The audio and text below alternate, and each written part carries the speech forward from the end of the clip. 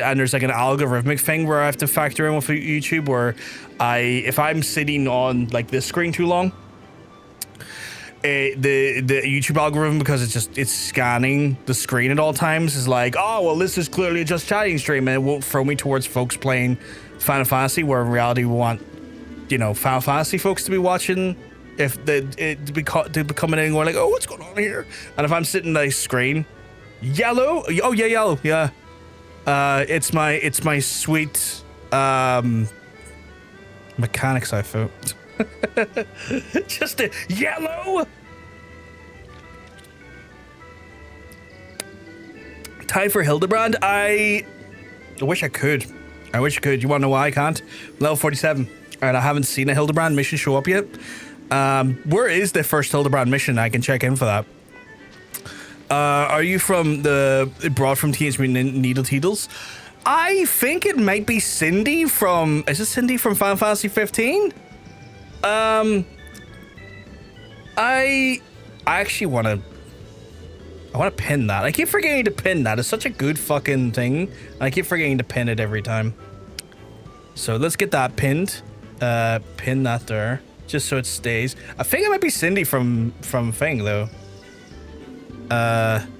Waymond and Ulda? I'll have a look then. What would I have to be? Do I have to be 50 or can I do it at 47? If not, that's fine. If I have to be 50, I could just jump in and do Allied Society for a start. Same bitch. It's the same bit. Is it Cindy? Let me double check. Is it Cindy? FFXIV. It is Cindy. It is Cindy. It looks very Cindy-esque. I guess Cindy doesn't really wear the trousers, but the top's very reminiscent. I think and the hat's kind of reminiscent. I think the only thing that my outfit is missing is the massive tits. You know, big hairy tits, just not Cindy tits. Not sure. I've never tried it below 50. I know the turn in will require 50 at least. Let's have a... Okay, so it's... You're saying it's in... Waymond and Ulda. All right, let's go over to Ulda and have a look. Because I'm intrigued to see what the Mandervilles are up to. And see what mad shithousery they get up to. I know it is quite a long quest line as well, or longer compared to most things. Where am I going again? It's Waymond, Wyrmond.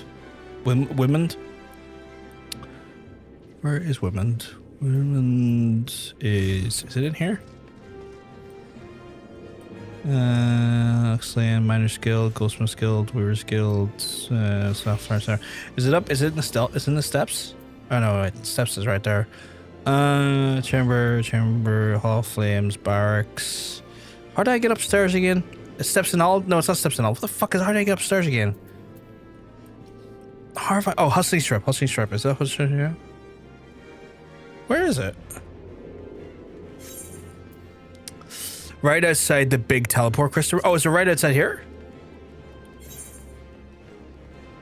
Sundry Supplies, Hall of Flames, Flame Barracks. There is a gold quest over there, to be fair. Is it here, this Naranjan? No, wait, that's remembering the past. Is that the start of it? Why can I hear my own voice? That's driving me boogaloo. Oh, that's why. Well, the thing's unmuted. Is that it there? Like, remembering the past? It shows like a little, like, arrow. I've never seen a quest sync before. I have no idea what that means. I assume it's this one? Is it this? Go to Google. Remembering the past.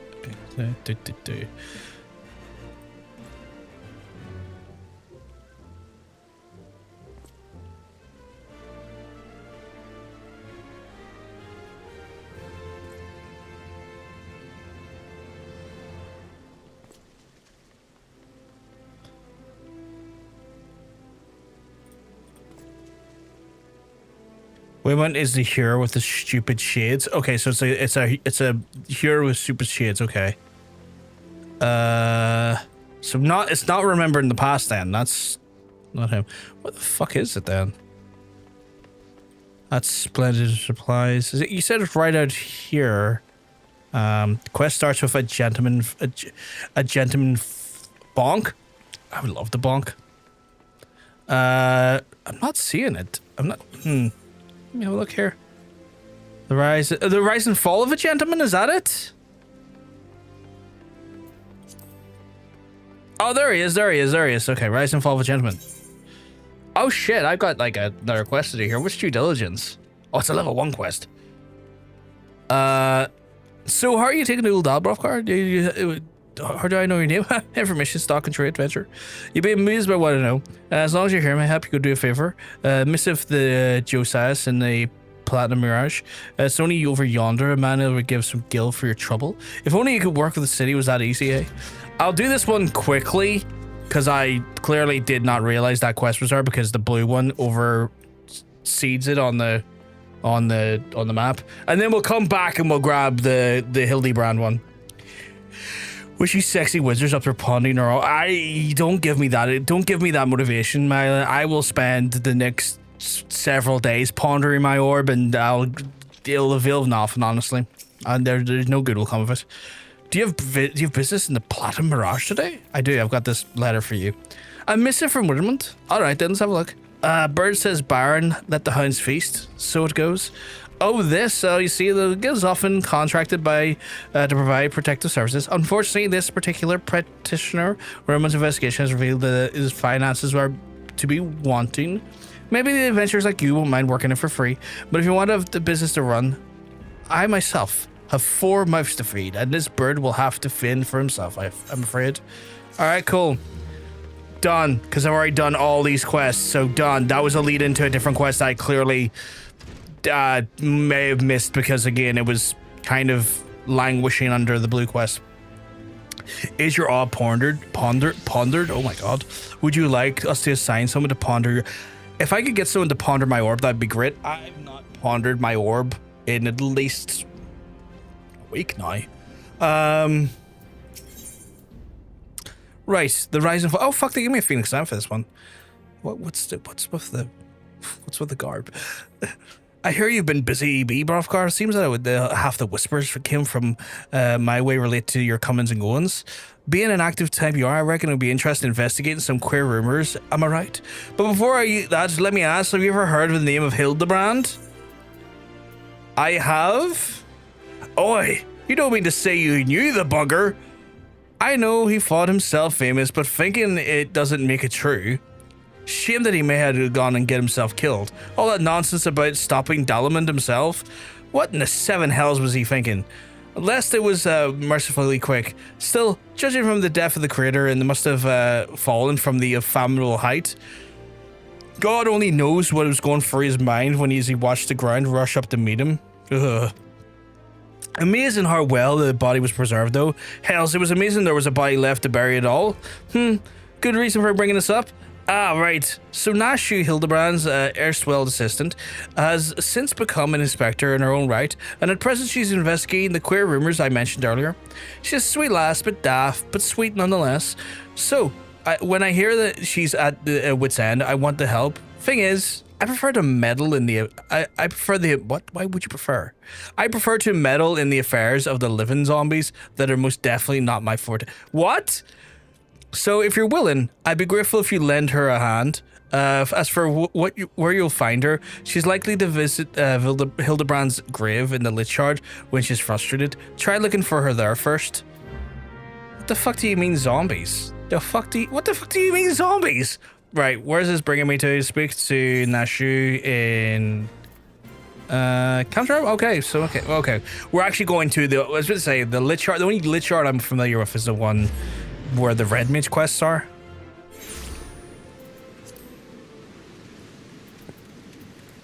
Like, for a hot second, I was like, what the fuck? Okay. Does this give experience, actually, now that I think about it? I just kind of accepted it. I wasn't sure if it gives us... It doesn't. Oh, okay. Fascinating. So we can do this here. We can do this quest line risk-free. which is actually quite nice. Because, like, again, I'm like 47. I'm in that weird danger zone where, like, if I do a dungeon, I'm going to overlevel. So I'm trying to not do a dungeon so I can still, like, pursue MSQ. Because, like, I need to keep some fucking jobs for MSQ. So I need to be very careful about that there. You got a mineral enjoyer? I did. I found him upside a mountain just licking the shit out of salt while hyenas tried to bite his tail. They weren't successful, as you can see. All of the animals look angry. Even Ufiti looks angry as shit as well. They always seem angry, and I don't get it. I mean, I guess I kind of do get it. Like, if I was made to become someone's mate, I'd probably be pretty angry too. But they always look unfathomably angry.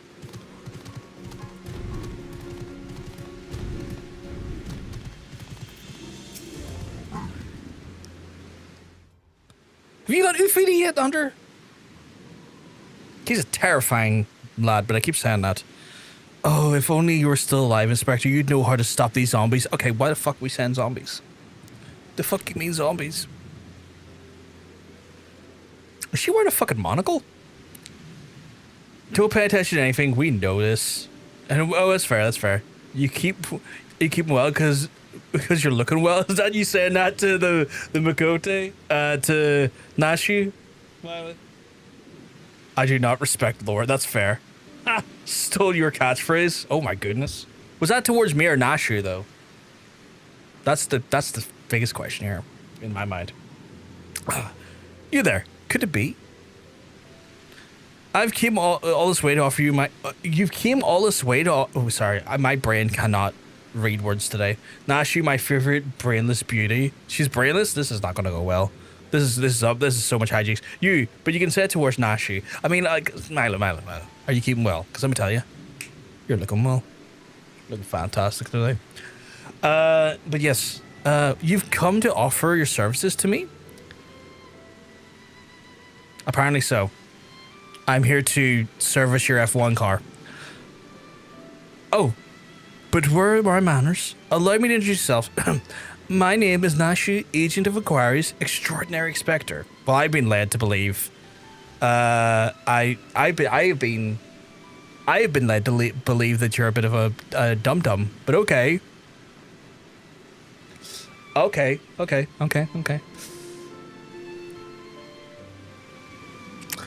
At least that's what I'm trying to be.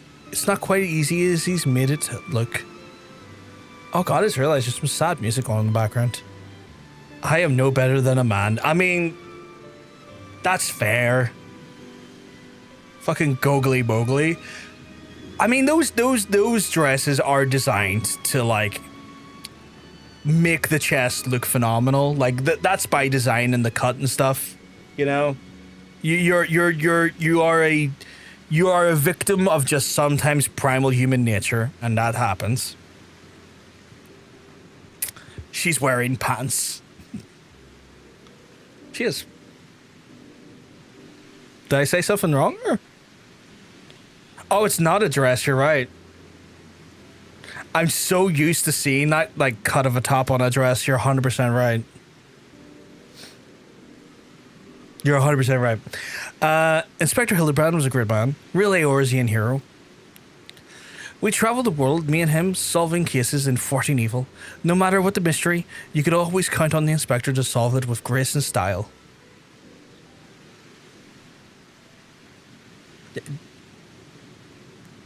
Why are we lingering here? Why did we pan down to that Catwoman's pussy? That was so odd. Why did we do that? Why was that a thing?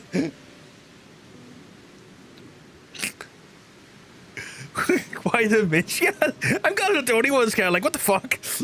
I'm talking to the camera, taking hammers to the cameraman.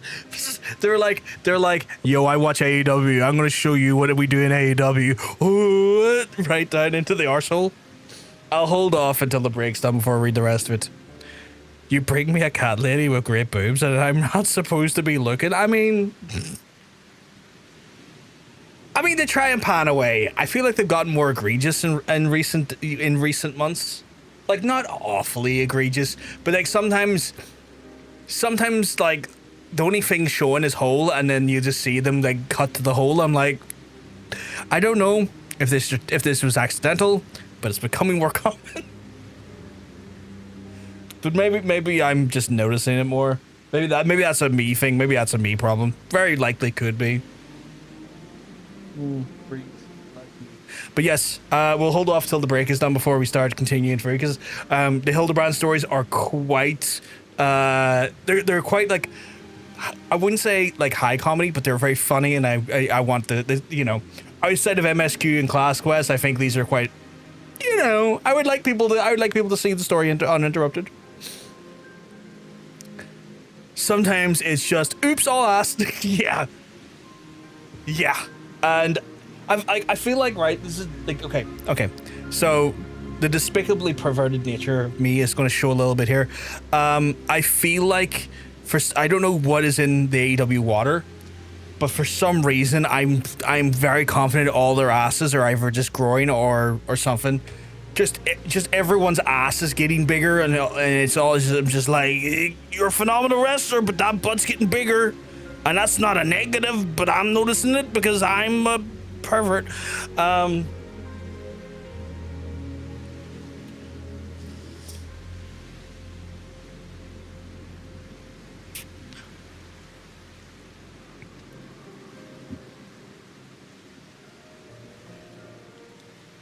But yeah, I feel like it's one of those things where, obviously, you know, you notice it a bit more once you're looking for it, and I guess I was looking for it.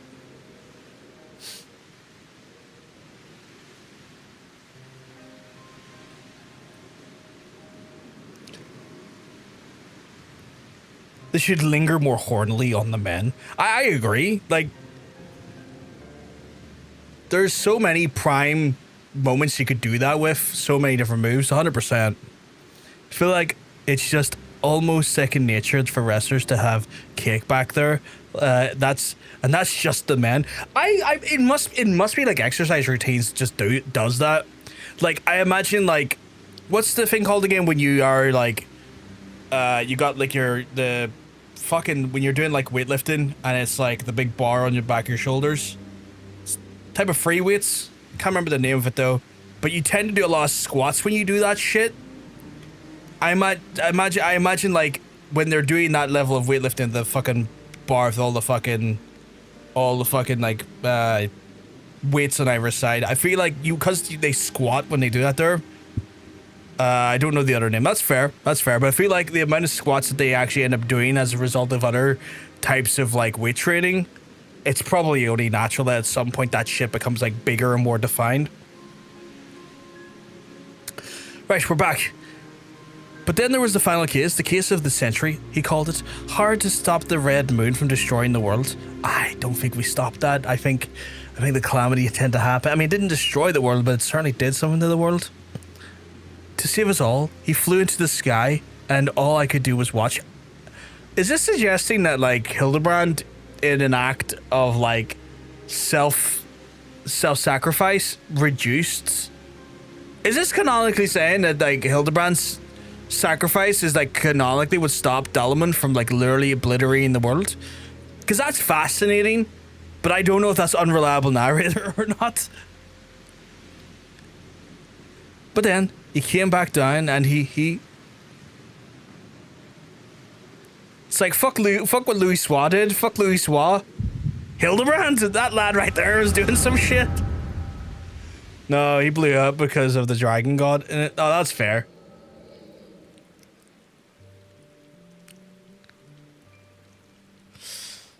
This is all a joke. A big funny joke, right, Inspector? Any moment now you'll burst out of the ground and shout surprise. You had me, had you fooled, eh? And then we'll laugh and laugh.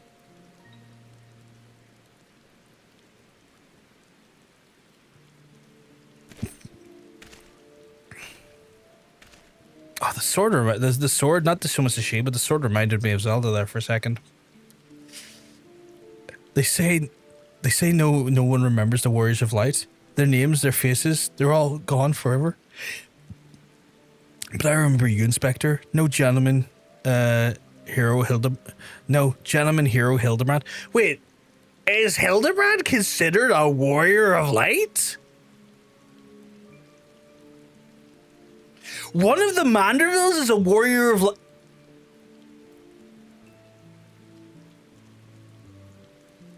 I don't know how I'm feeling about this so far.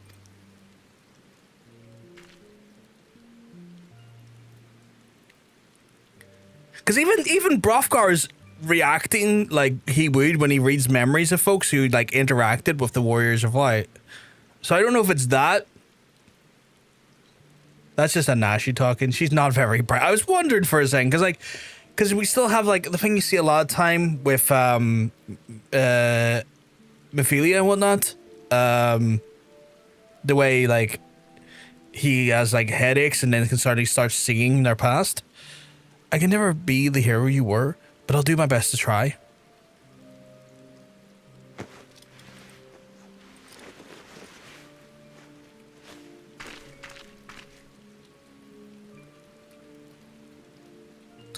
I, Nashu, Spectre Extraordinaire, will carry on your legacy.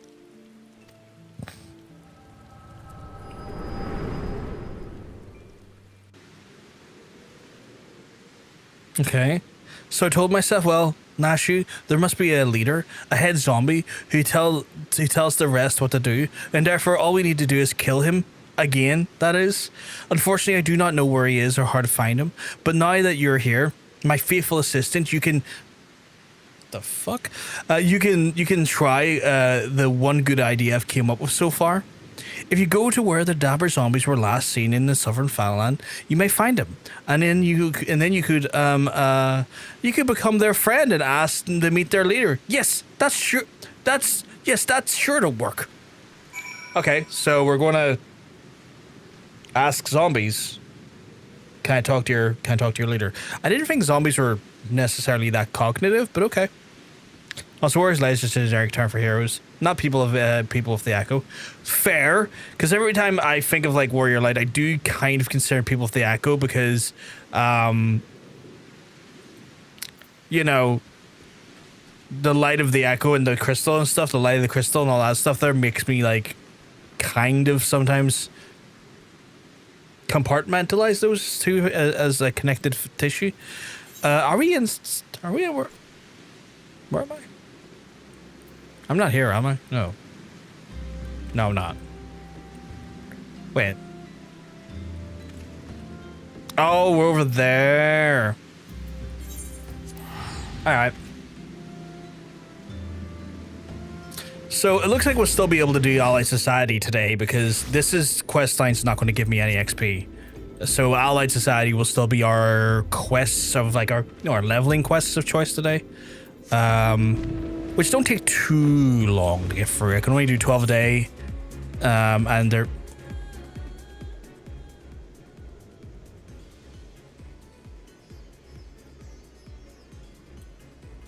A new quest unlocked. A new quest unlocked.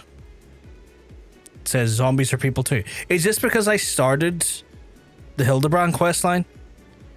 Because now I'm infinitely intrigued based on that reality. I feel like that's a supplemental quest to what we're doing that makes me want to do it now. And it's also like level appropriate for me, so which this technically isn't. So yeah, I'm gonna go pick this one up just so that we have something to do if I can't hand in the Hildy one that happens next. Participate in the fate Falling Corpses Rive in Style in Southern Thanalan. So I just have to do the fate there, which will level me up, I think. There's a good chance that one will level me up because it's a fate and that, you know, rested XP plus double XP. Oh shit, I got a fucking minion. Yeah, buddy. Oh, I'm sorry. I was supposed to don't speak Zombish. If you forgive me, I've been feeling awfully depressed of late. And why shouldn't I? Well, what with you and your friends always trying to hack in me limb from limb? Why, if it's my rotting melodious or melodorous flesh and propensity for snacking on the adventure brains has made me some sort of a pariah. I mean, yeah, I'm an adventurer. That would make me want to kill you. The only ones who have ever treated me with any decency were the Sabbatender friends. And they haven't seen them in ages. My best friend among them was the spirited away when we're strolling through the shroud. I do hope he's safe. So I gotta go seek out... Are you ready for this?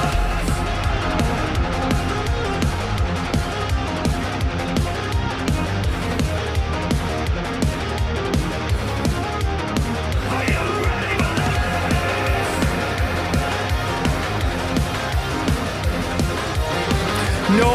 No, I'm not. Don't you dare.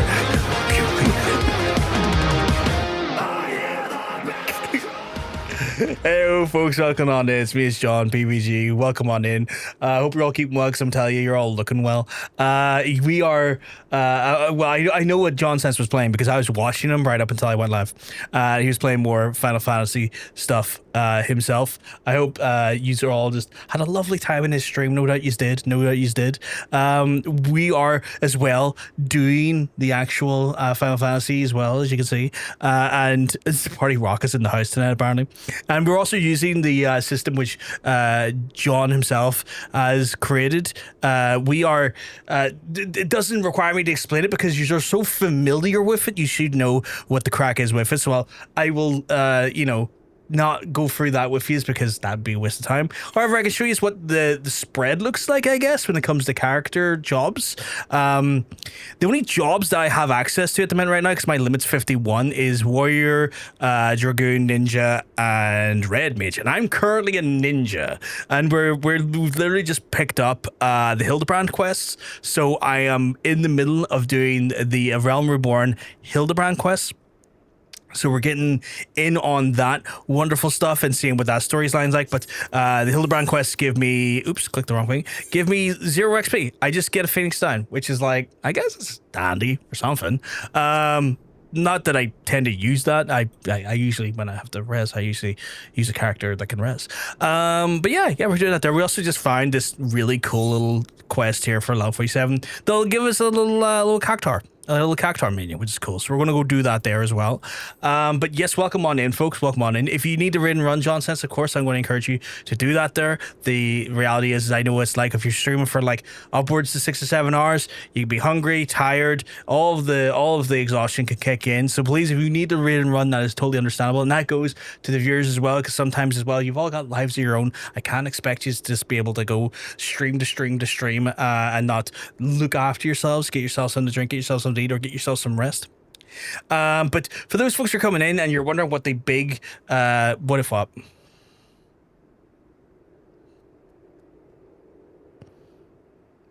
you did something? I'm waiting for the wheel to spin. I'm waiting for a wheel spin now.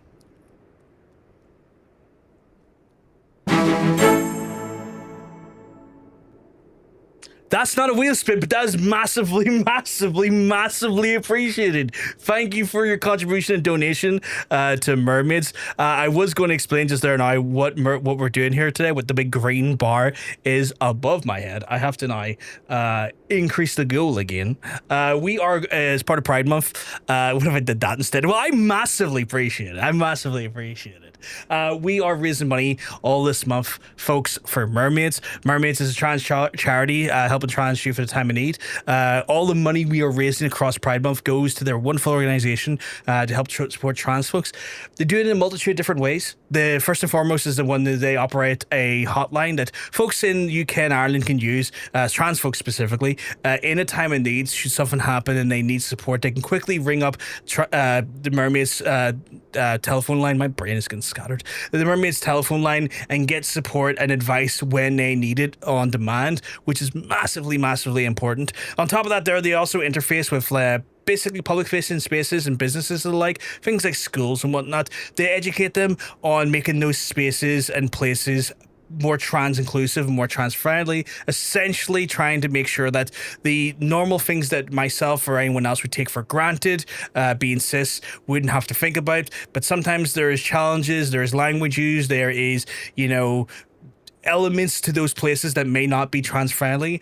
Mermaids helps try to educate those folks in those places and spaces to be just more trans friendly, so that folks who are trans using those spaces and places feel more included, more validated in their identities in those spaces, and making essentially things that we take for granted, spaces we take for granted, more comfortable for them as well. On top of that, they also try to bridge the massive gap that sometimes is found, especially in marginalized communities, in regards to community. They also try to connect trans folks with wider community support, which can be very, very important, especially at younger ages, because at those times, and we've all been there growing up, that you're in your teens and sometimes even into your mid to late 20s, you're not really confident in who you are as a person. You're still trying to maybe work out who you are, your identity, and all those things there.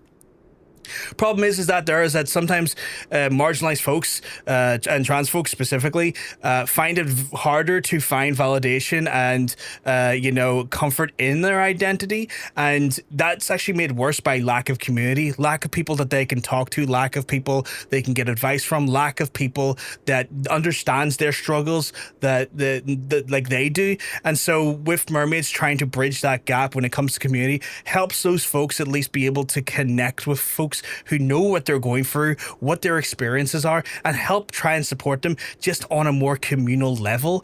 This goes a long way when you think about it in regards to younger audiences or younger folks as well, because the reality is that sometimes our lack of validity in who our identities are can lead us to do terrible things to ourselves, be it self-harm or even suicide, and bridging those gaps can help trans folks essentially avoid some of the pitfalls of that lack of self-worth, self-validation, and self-validity, and with community can sometimes help achieve that feeling of gender euphoria and understanding, and also just help with some of the pitfalls of society and help give advice around getting around some of those pitfalls. So the money we raise this month goes to Mermaids, just helping to try and benefit trans folks in these spaces and areas as best of our ability, just to make the world a little bit kinder and a little bit more friendly to what is a very marginalized community. If you can't give any money, of course I'm not going to chastise anyone. We are in a cost of living crisis, but you can still help. It doesn't cost a penny to just sit here, hang out with us, chat away, become part of the community, and push us up in a little bit of the rankings. In that way, we might get put in front of some people as a result who might be able to spare a pound or two here for the phenomenal, wonderful cause. On top of that, I always ask people to, and this is the most important one, to consider just education. There is a lot of problems that come from misinformation, misunderstanding, and a general ignorance to what marginalized folks go through. And the reality is that when we don't have those experiences, we're not to know what those pitfalls or feelings are and how those things are affected. And so when we educate ourselves on understanding what marginalized folks go through, we are also then more likely to understand what is going to damage them. And when I say education, I also mean educate yourself on who might be running your local or national election. If you can make an informed choice of who you put into power, who you vote for, what bit of paper goes in the ballot box in what direction, can go a bit of a way in order to help marginalized folks, trans folks, essentially avoid having people put into positions of power that would tear away and erode the civil liberties and rights of those marginalized folks. So bit of education can just be done on your end to understand, the plights of this marginalized group, as well as who we may be putting in power when we vote for a certain cause.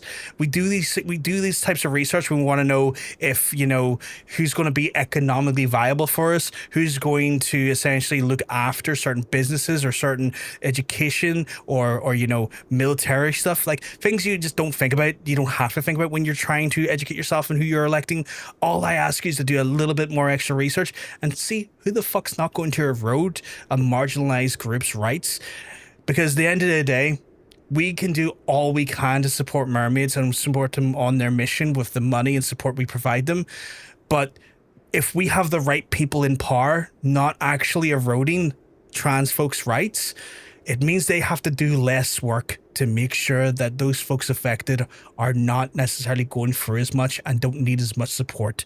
We're never going to get to a point where we're going to always have a perfect society. So mermaids will always have to be there in some capacity, but we can at least do them a favor by making sure that we also, and trans people in general, a favor by making sure we're electing the right people to do the right thing. Fantastic cause. Always happy to help and support it. I appreciate John since you're an absolute gem. No doubt about it. You have supported every year, as well as all of our community. Our whole community every year has supported and came out in a really strong way.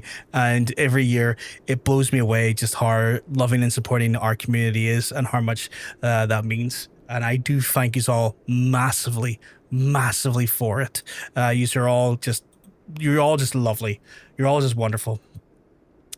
But we've got some stuff to do. we've got some quests to do. We're going to do some quests. So I've got I guess we're going to go up and I have to do the fate here. Is there no music? Did I turn the music off? No, I didn't. It's just lower than normal. I'm going to crank that a little bit. There we go. I was saying, I sometimes mute the music if I'm doing gold saucer stuff, because if I'm not streaming, I'll be just sitting in the gold saucer doing the 20-minute events where I can.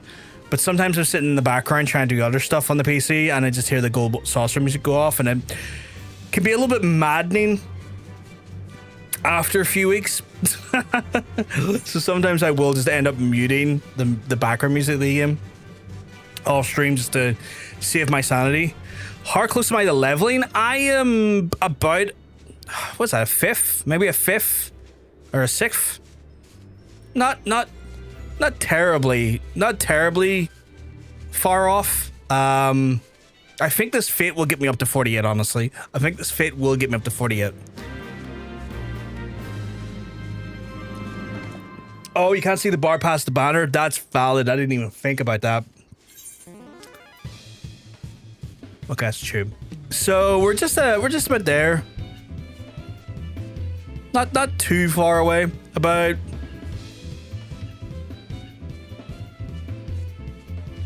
why is that? Wait. I would say 50,000 off leveling.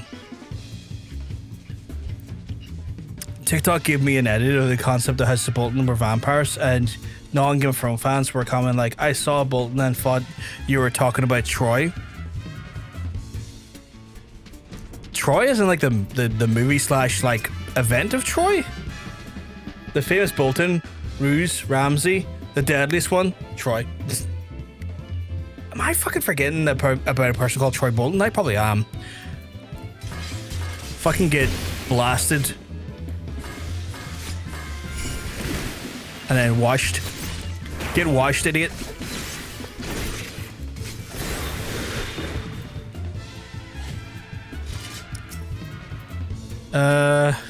See if we can grab you away from him so I don't have to fight two of you at once. There's two of you? Disgusting. Guess I am fighting two of you at once. Oh, I guess I'm fucking up the spell. Zac Efron. Oh, from see, this is okay. So that's a me thing. I have not watched the High School Musical. I was not aware that he was called Troy. That's on me. My bad. Why am I not? My bad. Oh, I'm stunned. Oh, you fool. Oh, wait. Why is my little guy not out? Get out. I need you here. I need you here for reasons of the reasons.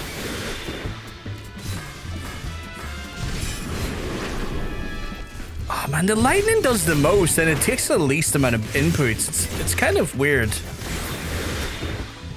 My head's in the game, but my heart's in the song. I take it that's a High School Musical reference.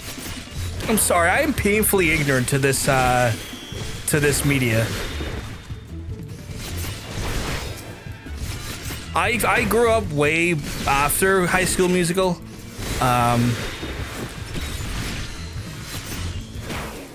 That was an error of Disney Channel I was just not involved in. Is there a bigger... Is it just these lads or is it... Okay. It's just these lads. I was going to say, is there like a bigger lad involved? But apparently not. Before? You grew up before High School Musical? Oh, did I say after? By mistake? Brain sludge, honestly. I apologize. My brain is sludge. You know what I've noticed? I've noticed the more I read, or the more I have to read for video games, and I noticed this with Yakuza as well, the less competent my brain becomes. I think the amount of like energy I exert by just reading literally affects my ability to remember stuff. Like my cognitive ability to remember names becomes worse as the night goes on, the more I read. And I sometimes forget the amount of energy that I use just for reading can do that.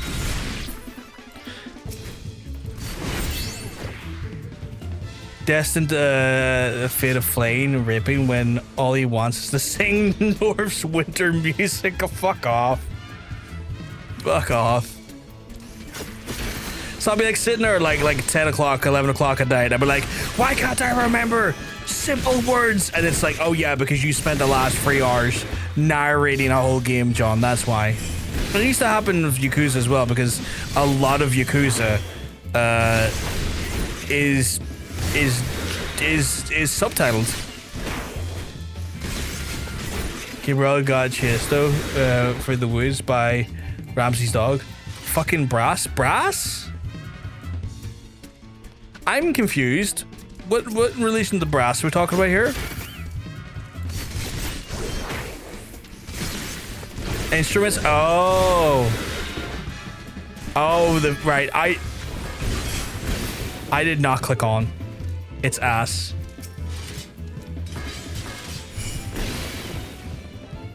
Sometimes the music, if I've heard it too often, it's white noise to me.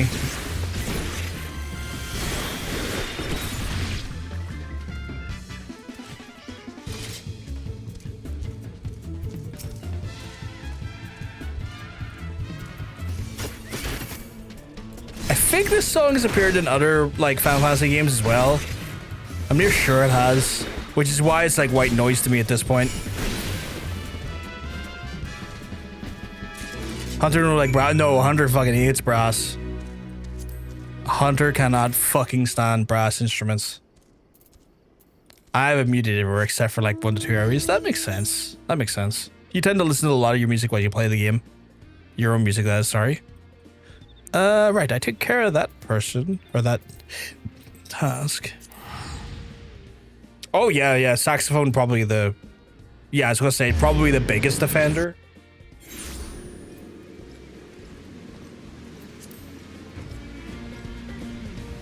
Outrageous.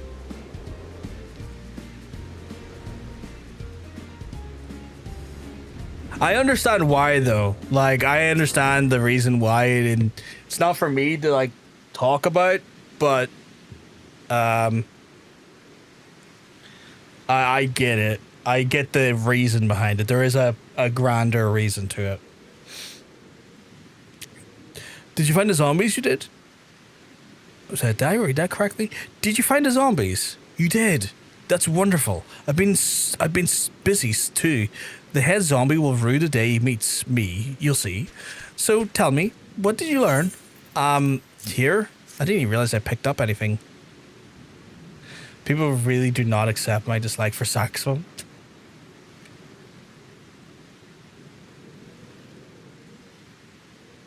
Well, you're supposed to like it as it's the purpose of a musical instrument, but that's not to say you have to or even should like it. Yeah. Like, it was designed for entertainment, but, you know, it's not a guarantee that it'll entertain you.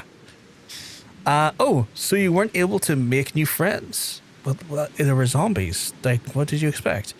That's a shame. But the parchment? This is a map to the Sigoli Desert. There's a spot marked here in the south, and look, there's something written here. A gentleman is rather than does. That sort of reminds me of a, well, no matter. Let's see where the map takes us, assistant. Onward to Sigoli. Oh shit, okay, cool. Because, like, it's level 50. I thought I was going to do that weird thing where it's like, haha, you're locked out. No. It did do that. It fucking did do that. I can't. Okay, well, okay. Okay, well, fuck you then. Fuck you. I fucking hate this game sometimes in the sense that, like, it's a minor gripe, but it is one. If I can't complete the quest, don't let me pick up the quest. Don't let me do everything up to the point of handing it in. Why would you do... Why? What is that logic? What is that logic? Why would you let me go through all of the steps except for the part you handed in? That makes no sense.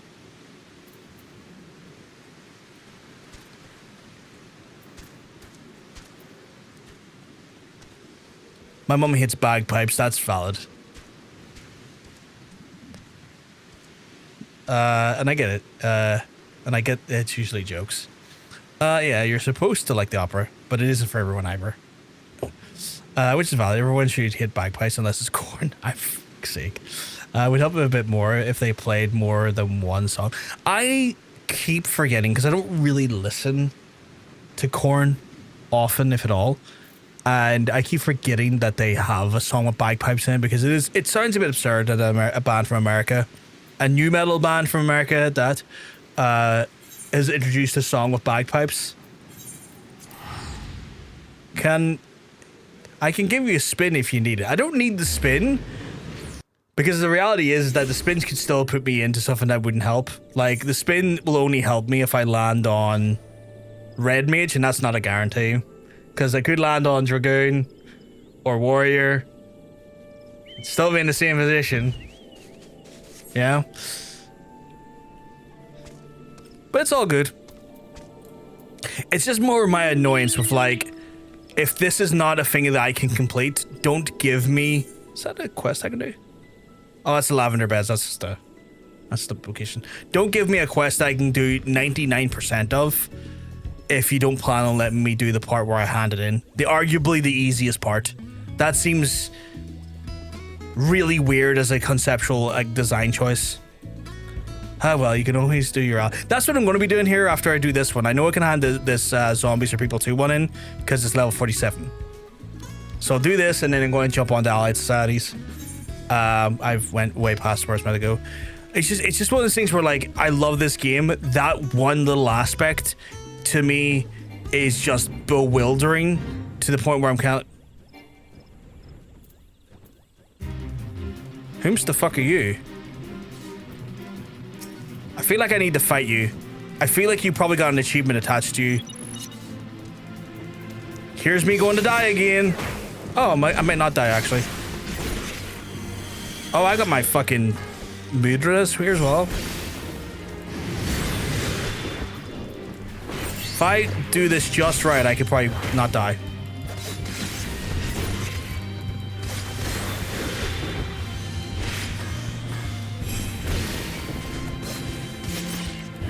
Yeah, Dawntrill's on sale. I was waiting for this moment. Oh, is Dawntrill on sale?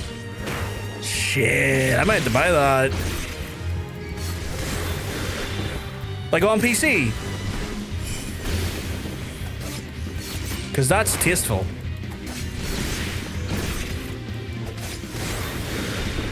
Or is it consoles on sale? Because I know, like, Sony and stuff do, like, days of play where they put stuff on sale, so... Yeah, I just checked my Steam. Nice. I got to look into that.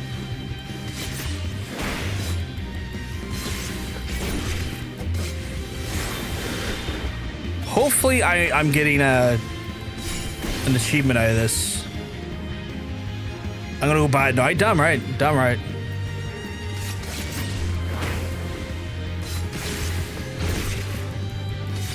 50% off? That's a ridiculous price. That's ridiculous. Like, ridiculously good. I need to get that. It shouldn't go away by the time I'm done streaming, so I'll get that later. That's a steal.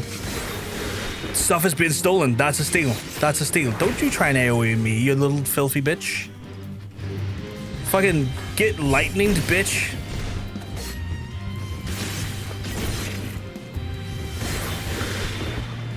Are you going to give me an achievement or anything? No, you didn't. I was hoping that would give me an achievement. I thought you were a boss.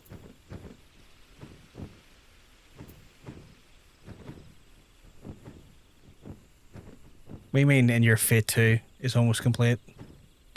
Oh, there is an achievement attached to the challenge log, really? Oh, son of a bitch. That's not an achievement. That's not an achievement at all. I mean, it didn't tell me it was going to be an achievement. I was just hoping there would be. Runs to the 25th. Okay, cool. I'll get it later then. Is this guy called Sabotender... Sabotendric? Sabotendric? Oh, okay. He's way off somewhere. I guess I'm going back to Hab?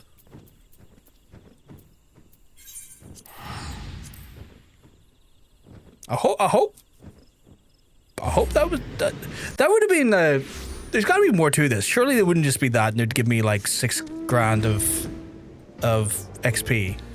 Because that seems relatively straightforward. That seems easy. Too easy. What is that? What? Oh, that's Rise and Fall of a Gentleman. Okay. Grant.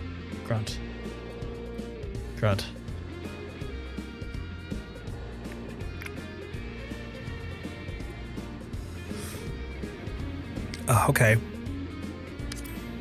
That must... Okay, so...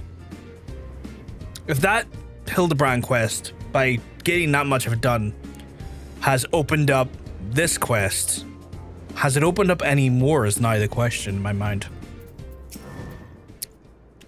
My dear friend, Sabotendric has just returned. It was you that found him. Why, you must be the kindest adventurer I ever met. I promise I won't eat your brains unless you're the last adventurer in Eorzea.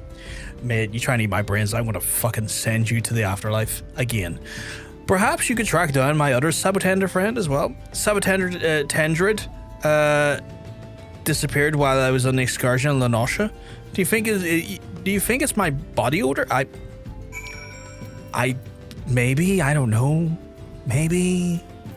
I don't really know what is a zombie's like hygiene like principles usually look like. Homoerotic brain eating with your bros. I mean, if it's with my bros, that's different because that feels like it's like reciprocal. Like I feel like at that point we're both getting a bit of brain, you know. I feel like we're both getting a bit of brain at that point. But if it's like non-reciprocal, then it's what's the point? Body odor? Yeah, like stinkies. Because he's a zombie, right? So they would technically be rotting flesh or like decomposing flesh. We get nerged in here. Oh my god, we're getting nerged. Get nerged, bitch. Although I don't know if people would use the word after like saying that. If that's a word, is that a word? More of a sound, right? Okay, not really much in the way of dialogue with these gentlemen, but that's fine. Probably going to make me do this like 3 times. There's probably one in one of the Thanalan somewhere. Be like, there's one in Thanalan. You gotta go check them out. And I'm like, all right.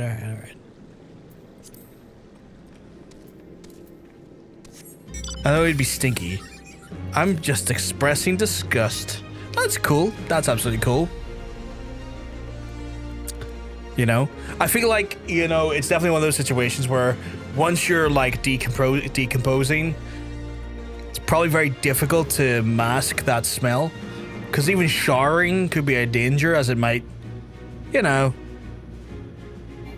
quicken the whole process, which is not ideal. Tell me there's a difference between earthy musk and rotting flesh. Yes. I think it's the amount of flesh-eating bacteria that usually becomes involved with that one. Joy of joys, Sabotendrid just returned moments ago. He assured me that you merely got lost and the smell was just fine. At least, that's what I think he meant to say. Why, that only leaves Sabotendil. He was always a shy, retiring type. He was just relaxing in his favorite pot when it was stolen away by a band of Amajal brigands. Could you find him for me? Oh, and take this fire sand, just in case he's stuck inside. Yeah, I can do it for you. Is it just in here? I feel like it would just be in here, right? It is just in here. Slander, my raid was perfect. What? Oh, there was a raid. I wasn't taken with it. Lothar, looking all crow, you cute mugs, I'm telling you. You're looking well. Slander, my raid was perfect.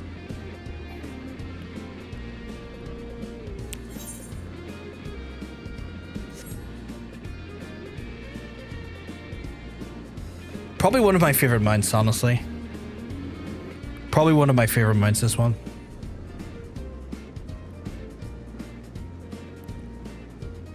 Second only to my Tonka truck. I fucking love my Tonka truck. It's a cracking mount. It really is. What's going on down there? Oh, it's just a fit. Had to walk over. Terrible business. Walking.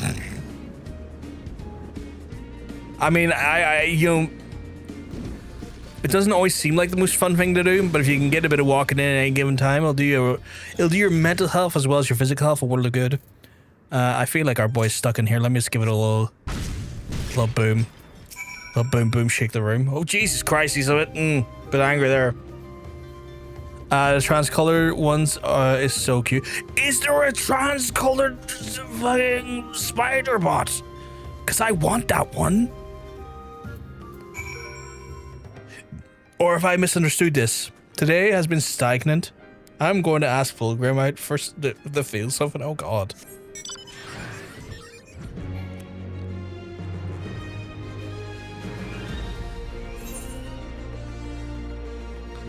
Pink, blue, white. One Nikki gave us. Yeah, so I've gotten the white one and I've gotten the pink one. So I'm just missing the blue one then, is what you're saying. Or wait, is the other one blue? Wait, or is the other one we got pink, white, and blue in itself? Where's my mount guide? Mount guide, come on. Oh God, it is. It is. It is. Let me in. Let me out. I forgot there's blue shades to the pink one and then the white from like the accents as well. I love it. I'm going to spin your wheels so hard, just you wait. Is that a threat to me or to Mr. John Sense? We both technically have wheels. It is Fick. It's Fick with a 2 C's. I require spice. I mean, Fulgrim will give you spice. He will give you spice. I don't know if it's the spice you're always going to want though. I have to spin your wheel. You can choose to do so if you want. You don't have to do anything. I feel like the word "have" there was being used a bit too weirdly. Sabotendils came back and and then left us as quickly to go home with his brothers. Said that the winds of Thanalan were calling him home, or at least that's what I think he said. How nice it must be to have a family. Mine is long dead, dead, not undead like me. Still, just knowing that we have friends here in the vast lonely world is enough for me. Why, I suppose I would even call you a friend too. You don't mind my order, do you? No. But I do appreciate the. Oh, have you got a fucking card I want, you sultry bitch. You do it all you want. I'm not stopping you. Look, he's hot. He can do whatever he wants. Hey, my boy. Hey, my bad boy. What that tongue do? Oh my goodness. What's that? You want to play cards with me? Oh, you're too kind, my friend. All the others run away, but I can't even, before I can even take out my deck. Do you think it's the order? It's not your order.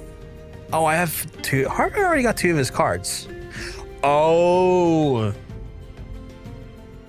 You can get that from the guy in the gold saucer. I won that from the guy in the gold saucer. What's the rules? Dissension. Cards rank decrease on proportion of the cards of numbers of the same type already in play. Right. That makes me wonder.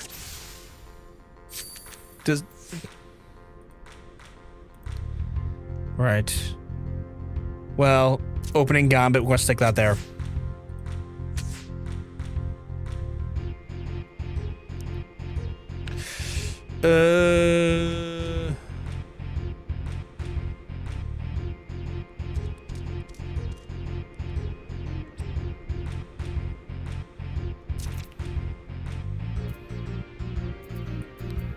Gonna play it safe and defend the corner. Right, okay.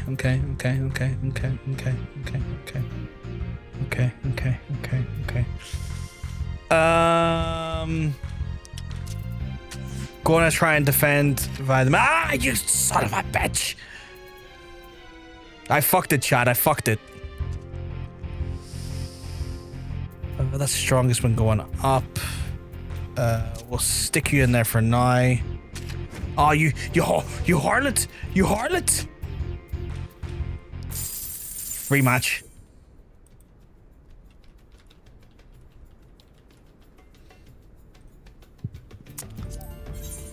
Sorry, I need to get this card. Fucking tall, silver, and gorgeous. Please crush me. He's like giant. He's like giant, isn't he? But it's like big feet, big socks things. Well, I don't know how the transformation would have affected him, but Primarchs were like, I think like 12 foot tall. Like the Space Marines are tall, the Primarchs are taller. And like Space Marines coming in around like, I think like 8 or 9 foot. Because size difference isn't something I'm against, but I'm 5'3". I need to know if I need a step stool or a ladder. You would for like height wise, you would definitely need it, because the average Space Marine is like, oh shit, I'm sitting here fucking chatting away and I'm playing the game. Primarch's like 16 feet. There you go, 16 feet tall. We're like 4 quid away from 700. That's amazing, Sean. That's amazing. I'm playing this more intelligently this time. Okay, I said that and then I've done that. I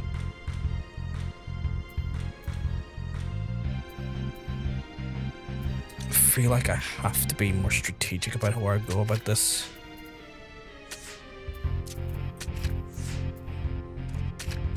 Oh, you fucking harlot. You have him as well, you harlot. I didn't know you had him.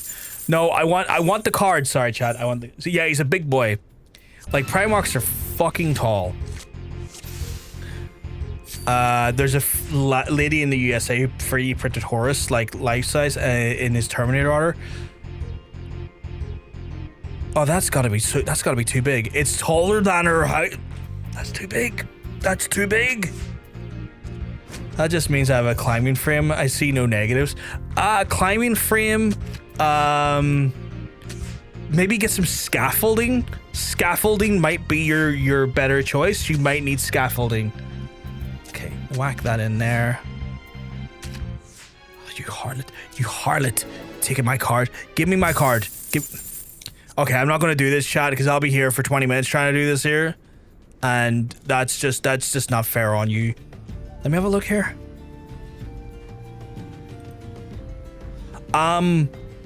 Holy shit.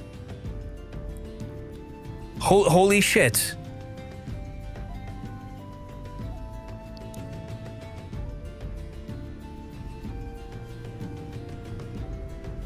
How long did that take her to make, if that's 3D printed?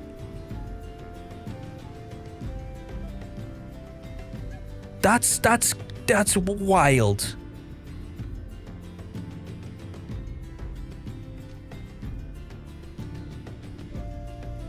That's impressive.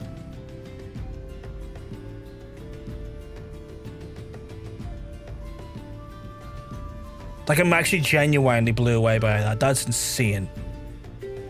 The height on that is wild. No, he's the climbing frame. But I can get I think it might need scaffolding. That's months of printing. I would have expected at least a year. Picking a new Tool War free Warhammer free campaign. Pick me a faction. Oh. There's a Primarch bigger than even that. Who? I need to know. I need to know. Right. We've got to level up. And I've got Allied Society stuff to do. So we'll do Allied Society. We'll do Allied Society. We're 48 right now. MSQ is at 50, so I can't do MSQ. But we can do Allied Society at least. Because we pretty much exhausted, I think, all... Fucking loud enough, car, mate. I think we've exhausted all of our gold quests. So we're kind of in that position right now in ARR where, like, my choices are Allied Society or Fates.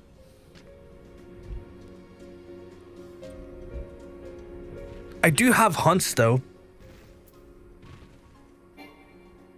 I do have hunts, actually. I've almost done all of my hunts. Okay, we'll see where Allied Society gets me, and then we'll go there. Go from there.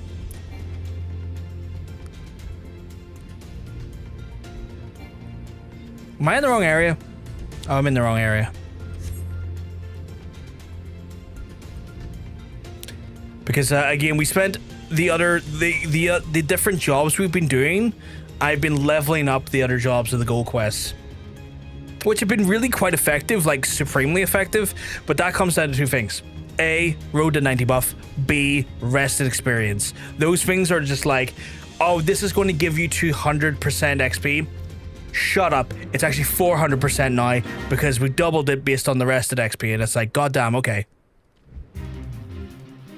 Did I hear? Did I hear what?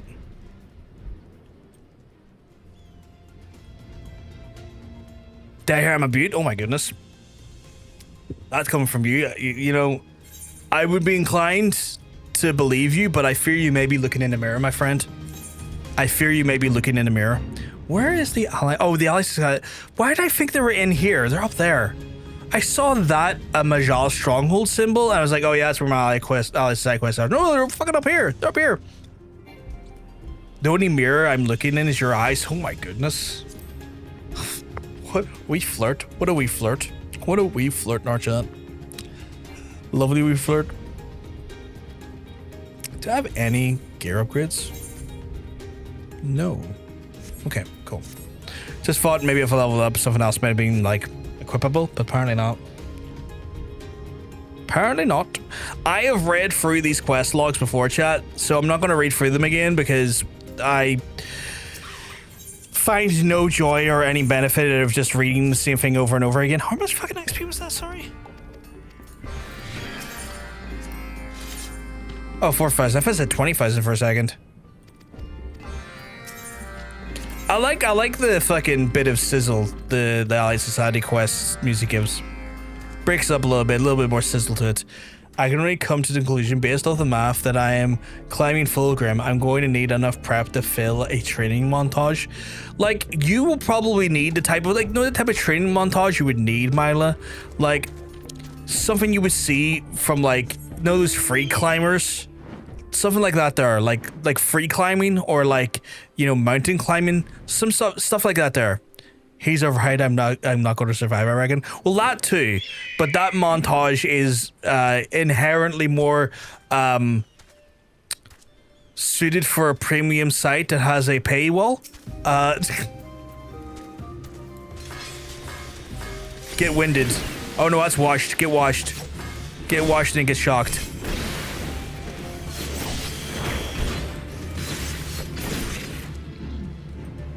He would breathe near you and you'd die. That's true. But sometimes that's what people want. And who am I to judge what people want? People want what's bad for them all the time. Great, I'm off to buy a wedding dress.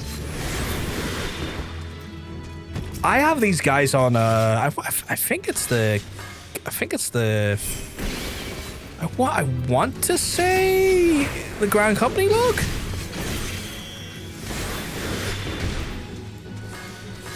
Get dusted, idiots. Yeah, Grand Company there.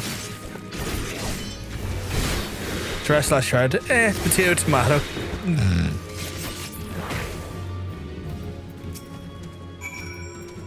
He knows what he's getting into, Johnson's.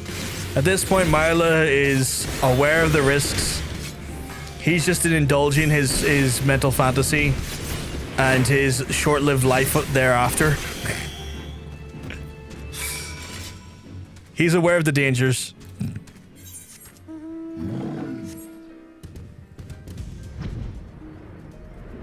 It's not like I haven't been with a red flag before. That's fair. If that's IRL, I'm sorry. Did you just brick me again? I just got bricked. I got double bricked there? That sounded completely not what I was trying to... That sounded like something different there. But I did indeed just get double bricked. What am I doing in this section again? Oh, the beacons. The beacons.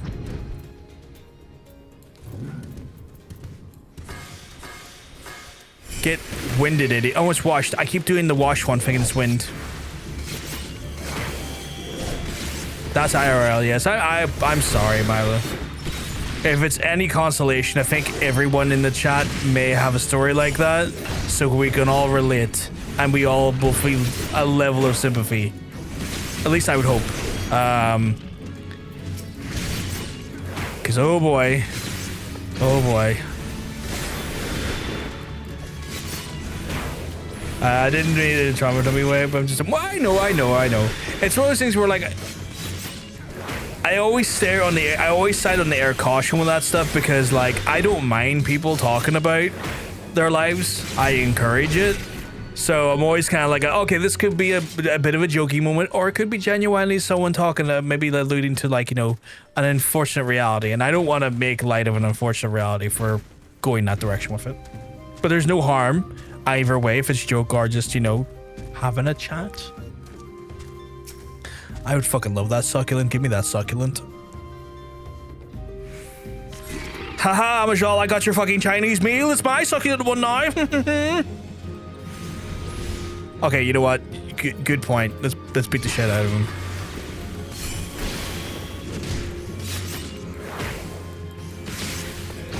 My guy. Get mugged.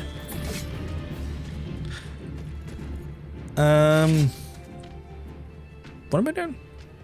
Me finding Ramsey Bolton hot. I just joke. Like, welp, at least I got the t-shirt from the last time. That's fair.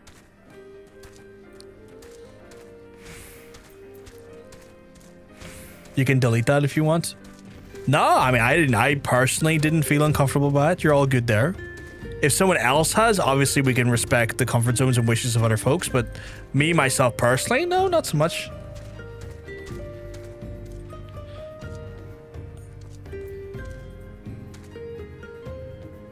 Stop advertising to me, Google. I don't care about your sale on Play Store.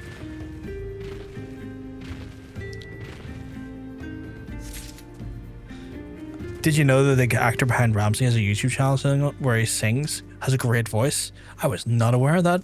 Not even remotely aware of that. Today I learned. Oops. Ha, get lightning, idiot.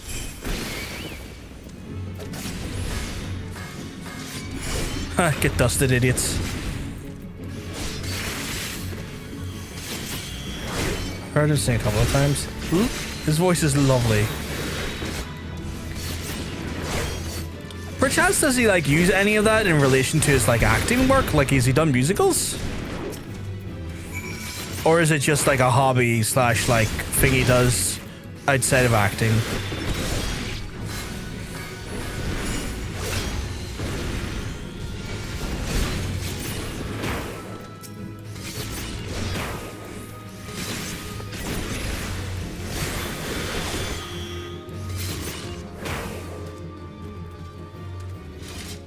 Right, and the last thing is a vase of sap. Okay, right, well, I'll just pish posh across the sauce with this one and get what I can.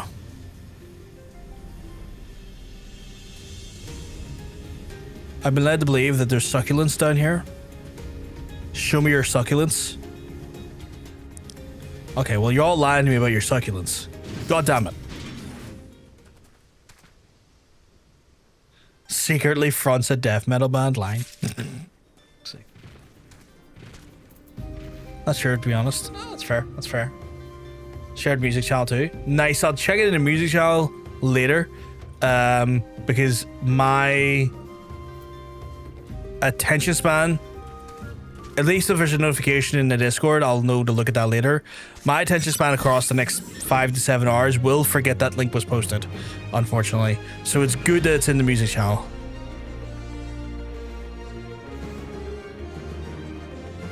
Do we get... Wait. So we got all... Oh, so we have to go to a different area. Got well, we could here. When it comes to fiction, I think I just picked the worst man ever. Like, I'm going to be the one person at the cinema at the Supergirl film kicking my feet over Lobo. To be fair, I think Lobo's very popular. I'd be shocked if there wasn't a bunch of people that love Lobo because, like, Lobo is a very likable character. Like, yes, he's the villain, but, you know, sometimes villains are very charismatic. Or charming in some ways. A lot of people would have sworn over the main man. Who's the main man? Is that like a reference to Lobo or someone else? Oh, that must be like the rest of Lobo because of the main man, right? Lobo is very popular, despite being a genocide. Okay, I understand he genocided his own people so that he couldn't be killed because the whole idea is that only one of his own kind can kill him. What the fuck does the dolphin hit come from?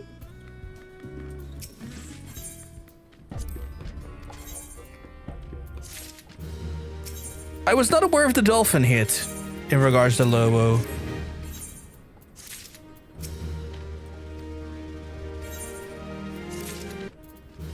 What are we like on the old reputation for that? It's going to take our 2 days to get those two done. Right, we'll go to Sylphs. Sylphs are over there. Specifically space dolphins. Oh, so it's space dolphins. A little bit different, but yeah. I thought he loves space dolphins. He genocided his own people as part of a science fair project. He gave himself a passing grade. Okay, that's hilarious. That's hilarious. Because I knew the whole thing is like slightly invalidated because he also has like a daughter. I know he has a daughter, and then that technically means he could be killed at this point. Because the whole idea is like, well, if I kill everyone else in my of my planet and of my like race, it's like, well, then I can't be killed by anyone because that's technically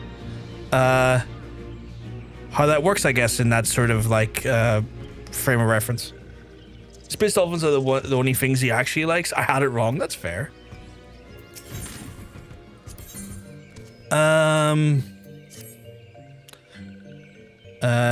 We already read this. Like these ones I've done before, so like again, I'm not going to take time reading flavor text that I already just read before. So we just get those done. And then we'll get ourselves over to the bramble patch, if I remember correctly. Yes. Or no, it's Lark's Call, it's not the bramble. Bramble's over there.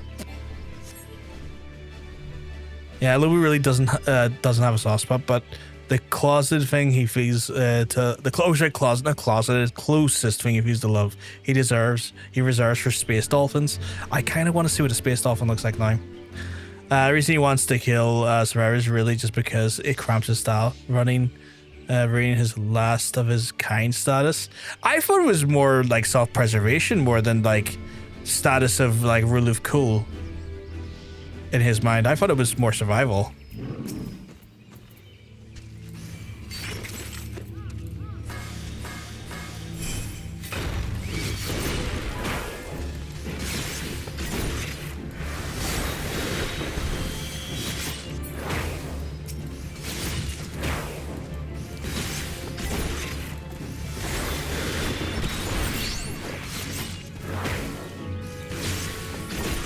I forgot that if I do this, I can do that without having to. I keep forgetting I can use trick shot without having to be in stealth, which is quite nice actually. Get shanked, mate.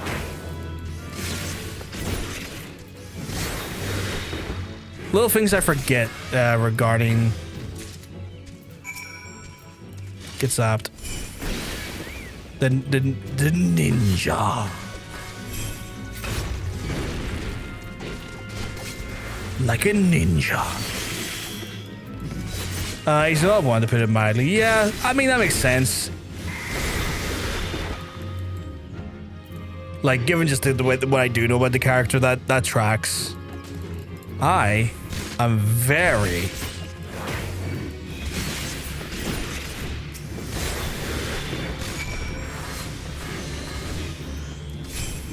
Get dusted, idiots. Okay, no, I'm not standing in that thing again. I'm wise to your tricks.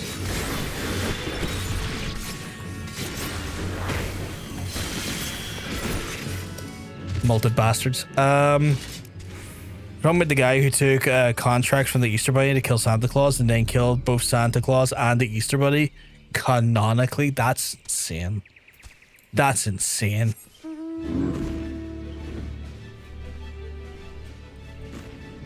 Why did he kill both of them? I get why he killed one of them. Why did he kill both of them, though? Oh, here, you little fucker. Get washed.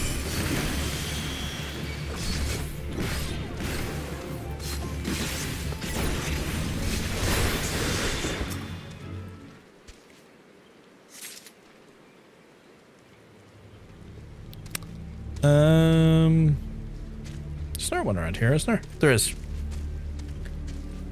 Like, was there any reason why he killed the Easter Bunny after he fulfilled the contract? Or was it just because he's just like that? It was like, fuck it, I'll kill both of yous. He took a contract to escort a survivor of his kind to safety, which he did perfectly. Then he killed her because the contract was over. Fuck's sake.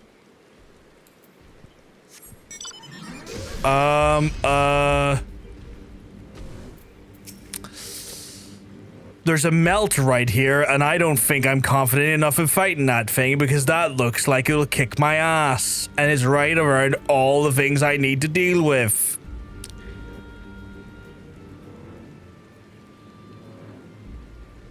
He's a parody of Grim and Gritty, and Heroes in the 90s. Yeah, I've heard that about him, yeah.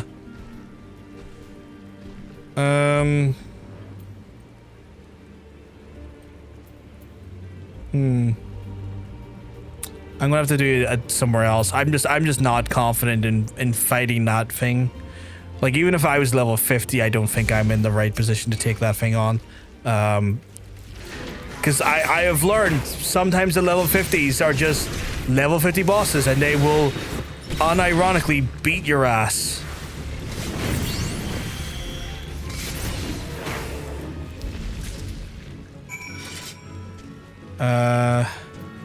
Who else is coming at me here?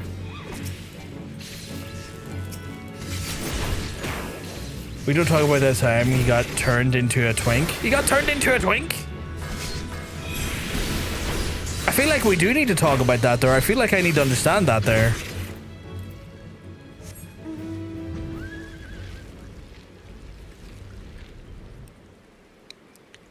Right, I need to... Oh, did someone clear it out? Fantastic. You also cleared out all the things that I needed to kill. But sure. Okay, get winded, idiot.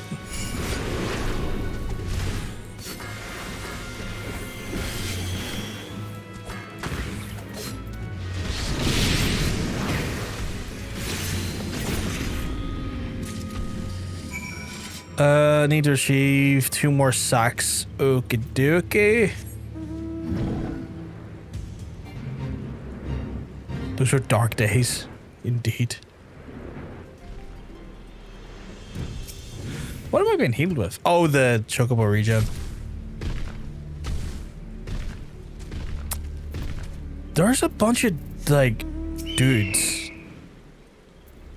Are they normally there?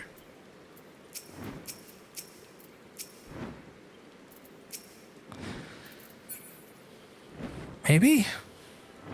I don't know.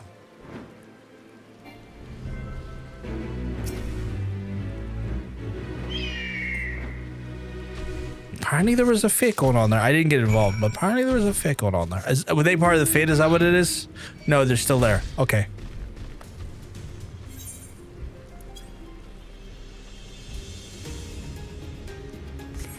Okay, so if I recall correctly, there was someone who hated Lobo so much that it was basically written it so that his original form died and he got replaced with some lanky, short-haired, pretty boy that was just nothing like Lobo except the name and everything else. And everybody thought it was the worst thing ever. Oh, so this was like a artist design. It was a blatant character assassination. So this was an artist who was like, I hate this character. I've been given the job of doing this character. I'ma go fuck this character up. Like that? Am I understanding that correctly?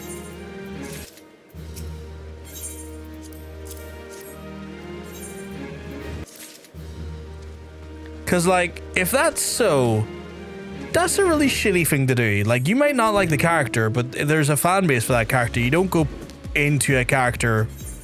Oh, that's a really shitty thing to do. That's a really shitty thing to do. Like, if you don't like a character, that's fine. But you being given the opportunity to then, like, do something with the character and you go out of your way to maliciously destroy the character, that's really shitty. Like, that is just incredibly shitty. Like, if you don't like the character, here's an idea. Don't work on the character. You don't have to go in and destroy the character for everyone else because you just don't like them. That is weird behavior.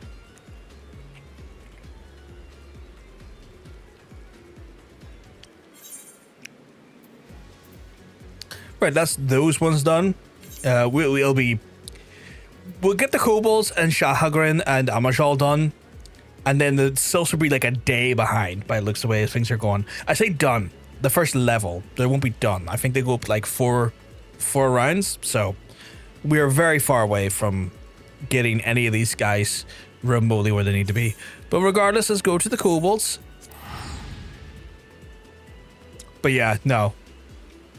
Well, it seems like he's back to testosterone overdosed glory days these days, which makes sense, especially with them, like, I believe the Lobo in Supergirl is played by Jason Momoa, so it makes sense that they're going with that actor, if that's the kind of design Lobo has for the minute. Can't keep the main man down. I'm looking forward to Supergirl. I was shocked by how much I like the Superman movie.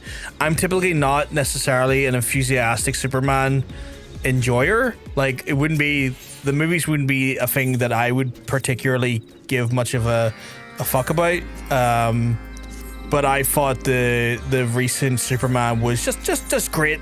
Like, just the perfect blend of well made, but also genuinely just a heartwarming superhero movie that was campy, a bit silly, and genuinely just nice. It was just good. It was just a good movie. Like, I was just like, you know, I'm not really that big. I'm not really that big of a Superman fan. I'm not normally fussed on this character, but this movie made me enjoy his characterization, made me enjoy, like, just this. Normally, what I would normally see is like DC a bit too, I don't know how to describe it, but kind of like, I don't know how to make it sound, but like, I guess prim and proper, but I don't think that's the right way of describing DC. I don't think that's necessarily the fair way to describe DC. But I also feel like the Snyder stuff, the Zack Snyder stuff, is just like too fucking edgy. So seeing them go overindulgent with the edgy shit, I was like, this is not doing it for me either. And then suddenly, like, having this, like, you know, James Gunn Superman, I was like, okay, this is good.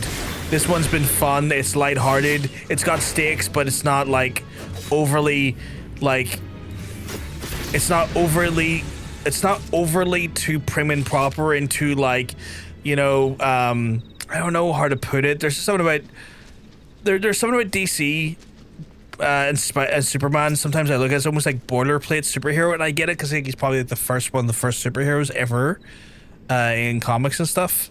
If not one of the most popular one. But something about that always kind of put me off.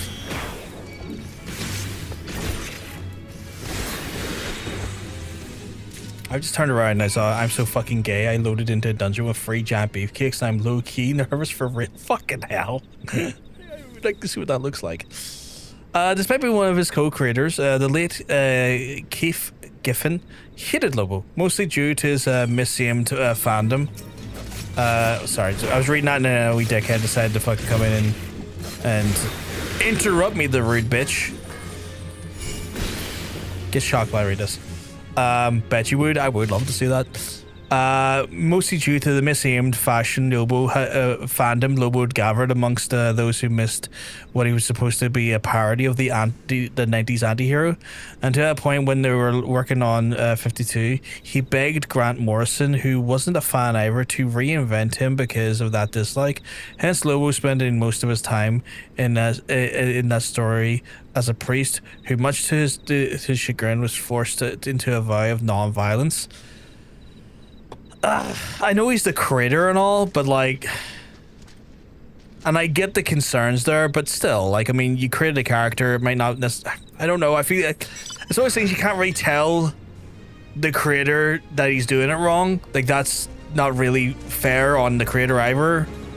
But I think once the character is created and the character's loved, it's still a bit crap to kind of do that to the character. I don't know. I feel that my feelings toward that have now become a lot more complicated, I will say. A lot more complicated. As long as Superman isn't being made into a dysfunctional Marvel hero, I'm fine with him.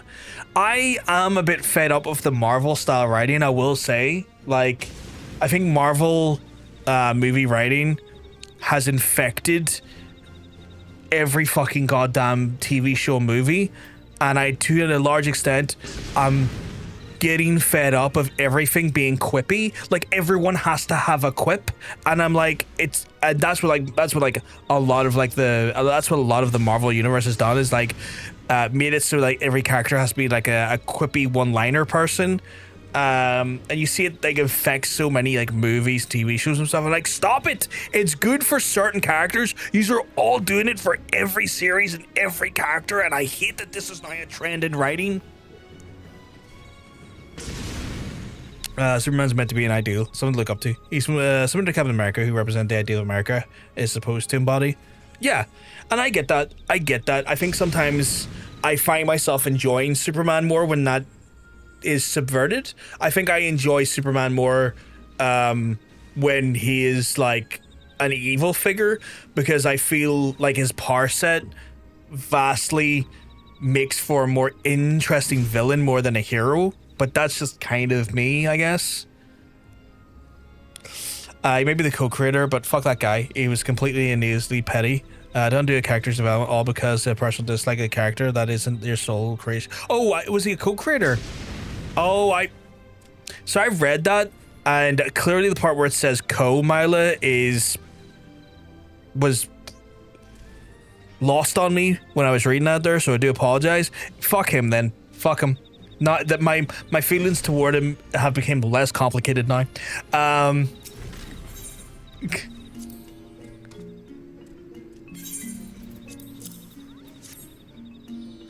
Because like a part of me was initially like, oh, if he's like the creator of the character, like we've got it's one of those things where like I respect the.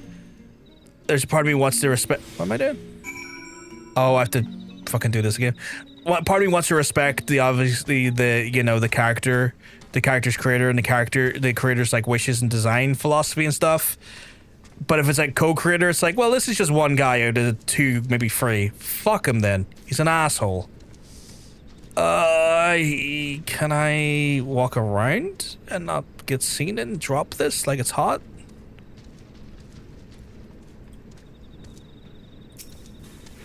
I can.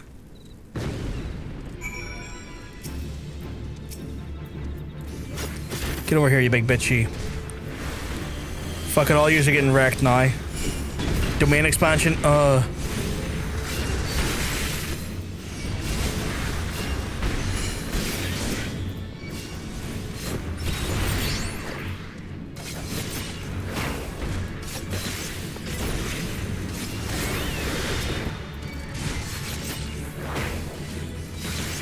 And directing into someone else who was also had agenda because they're dislike of the character, knowing full well he'll be deflated out of malicious intent, cannot get behind. No.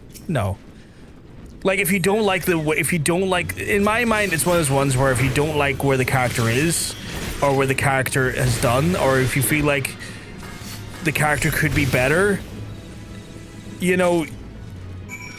if you have an opportunity to create, you can do things with the character that would then result in the character like having a growth spurt. You don't have to fucking just destroy him.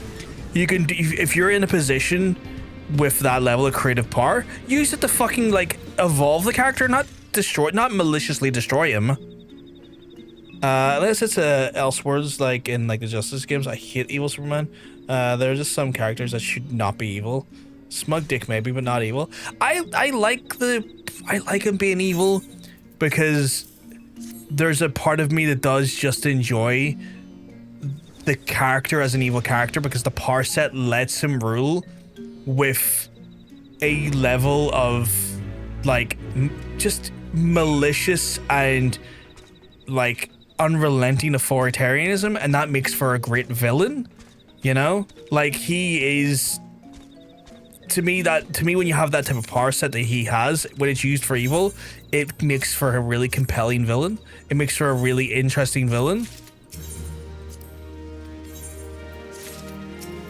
It's why it's one of the reasons why, like, you know, fucking Homelander was a compelling villain in The Boys. There's already an evil Superman. He's called General Zod. Yeah, there is. But like, when you take a person who was good, a person who on all instances prior was a beacon of hope, and you corrupt it, that has, for that, to me, that has some more substance. There's a bit more juice to the squeeze. Like, you're subverting the character's like general principles and the people's history with that character. To me, it almost adds more weight to the story, because you're looking at someone who was a beacon of hope and a pinnacle of good, and you're seeing that erode. You're seeing it being like subverted, and that carries the weight of the people who have to see that happen, and the emotions and the betrayal that comes with that makes it more interesting for me.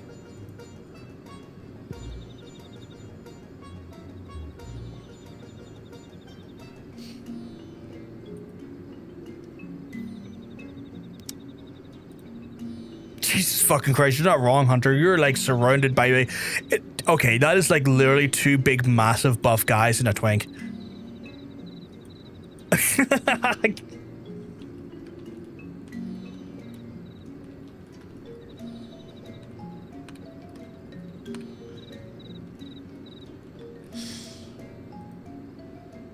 I know, right? You see the issue. It's funny. But he wears his underpants on the outside.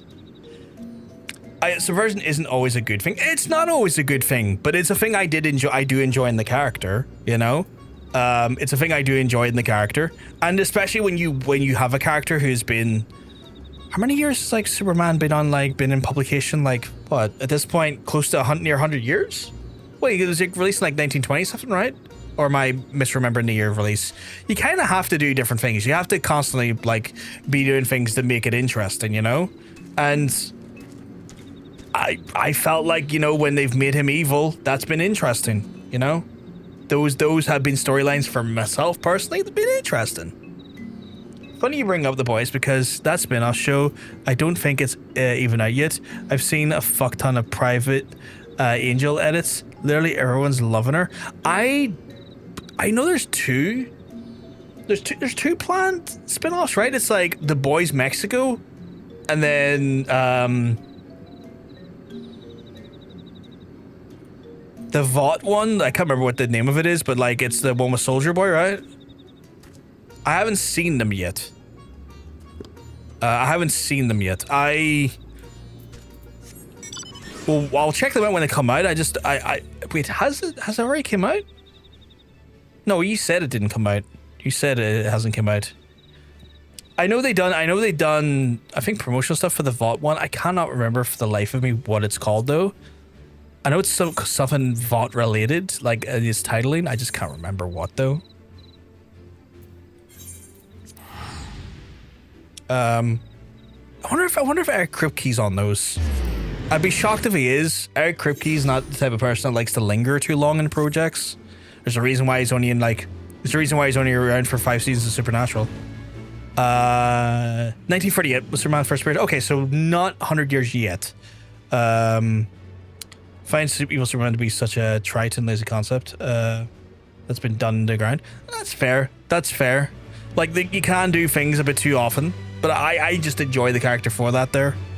I will agree that sometimes the evil Superman becomes a vehicle for a Batman villain,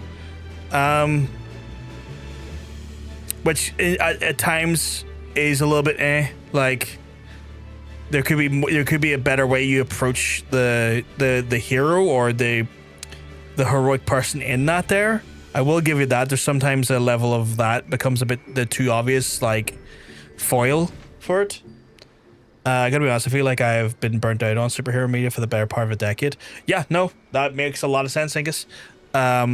Marvel have, by and large, I would say Marvel, and as well as DC, but Marvel, I'd say more so, have made the last 20 years of like media so hero-centric that it is a bit tired now.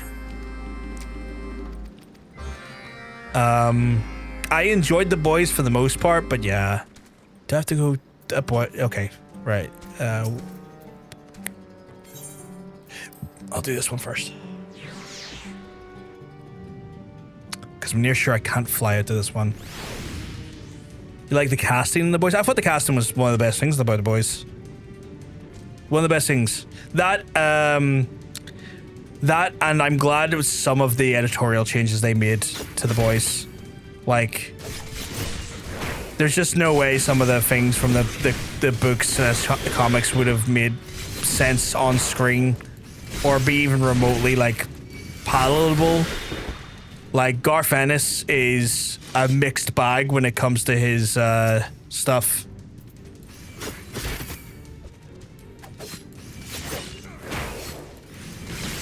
And like, I know what you mean, sort of mixed as well. Like, for the most part, I enjoyed The Boys. I did think that a lot of season 5, my biggest criticism was more that one of the plot lines was kind of pointless for like 8 episodes. I didn't mind the ending. I thought the ending was fine. But I think the majority of the season 5, what they did for the main plot for a good fucking 7 episodes was like, that was pointless. You resolved this in the last 3 episodes in a different way. Like, that's meh. Come on. You could have done better there. Ox Squish, what's a cracky, man? Hope you're keeping well, because I'm telling you, you're looking well. Also, I hope you're keeping safe more importantly, given the shit going on at the minute. I'm not necessarily against Grey Superman, who genuinely believes he's doing good for the greater good despite not necessarily doing good things, but ultimately I think Superman really should be inherently good overall. And yeah, like, he's the beacon of hope, and I feel like what James Gunn done with him was probably the first time I've enjoyed Superman, mainly because it didn't feel too clinically clean. And I think that's the problem I've had with a lot of Superman. I think that's the problem I've had with a lot of Superman media in like the movies and stuff for the last like 20 years. Is like, it was too clean. It was too prim, proper, perfect. Where I feel like James Gunn done it in such a way where you saw him more, it felt like a more human version of the character, despite him being ultimately superhuman, you know? And I think that's why I like so much about the James Gunn version of him, is that it didn't feel inherently like too prim and proper. It felt like there was still a human in there, which was nice. And I always prefer the idea of sticking heroic Superman.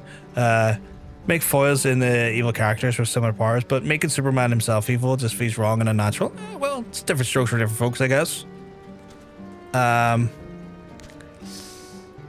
My favorite character lived in the show, which I liked. Which one? And I will confirm for you if you haven't watched it. I'm doing good. I'm glad you're doing good. I'm glad you're doing good. I really like that Superman film. I liked it a lot as well. I guess love to see you play some Final Fantasy 14. Been a while since played, but me and the Warrior. I am doing a system that John Sense invented, Squish. The system is that I have to stay the level of the current expansion I'm on. At the minute, that's in Realm Reborn. So my limit is 51. If I hit 51, I have to then spin a wheel, which looks like... let me just get the wheel up for you. Which looks like this. And it will decide what I play next up until level 51. Now this wheel is a bit evil at times because I could be in many times in the past. I've gotten to like, you know, the MSQ point, and maybe it's like level 40. Maybe it's like level 45 with the Black Mage doing the MSQ, right? And then I got spun into Dragoon, or like at the time Lancer, and I had to start back from level 1. And I had to level myself back up to the MSQ level to do the MSQ quests again. And stuff like that there happens to be quite cruel. And the reason why I got spun before 51 is the other rule, in which the viewers, once a stream, can spend channel points and make me spin the wheel, throwing off any of my progress and throwing off all of my my plans for that moment. On top of that, they can also spend channel points to heavily weigh a certain job or class onto the wheel, so add more entries onto it. So if they want to see like me do like more chance that like, when the wheel spins I land on like red mage or warrior and stuff, they can do that as well. So it adds a bit of chaotic fun and a bit of randomness to how I get to approach the game. And obviously depending on which expansion I'm on, the level cap that I'm allowed to play that job to then raises as well. Like I said, I'm burned out of hero stuff. That makes sense. Mother's Milk lives. Yeah, he lives. Really looking forward to Clayface. Bloody good horror villain movie. I forgot that Clayface has his own thing coming out soon. I completely forgot about that there. Is it David Cornswet, the current Superman? I cannot remember his name. It is a great shout. John Sense being the legend that he is, invented it, and it's been a ton of fun. An absolute ton of fun. Mum's always been a big Christopher Reeve fan, but David comes close. But then again, literally, Eddie's better than Dean Cain. Well, Dean Cain's a fucking asshole. Dean Cain's insane. He's a fucking child of an immigrant, and he's fucking working for ICE. Like, what the fuck is going on there? Really love the randoms. So far, Squish. We've been spun so many times. I've gotten the Paladin to 51. The White Mage to 51, the Scholar and the Summoner to 51, the Black Mage to 51, the Samurai, the Monk, and the Bard all to 51, and Black Mage, if I didn't say Black Mage before. So my only available choices, if the wheel does ever spin at any point, is Warrior, Dragoon, Ninja, and Red Mage. And I'm currently on the Ninja. But yeah, Dean Cain's a fucking moron. Like, I've never seen someone who, like... You know those things where, like, people just shoot themselves in the foot? Like, just either shoot themselves in the foot or do that thing where, like, pull the ladder up behind them once they've benefited for something. That's just Dean Cain right there. Like, I'm near sure he's, the direct progeny of, like, 2 immigrants. It's like, what the fuck are you doing, my guy? Especially as he admitted to laughing at the horrible joke someone made about Millie Alcock at the expense of her looks. That's just weird. That's fucking weird. I could have a question. Frumpy Dump supporters after learning he had a massive following amongst immigrants and minorities. Pretty much every group his party despises. Yeah, that's been like that was a thing, right? Like that was like that was a thing that was sadly found out by a bunch of folks. By a bunch of like people of color minorities who did vote for him. They're all like, "Oh, I thought you were going to take care of those guys, not us." And it's like you sold out your own community. Like, do you think that he and his like staff like see any difference just because you vote for him? Like, no. Like, these people get bought into this idea that they're safe because they vote for him. It's like, no, like, he's gonna come after your whole community, not just the ones that didn't vote for him. Like, you had a vendetta here and it's bit you ultimately in the ass. Like, I've seen reports of people like getting really upset that they voted for Trump and then find out that their spouses and stuff are getting deported. And it's like, my guy, what did you expect? Like, this is the leopards eating your face party all over. You voted for the leopards eating your face party, and you're shocked when the leopards come to eat your face. Like, what did you expect?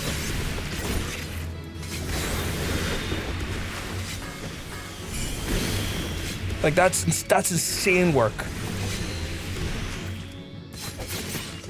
Prime sources of hilarious fuck around and find out when the leopards come to eat your faces though. 100%.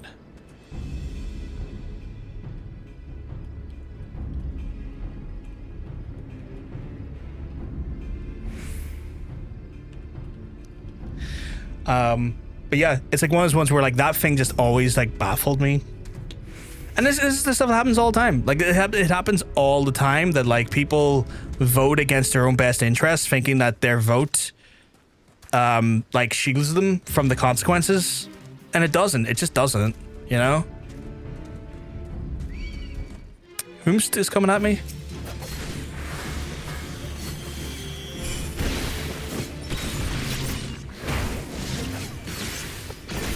That quote is insane. It's gonna come after your hole. I'm near sure that was followed up by community, but that's still funny. Dean Kane, who thinks Superman, an immigrant, makes Superman woke. He was like in one of the episodes of Superman he was in. Like there's a like a reporter in the TV show that brings up that issue. And presents him with that issue. Like that's a whole thing that happens in an episode of his Superman show. Those words that are fuck's sake. So that's the thing as well. It's like, no, like Dean, you can't act like this is a new thing to you. You literally are in a scene where a reporter, when you're playing Superman, brings up the fact that Superman is in fact an immigrant alien. Like this isn't new. This isn't new at all. Like there's literally video documented evidence you've been in this storyline. Superman was woke back when woke wasn't an insult. Oh yeah, like a lot of like, I mean, it's historically the case that a lot of like comic book characters are allegories for like the struggles and tribulations that like marginalized folks go through, or just direct representations of like marginalized folks. Like that's just a thing in comics.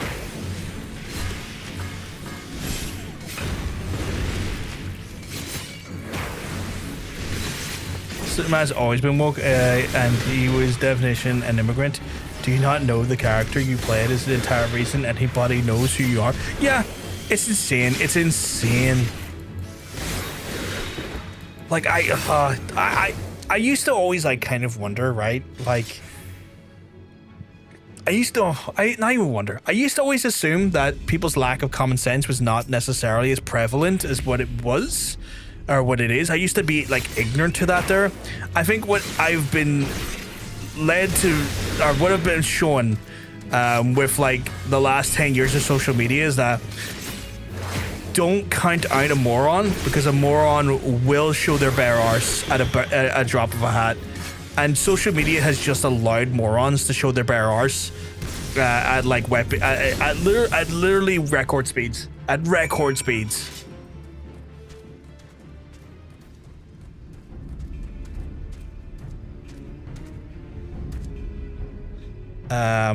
I feel like we are getting dumber. Well, there is statistics that show that like the use of like LLMs and stuff like are actively affecting our intelligence.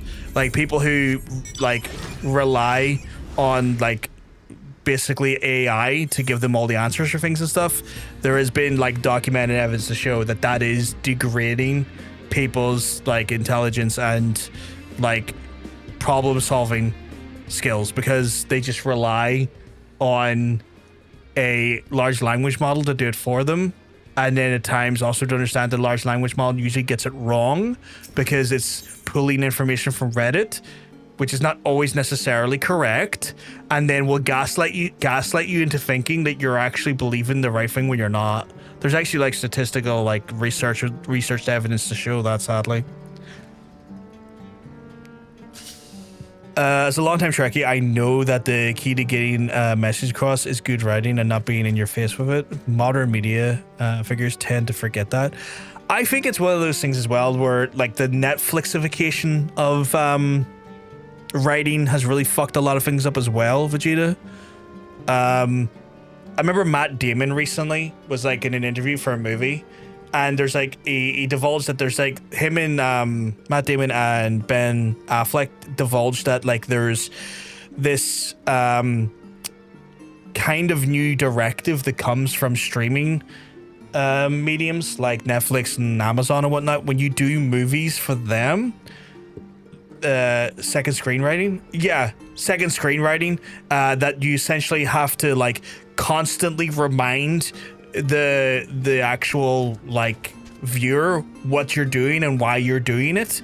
That subtext and like subtlety go out the window because they're painfully aware that the average viewer is not actually watching the piece of media as their primary source of entertainment. They're watching it as they play a game. They're watching it while listening to music. They're watching it while doing study work. They're watching it while like maybe working on like models or painting. Like it's a secondary screen piece of media to them, and so that they have to essentially keep reiterating what is happening, destroying any elements of subtlety, because they realize that the actual piece of media is not the primary media at that point. And that has a knock-on effect onto, you know, what can be done in the writing, because you can't really use subtlety anymore because subtlety requires your attention.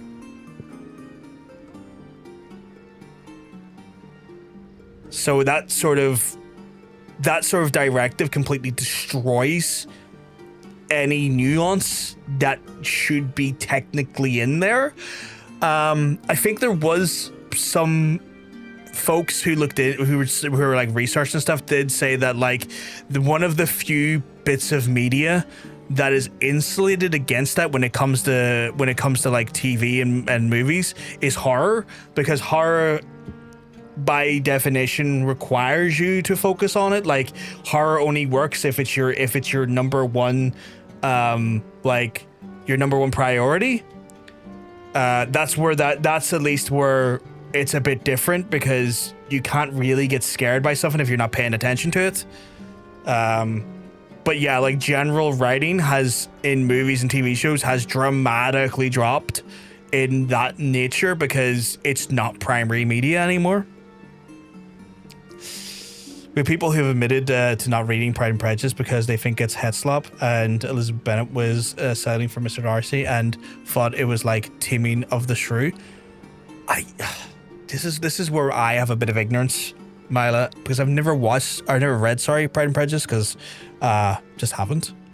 So I wouldn't be shocked if that was the case, but I have nothing more to add to that because I am woefully uninformed regarding it. The whole thing that you can go over the plot 3 or 4 times more thing, yeah, and it destroys it. They could never make me hate you, horror. Yeah, horror by its like nature is insulated quite well to it. Again, because like horror works at its best as a primary bit of media. Like, are you really going to be scared of like the subtle thing in the background or the jump scare? If the subtle thing in the background, the jump scare, is happening to like your left or your right and not in front of you, you know, stuff like that. There, by design, by its like very nature, bit more insulated. Shotgun. Oh, I read all this before. Yeah, don't need to.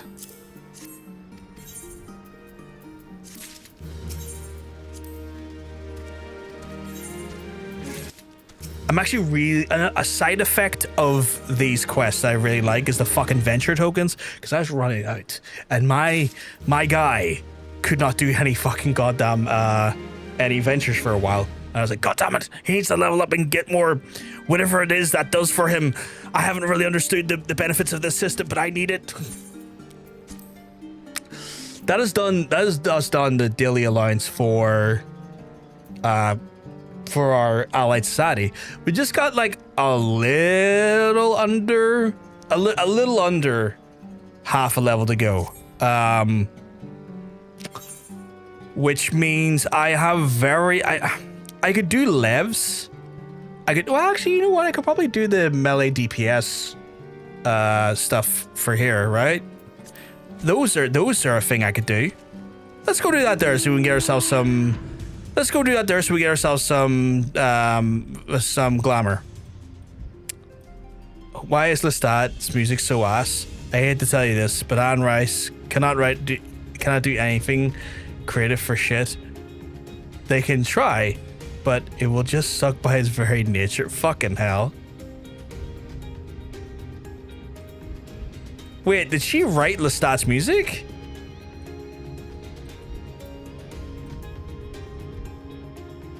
Like in the TV show?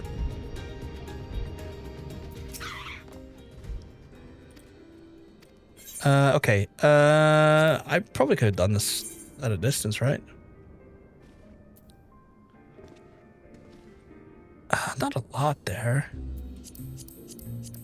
I guess I've got to go through all of this before I can get the... I guess I got to go through all of this here before I can get the advanced version, right? All right, we'll do these. I mean, it's already already done one. It's free XP, I guess. You missed vampires, I think. Oh, did I? Oh, I did. I'm dumb. Oh, I did misread that. My apologies, Milo. Thank you, Hunter, for pointing that out to me.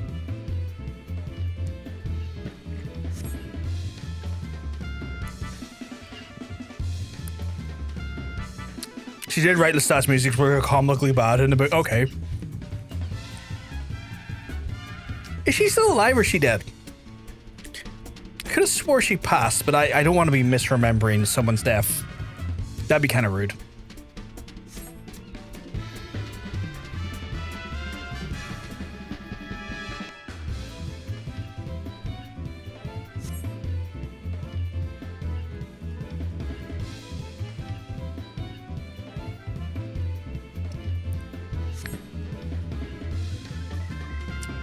Also, I had the joy of like waking up at 7:30 in the morning today to ring my doctors to see if I could get to my rescheduled appointment to get my blood taken.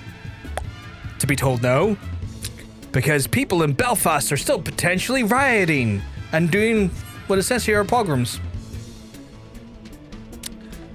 which is fucking annoying. Really fucking annoying when you've got like a surgery coming up and you need to get the bloods done.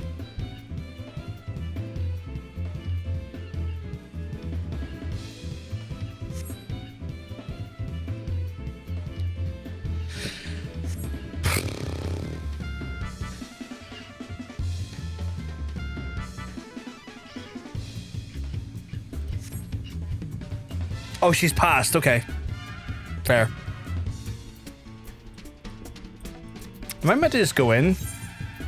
I was sitting here reading those between reading BBC News there for a second. Now realizing I had to just go in and do it. Pretty sure she's seen Jacob and Sam as Lewis and Lestat before. Oh, that's cool. That's cool, at least.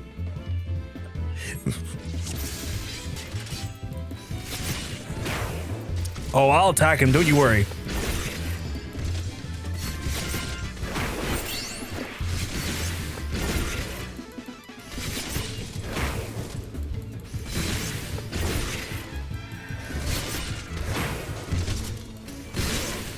I'll attack him with all of the might and fury that I can of a level 15.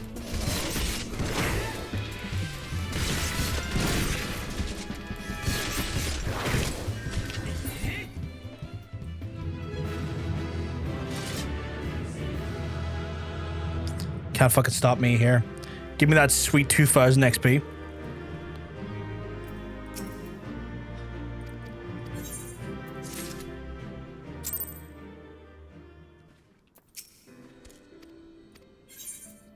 Let me into the advanced ones. Yeah. Defeat the occupied target. Is this going to be like one of those ones where don't stand in the thing, you idiot?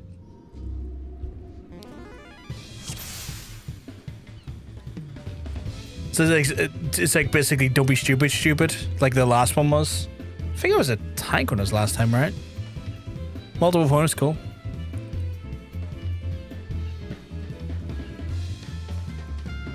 But I mean, bad is subjective when it comes to creativity. And Rise Vampires are basically like AI. They can emulate the act of making something, but like, but like playing music and painting, but there's an uncanny offness to it, something that lacks soul. I can copy it, but it's like what they think is art is like, but not creating like a human can. I find that intriguing as a concept. So that's what makes it bad. In a sense, it's just really off. Like something about it's just not right. Something about it, yeah, like AI, it's like this looks competent, but there's just something not right. There's like a thing that's missing or a thing that's wrong. In my head, the best way I can describe it is like when AI makes pictures of people and they give them 6 fingers instead of 5 on each hand.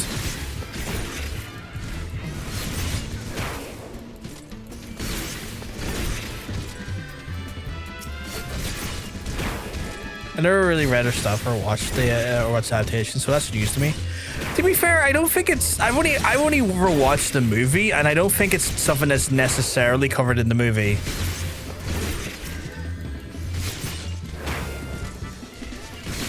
Not like, not enough to be just a walking corpse these days, huh? Yeah. Which is intriguing because, like, one of my favorite pieces of vampire media is Only Lovers Left Alive.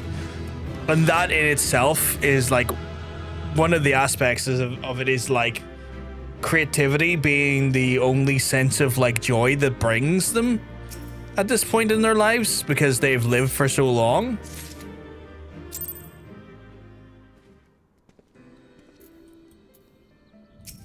So it's a bit of a different look at it in a way like vampires like look at sort of the task of creativity.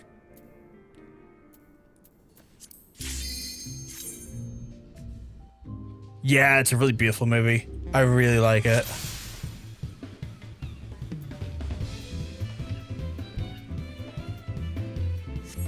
It's getting us a little bit of XP. Not a lot, but a little bit.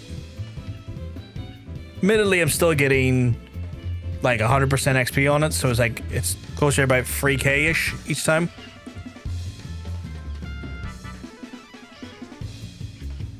Plan strikes around fancy footwear, so there's gonna be AoE. Fair enough. Well, this is like Rockstar Lestat era, so it's like the vampire Lestat instead of Interview with Vampire. Yeah, so it's set before that then, which is cool. Something I might check out genuinely. Is it all from like the perspective of Lestat, or is Louis involved in it at any point? Although I think they go their separate ways. Certainly. I almost certainly prefer Only Lovers and Buffy vampires, but it's still interesting. Yeah. So I can't attack that one. I can just, okay. Yeah, okay, so it's kind of, yeah, it is doing that thing where it's like, watch out for the DPS that's going to hit you. It's like, okay, I know how this works. You're going to drop a circular AoE on me, aren't you? Yeah, I see how this is working. I see how this is working. That's fine. I can move. I know how to move.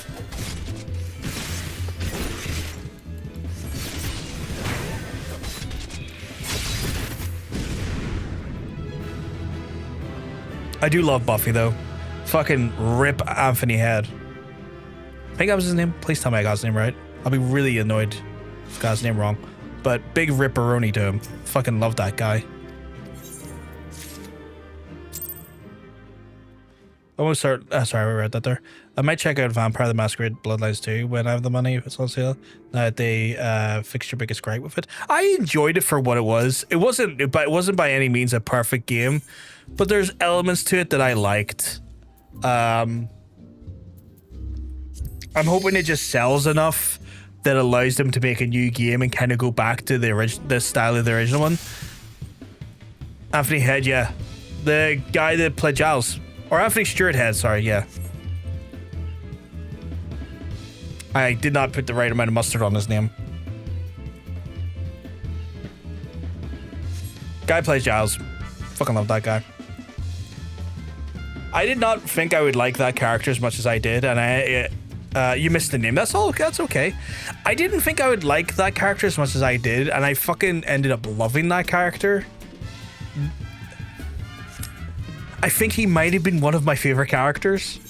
Now reflecting on it, I think by no means was there like a bad character in that TV show, in a sense of like everyone done their job phenomenally in that show. I think his portrayal of Giles, I felt deeply in love with as a character.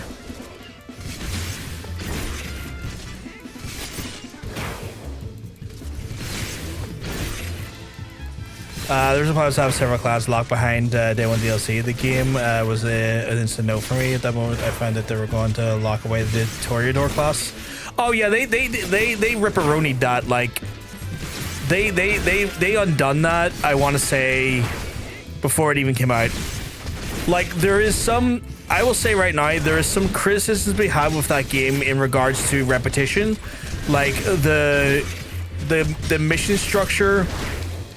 Like when you're not doing the main missions is rather repetitive, a little bit too repetitive, but I have read that they are looking into putting some diversification into the mission structures, which, you know what, I have to say, like, fair play to them. They didn't just like launch the game and then proceed to not do anything with it. They're still working on it, which is good, I guess. Bloodlines got me thinking about genetic. You don't have to stop being gay. You're encouraged to be gay. That's what I meant when I mentioned about fixing basic outfit. Toreador is McLeod. That's fair. That's fair. When I played it, I done the Bruja. Is this the bigger one, or is this the wait, Harmony is there? Oh, there's 7. There's 7. Interact with the battlefield. What's this actually?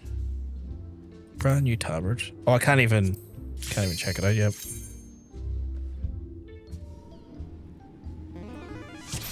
Sorry, I was in the middle of a trial. You're all good. You're all good. But yeah, like it's one of those ones where Giles is easily one of the best characters. He is. I love him so much. I love him so much because like that show does the kind of the trope of found family so damn well, and his role as like a sort of like father figure in amongst those characters is just so beautifully done. There's also at least one bad character. Kennedy can cook all the way up. I blank her regularly, and I don't mean that as in fuck her. I forget about her more often than I remember her. No one with daddy issues is immune to Giles, yeah. I just love him. He's such a good character. He was such a good character. I wish I could forget. She angers me a lot. Whenever I played the first one, I always went with friendly neighborhood vampire that Toreador specializes in. I like Toreador. I like their lore being tragic. I do like them though. I like them a lot. I also like Bruja.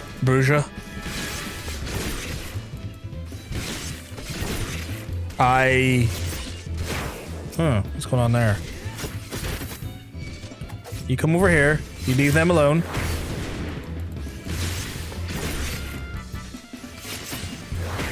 I cannot fucking stand the Ventrue.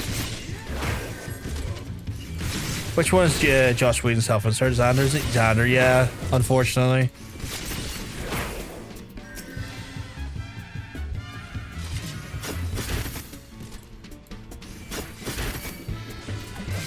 My guy, you're meant to be holding enmity, you're not.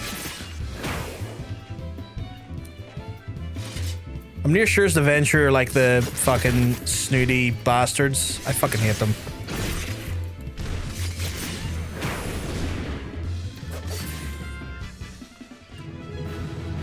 But yeah, I really like the first game as well. I really like the first Vampire the Masquerade game.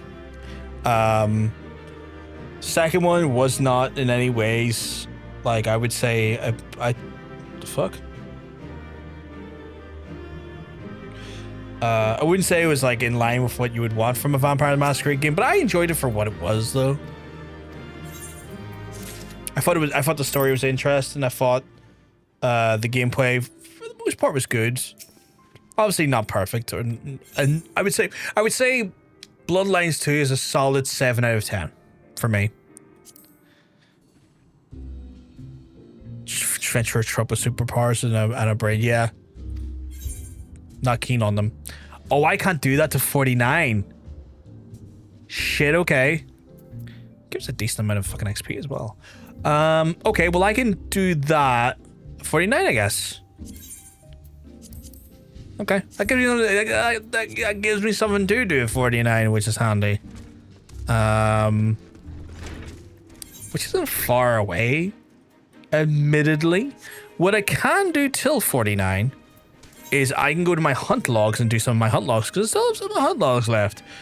Burning Wall in Eastern Thanalan. So we're going to going to Eastern Thanalan. Eastern Thanalan.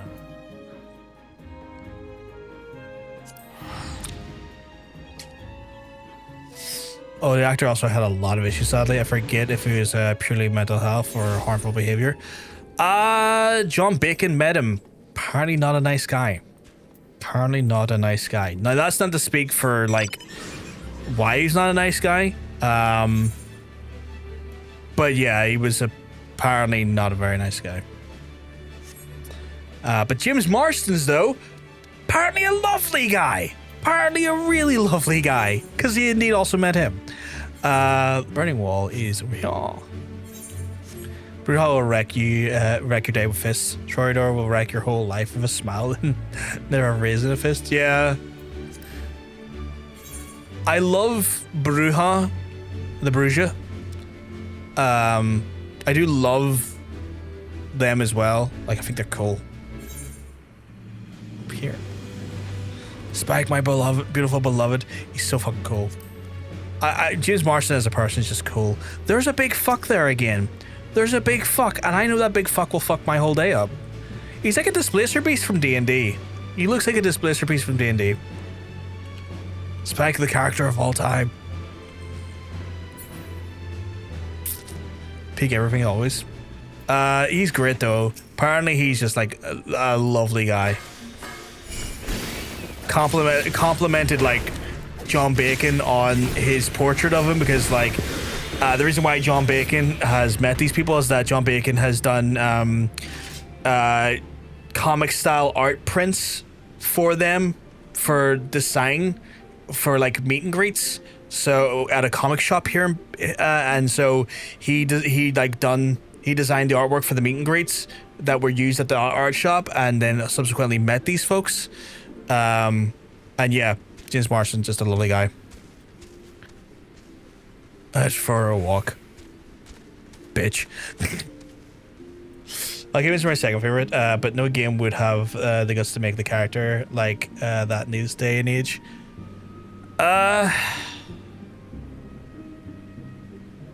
I'm saying nothing in relation to Bloodline 2.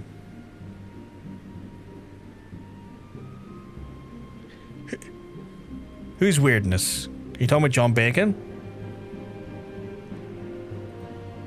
Because John Bacon is a bit weird. But I love him.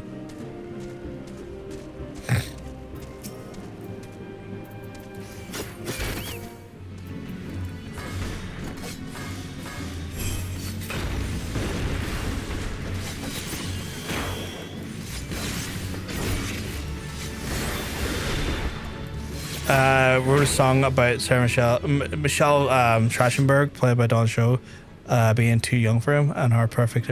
Okay, well I didn't know that. That's inherently fucking weird. That's fucking weird.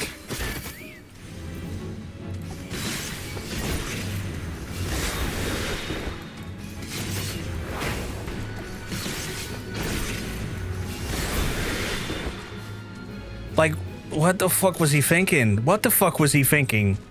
That's undeniably a bit weird. Yeah, no, it's fucking weird. That's fucking weird. Like, there's no interpretation of the song. It is not good. No, I don't ever want to hear that song. I don't need to hear that song. I don't need to have that level of uncomfortable in my life. Though they're not playable in Bloodlines 2, but there's an NPC you sometimes control. I'm saying nothing if you go to play it, because, or in general, we play for it on the channel, so I'm sure there's a bunch of people in the channel who've like saw me play through it.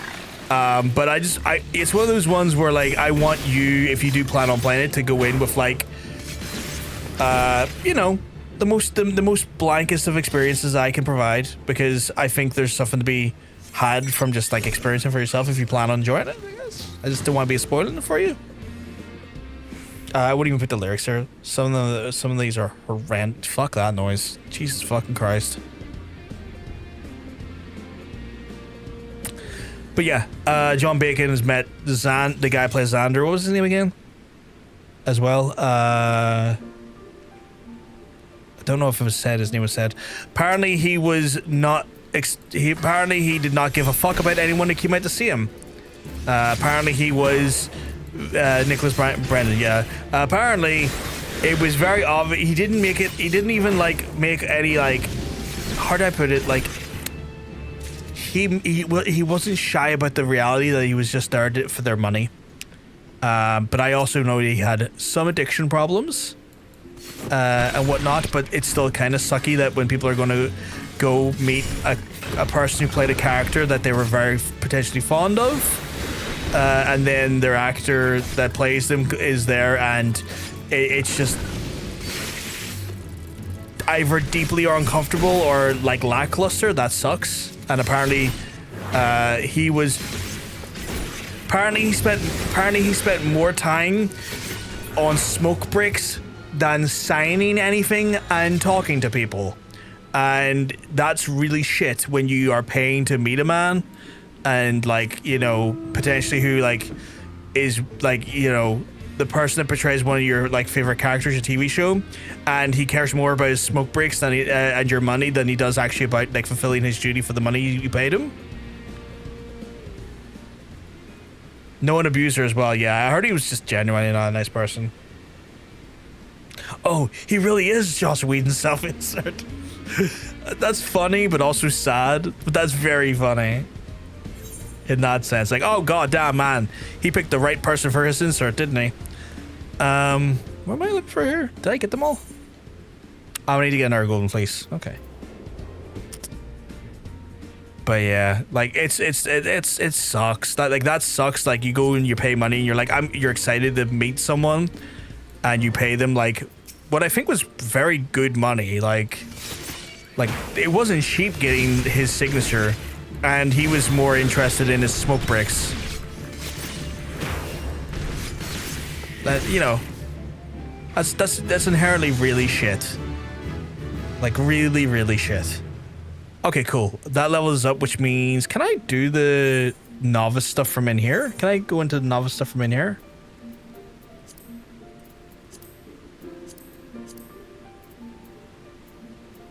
No, I cannot. I think I can do it from them, sir. Save me from football chat. I'm dying. Save me from the football chat? What football chat, Cass? You will find virtually minimal football chat from me here, because I inherently... Oh, was the World Cup started? That shows you how ignorant... that shows you how ignorant I am to football. I didn't even know the World Cup started. Mr. Cass is presuming your knife is now football. That's fair. I mean, my condolences for your next 2 months, but I see how that would happen. Yeah, I should be able to do it from here, right? Show me your novice training. You oh, this is going to give me a decent amount of XP. Do you give me gear at any point? You fucking do, you big fucking... That's a really fucking high level item right there. Sweet bibbity, okay.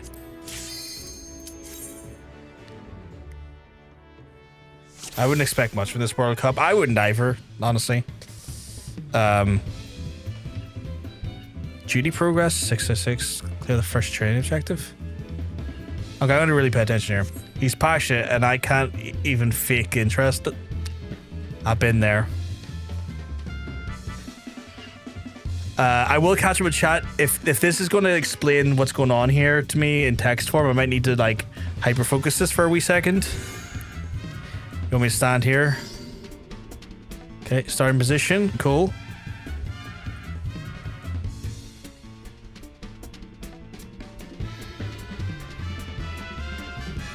Is this basically showing me like the dancing nature of like, oh, is this like get the fuck away from everyone? Like stuff I've learned in dungeons so far?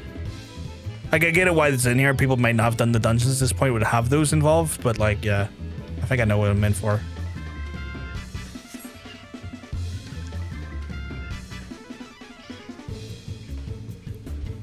Okay.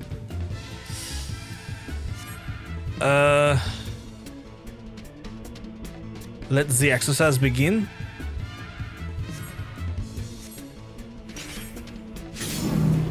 Well, I just have to get over here, right? Nice. Do we have to do this several times, or is it different exercise each time? To start the next exercise, take your starting position. Where is that? Okay, I can make sure that I can read the chat for a second before I start that now. As undeniably creepily as James is for writing that song, I do feel an inherent sympathy for the abuse Joss Whedon put him through. Obviously, his female co-stars went through much worse, but a scene where Joss was forced him to give him trauma and ended up having to go to therapy. I can't exactly not feel anything about that. Oh yeah, 100%. Like, there's one of these things that are like people who do weird things are still capable of being, you know, victims for other things themselves. Like, it's only human to like still not want to see someone go through horrible shit. You know? That makes sense. Kind of glad that I have no interest or desire to meet the actors for that play my favorite characters, because I'd also be very worried that they'd just be dicks. Yeah, no. Sometimes that reality is just a thing. Yo, bro, streaming like for like almost 9 hours. Take care of your health too, man. I will, dude. Don't worry though. I've only been streaming for like 2 hours and 40 minutes, so I am at least 7 hours off of that estimate, Ron. So don't you have to worry about that there. Don't worry about that at all, my friend. Whole of Novice stuff is in the same menu as you. Is it? I must have fucking been blind, Dan. Got roped into a sweep at work. £5 in the big. That should be a hate crime. That should be a hate crime game for spending £5 on possibly like a known like team that's not going to go like to the finals. That should be like that should be illegal.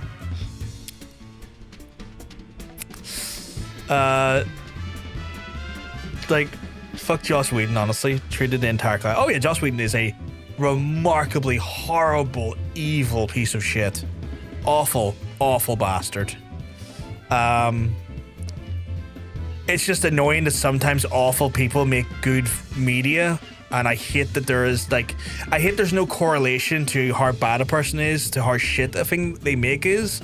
I wish there was more correlation in that sense, but it's sadly that's not how reality works. Never you hear some of the wisest words you could ever hear, because they rarely live. Yeah.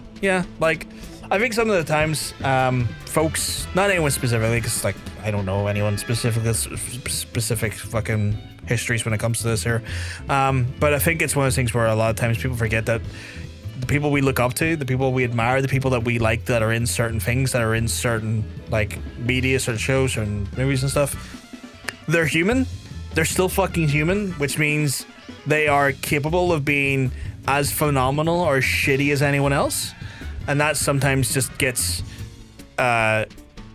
ignored or lessened because the idea of like the pedestaling takes like over that. It never seems to stop finding out that people behind stuff I liked are horrible cunts. It's a sad reality. A lot like horrible people tend to do get into positions of like power that do create media at that point. Like, you know, sometimes their horrible natures their horrible natures are sometimes exactly why they're successful, sadly, because they're willing to step over and destroy and you know, inherently do horrible things to get in those positions. They're just people, and you don't know them no matter how much you analyze their work. Yeah.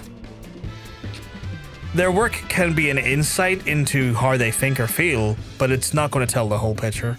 But I guess, like, to some extent, there was an air of mystery, I guess, in regards to that there for the longest while.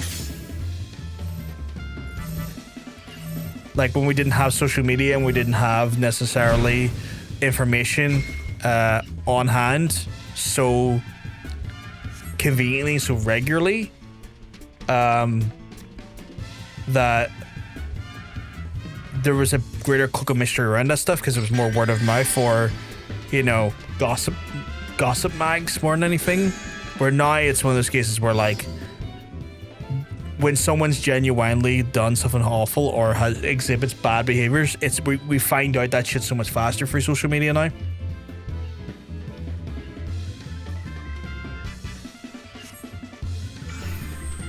What's this? What's that? Yeah, I'm not the tank though. So just get away from the tank is what I understand. This is a tank buster. Although that tank buster looked way different than I remember it looking. Can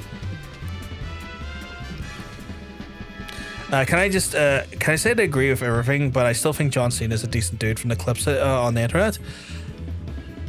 I think John Cena genuinely has some very good traits to them. I think John Cena, by and large, when it comes to celebrities, I would say John Cena's probably, from what I've seen and from what I've heard from other people, genuinely a good person with good intentions. But he's human like everyone else. And that's exhibited by the fact that he still has openly said he has fond feelings for Vince McMahon, who's an awful human being. He's human like everyone else, you know? He certainly has aspects about him that are nice and wonderful, and he exhibits good behaviors. And I've not heard terribly a lot of erroneously horrible things about him, but, you know, he's human. He does things.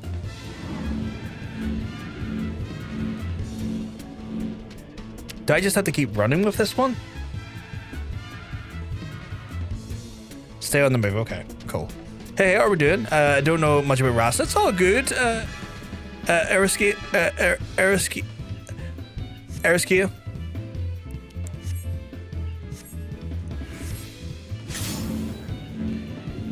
Apologies if my dyslexia completely destroyed your name there again. It has the tendency to do that.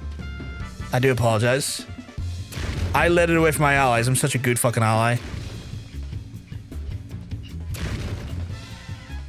Go away. You're not allowed to hit me or my allies. Hit the caster. That's hilarious, actually. Hit the caster.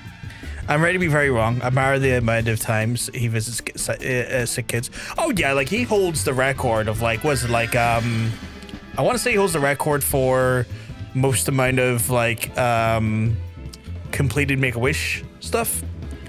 Have I ever played Sea of Thieves? I played it like for half an hour once by myself, but I was not fond of it. Vince gave him everything. It'd be hard to shit talk him.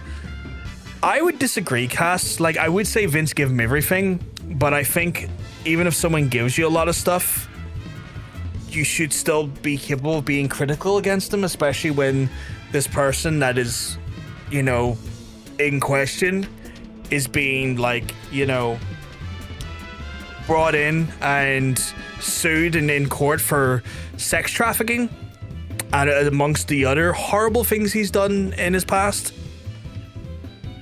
With Vince, it's harder to overlook that aspect because Vince didn't do one horrible thing. Vince has like a well-documented history of being an objectively awful human being. And even if Vince gives you an opportunity because you worked in his company, you still should be able to criticize him and make an informed choice to go, yes, you give me an opportunity, but you're still a bad human being. Okay, I wasn't aware of that. Not just an asshole, an actual bad fucking guy. Yeah.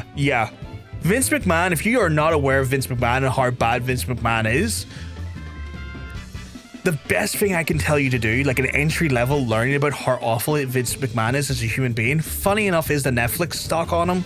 Netflix done a documentary on him, which scratches like 10% of what Vince McMahon's true evil is like, and it's genuinely only 10%.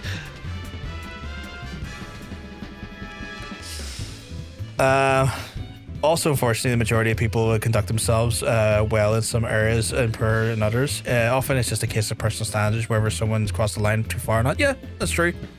Often, not always. Yeah, there's good. Like, your mileage varies depending on what you're willing to forgive or not, you know? That is a very, like, you're 100% right. Your mileage varies on that front. Oof. Thanks, info. This is why I remind myself they're human too. That's exactly it, Crow. And like, here's the thing. You can still find John Cena to be an admirable human being, because I do as well. I find him to be an admirable human being, but I also look at him and I go, you're still human with some deep flaws that I just don't agree with on fundamental levels. You never heard of Vince McMahon? He, if I've interpreted that comment correctly, Vegeta, he is was the chairman and creator of the modern day WWE. I wouldn't say he's the creator of WWE in general, because he bought the company off his father, but the modern day iteration of WWE from like 1979 onwards or something like that there, or 1981 or something onwards, was Vince McMahon. It was Vincent Kennedy McMahon. And in the wake of him operating and owning WWE, he conducted himself and done absolutely abhorrent things, truly awful things. It's not, no, it's under it. He sold it to a he sold it to a company called TKO that owned UFC casts. Vince is abhorrent, but it's so clear he went through shit that he never got help for, and it completely skewed his concept of boundaries in the way he interacts with people, and it never unlearned that behavior. 100%. That guy was like, Vince needed therapy very early on. He is himself a victim of his like stepmother, who sexually abused him when he was younger, and that fundamentally warped, I imagine, a lot of his behaviors at a younger age and whatnot, and how he developed going forward. But the unfortunate thing is he never got the help he needed, and then proceeded to do abhorrently awful things on a larger scale to people as a result. Last I saw, it was Triple H and stuff. They're in the company. Like, they're in TKO, they're in WWE. They don't own it. It's owned by TKO, which is like a big sort of parent company that owns UFC and WWE, and they operate as separate businesses under TKO. Like, TKO is the parent company, and then they operate as like separate entities under TKO. You interpreted it correctly. Makes sense. I wouldn't know one of them. Never followed wrestling. That's fair, and that's fair. I just realized I got a timer for this here. I'm going to get this done. Now that you learned the basics, time to put the knowledge to test. Overcome the final challenge so your training will be complete. I need to do this because holy shit. Holy fuck. I was sitting here having a lovely chat with y'all and not realizing that I have a fucking really low timer. Let me test all you've done so far. Okay, let's go. Oh my god, it.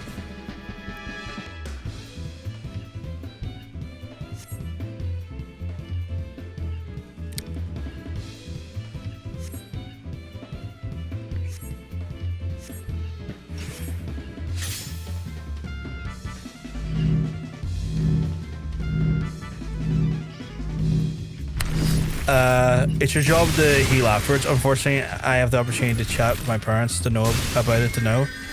I got chat distracted there, didn't I?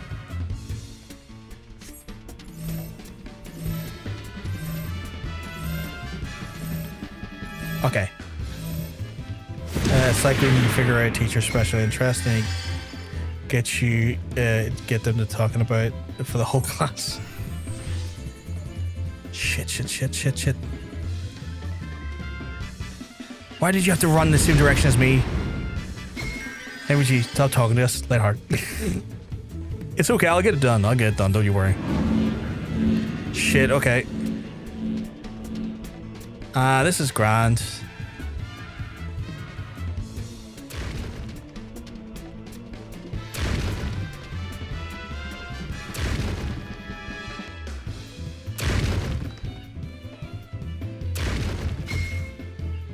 So good at this. But yeah, like, fuck you, but it's because I got hit the first time. Get her in. Right, I'm gonna have to hyper focus on this one. But I will say, if you are interested in any capacity, I do recommend that you check out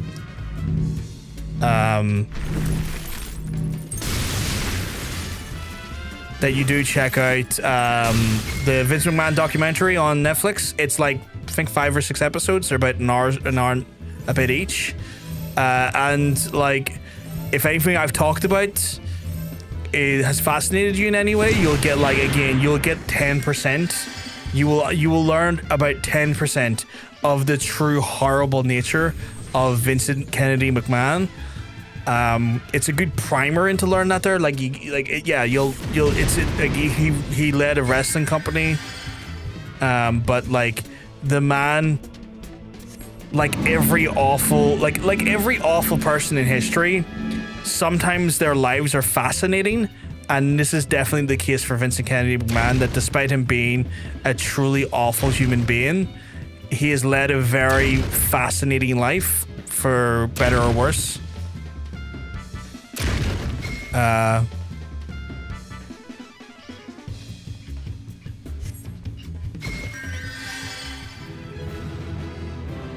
You're also meaning a general, you, not anyone here.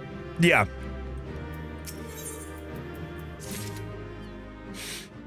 Put in notes. Can I do it here? It's not roulette, is it? It's here. In there. It's in the guild house? No. It's not there. It wouldn't be a PvP ever. Trial, Chocobo Run, Slaughter Rebellion. No. What the fuck is it then?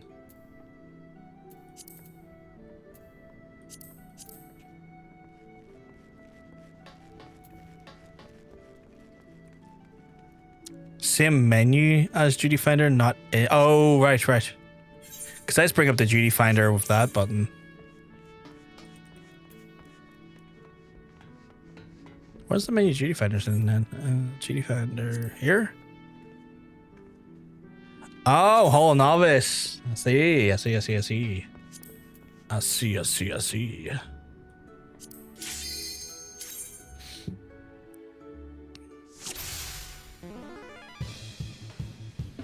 That's all good. I apologize, Hunter. Oh, your damage isn't your fault, but your behavior, but ultimately your responsibility. Yeah. Apologies. Yeah, you're 100% right. Like, you're one of those things where like it's definitely the thing of like, if you are harmed, that's not your fault. You're a victim, but it is on you for how you conduct yourself going forward. And if you choose to then let those scars cause other people to be hurt by your own hand going forward.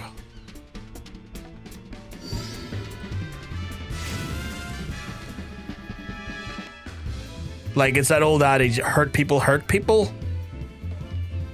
It explains it doesn't justify it though.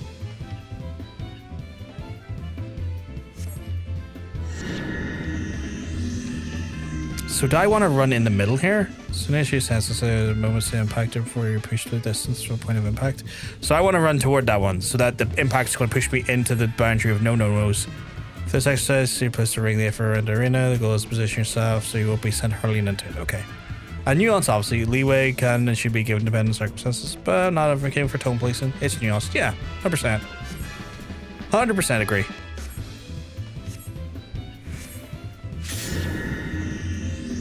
So I want to be here, right? Because then I'm less likely to hit the barrier. Ah. I learned shit. This is actually good because some of these like mechanics I've not encountered too regularly as of yet. So this is actually genuinely some good training for me. But yeah.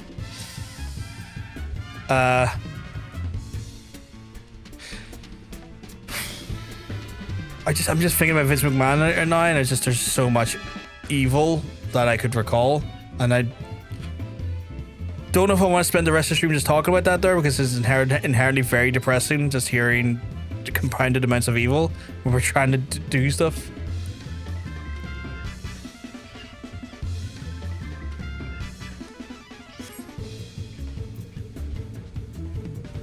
Wait, what?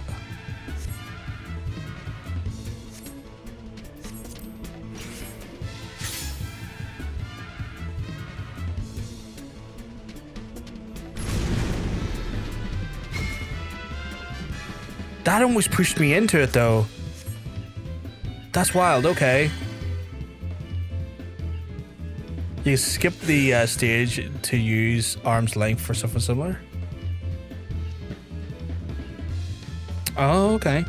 I guess, yeah, because then I could just hit that there and it would nullify all the effects. You're right, yeah.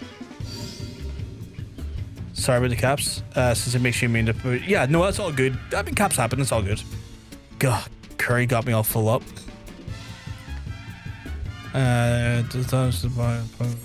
Where's...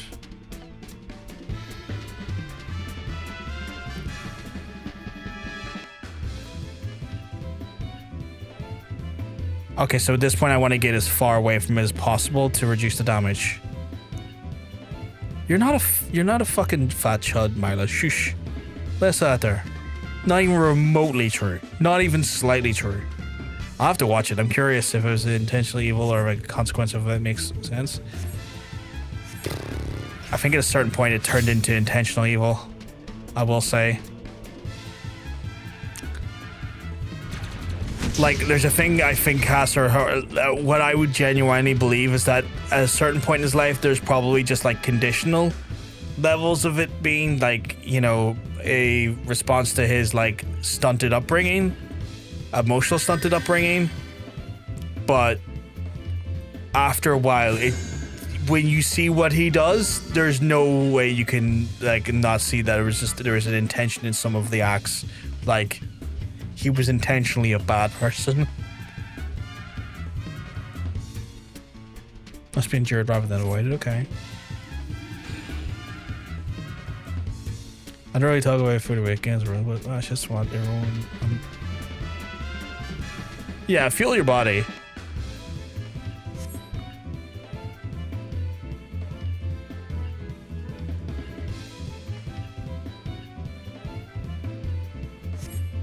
Right, okay, so if the tower's down, someone has to stand in it to weaken the overall damage of the tower. Right, that's an interesting one. Okay.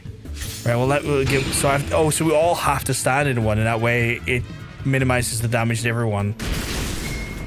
Right, fascinating, okay. Okay.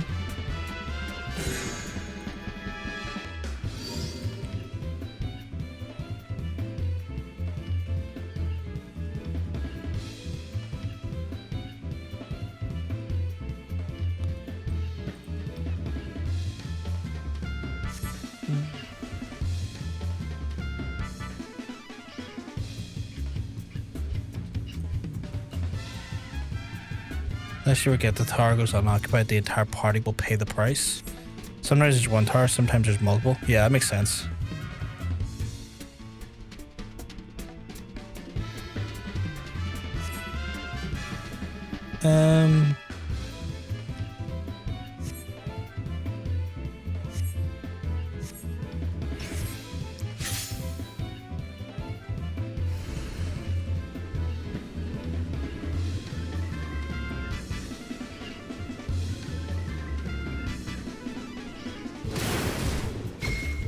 Okay, cool. Do we spin to congratulate myself? Let's see if I remember all of this now. Now, here's the problem, Chad. I have to remember all of this and execute it without fucking up. So I'm gonna have to, again, super concentrate. Much like double strength Ribena, I've got to just, you know, super concentrate here and fucking make sure I get this done.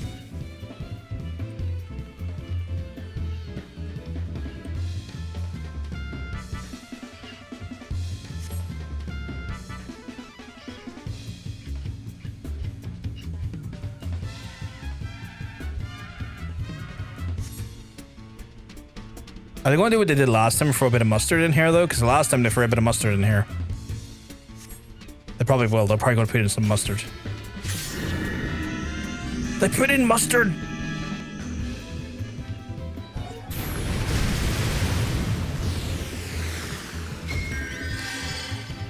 Of course they put in mustard, those bastards.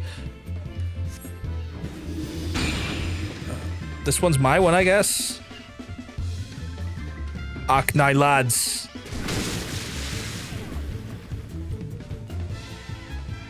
Okay, I was in that one. I fucked it up. I fucked it up.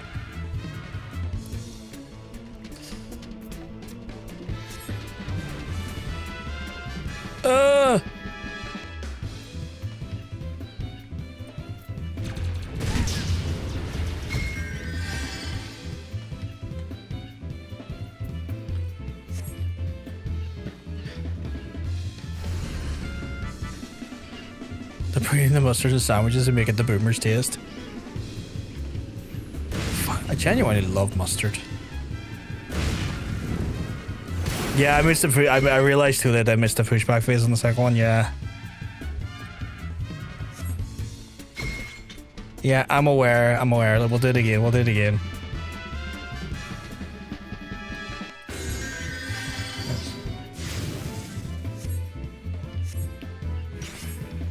Right. So this one here, I kind of want to be in this side, so I get pushed back and not into the blitz and blam of those. I don't recall this trade mission from the Smiths. By the way, hey, Geeky Meerkat, I'm keeping well, because I'm telling you, you're looking well. You're looking fantastic. This is the advanced training, I believe. So I want to stand here.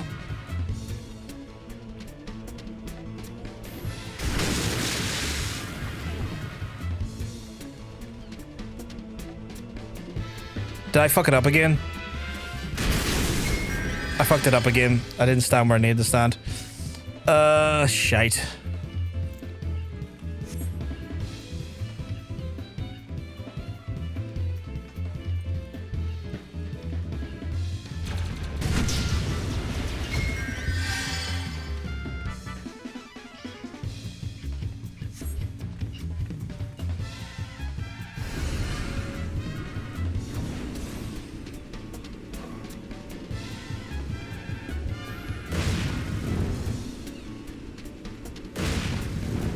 Fucking getting Delamund right there.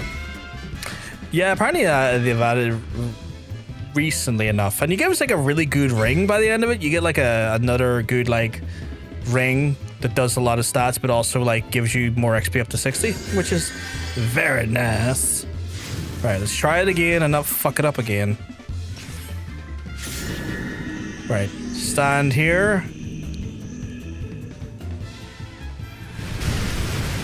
Wishy-washied. And then you're gonna put one here.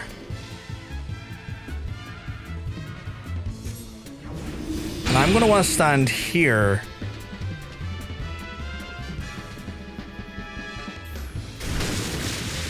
Yeah, there we go. And then I'm gonna take this one.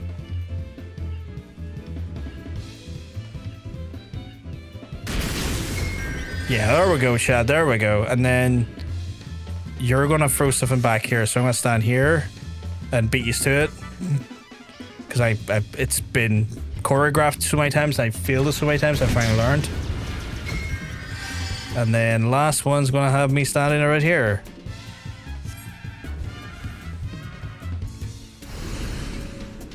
Stand here first.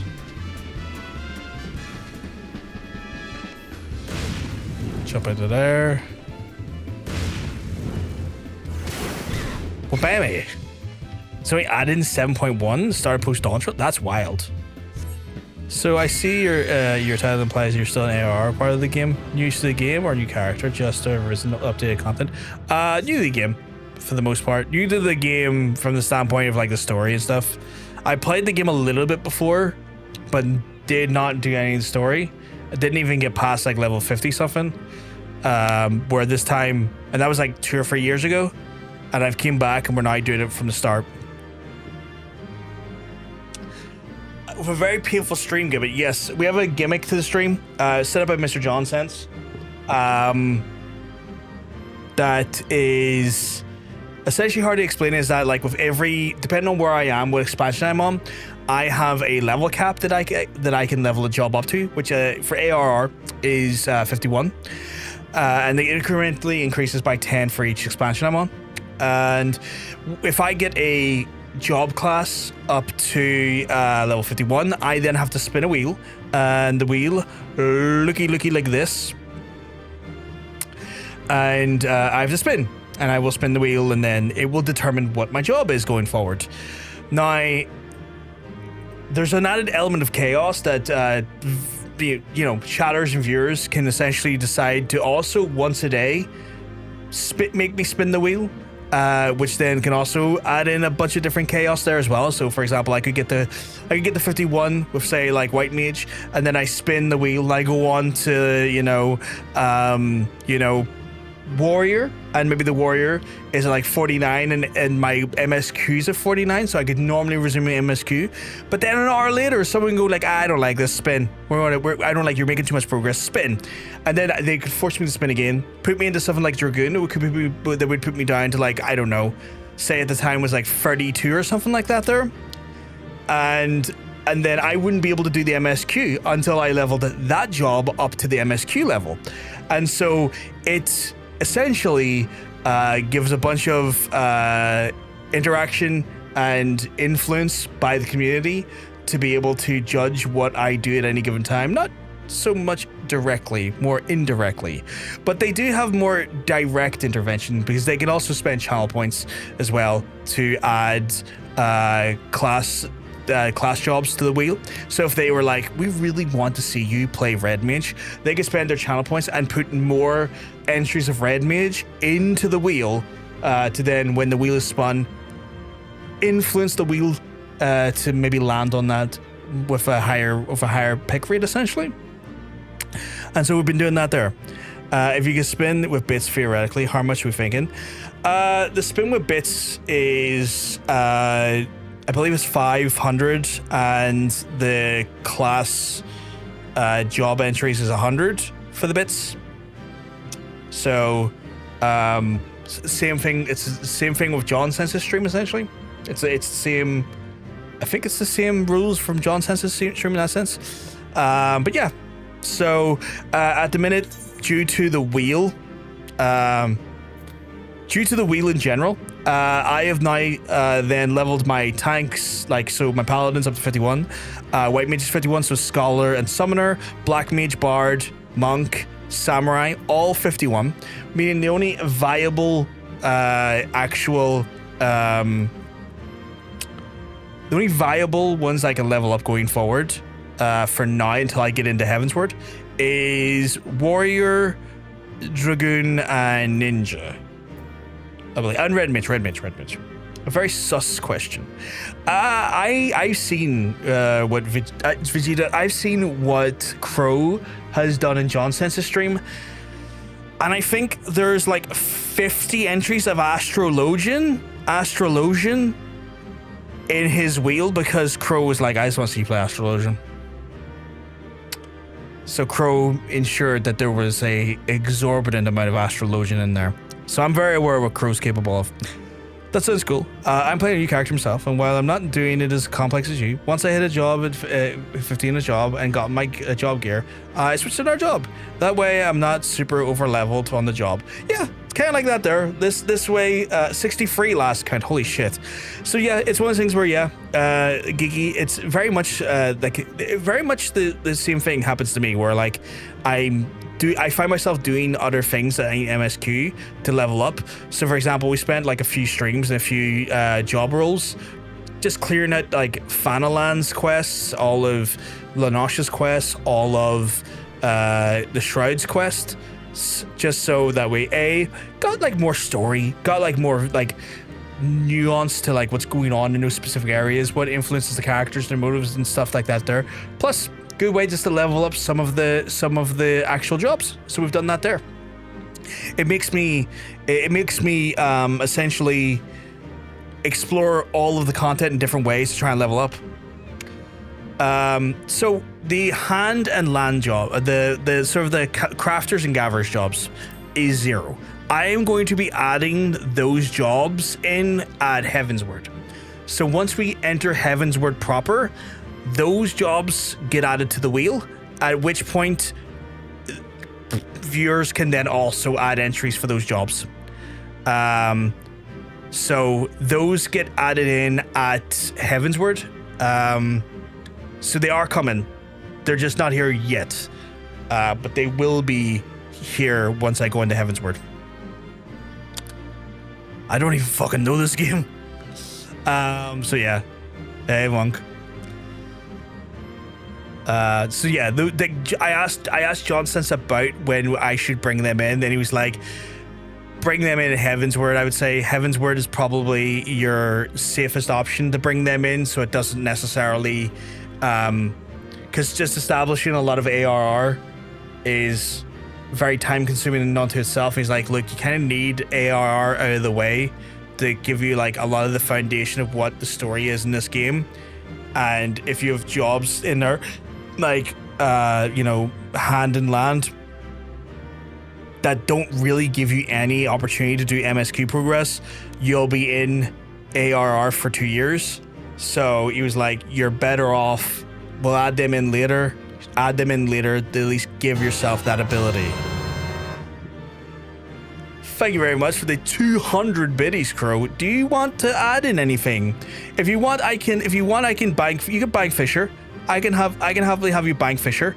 I will put them onto my list right now. That is not a problem whatsoever. So they can go in because I do have a a little sticky note here that like has the history for all of the other has a history for all of the entries we have so far, including any of the additional redeemed entries and stuff, so they're kept for when we move into Heavensward and stuff. So that's some banked in there for you. There you go. Not a problem at all. By Heavensward, you'll have access to all of the AR gathering points. That's good to know. Which probably makes sense why he also said that way as well to do it.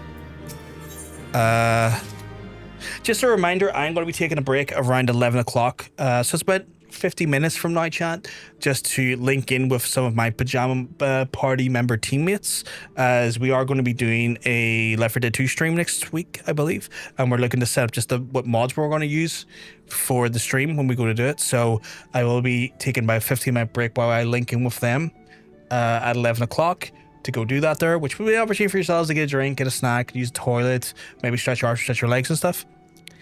Another problem I have the crafting jobs early is that while it seems a cool idea to make all your own gear as you level up with other jobs, in AR, if you replace your gear so often that you'll not even need to really get a chance to use your own self-crafted gear in that low level, you'll stretch your arse, all right? I mean, I didn't mean literally. Cass, if I did use that phrasing. But I mean, why not?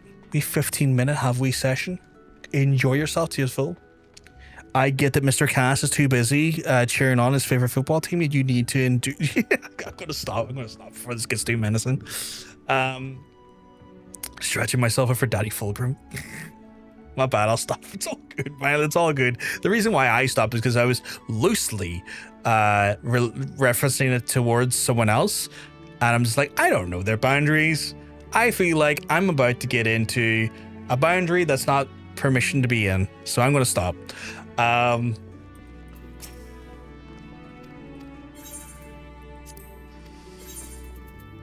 So we're going to get this fucking sweet ring, which is like animal 150, which is crazy high. And 30% additional XP for level 60 jobs.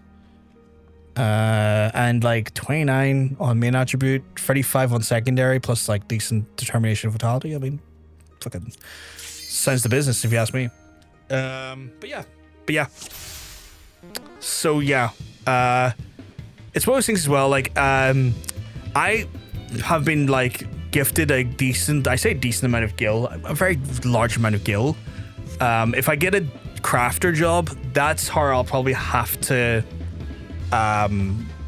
you know, level it up with using that money. If I run out of gil, I have to re-roll then at that point. Like, part of the system of the wheel is that if I can't finance my my crafting, I will have to then roll the wheel again and see what it lands me on. Where a gathering job, wouldn't have to worry about it so much. No, I get that. I just know I get carried away, and it can feel annoying. I mean, you've never annoyed me. What am I doing here? I can go to these just to do some painful strike.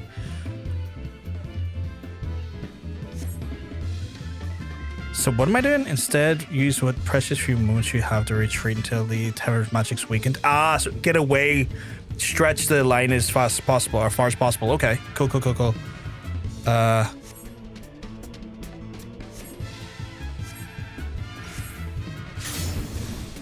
So I want to go over here.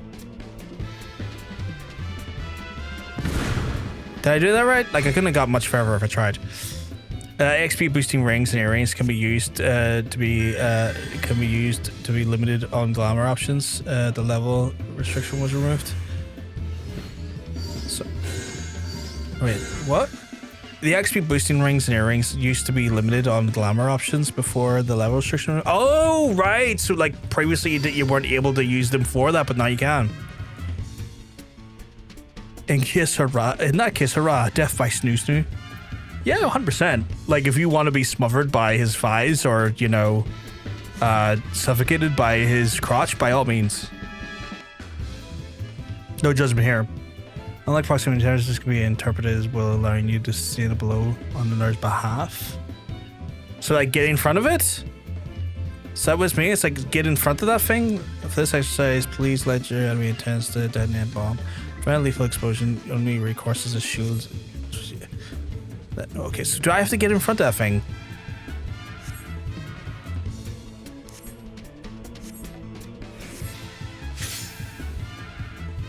Take the tether to prevent the explosion. Okay, cool, yeah. They were level 1, so you could only glamour level 1 items onto them. That's so weird. That's so weird that was the case. Does kind of death by snoo, right? Warp is snoo. I mean, yeah, I'm willing to say warp is snoo. Level 45 black mage, and I got the level 45 black mage gear. Just 5 more levels. I really enjoyed the black mage so far.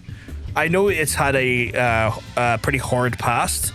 I know from what I've been told that the black mage used to be a fundamentally difficult and frustrating class to play, but like so far I have enjoyed the class, but I know it's went under reworks.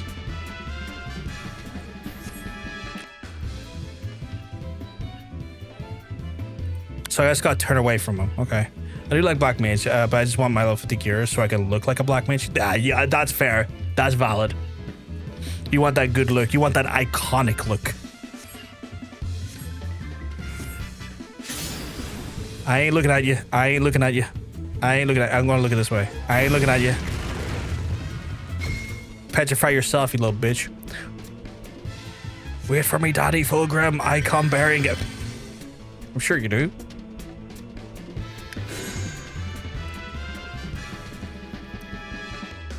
Were you guys talking about stretching asses? I should perhaps stop saying I want to look like a black mage and say I want to be a black. I mean,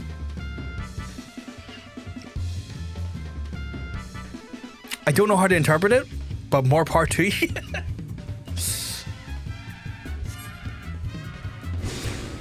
What am I doing here? Well, full of many various combat elements, a fur would be swiftly relieved by Isuna. Yeah, so I don't cast Isuna though. For this exercise, let's see you evade the attack as soon as Isuna has done its job. What? How do I do that? Like, oh, I see. Once I get Isuna'd, get out of the field. Get me out of the field. Thank you. Thank you. Thank you. Thank you. I done it.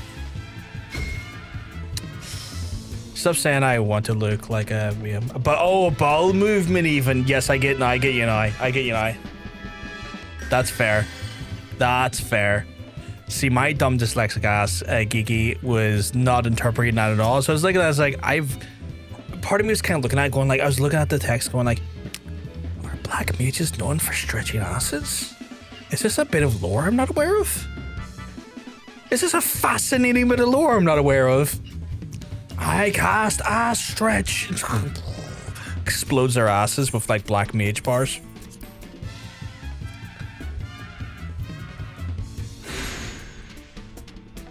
Which admittedly to me is kind of funny.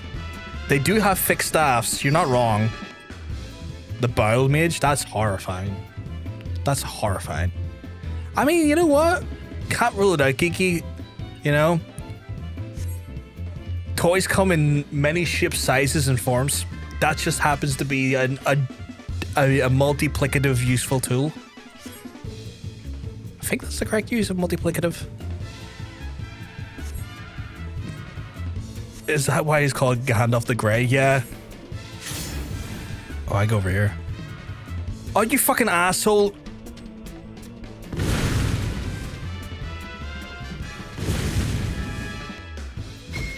Oh, okay, we got Bile Mage. I cast Explosion. Oh my god. I need to super concentrate on this here for a second. Alright, which one are you going to? Okay, this one.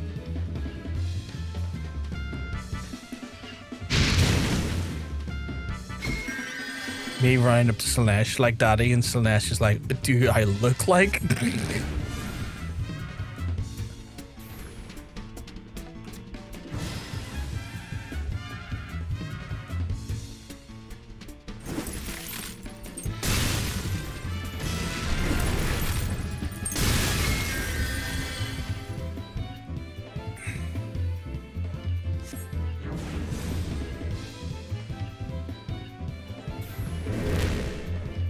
And as soon as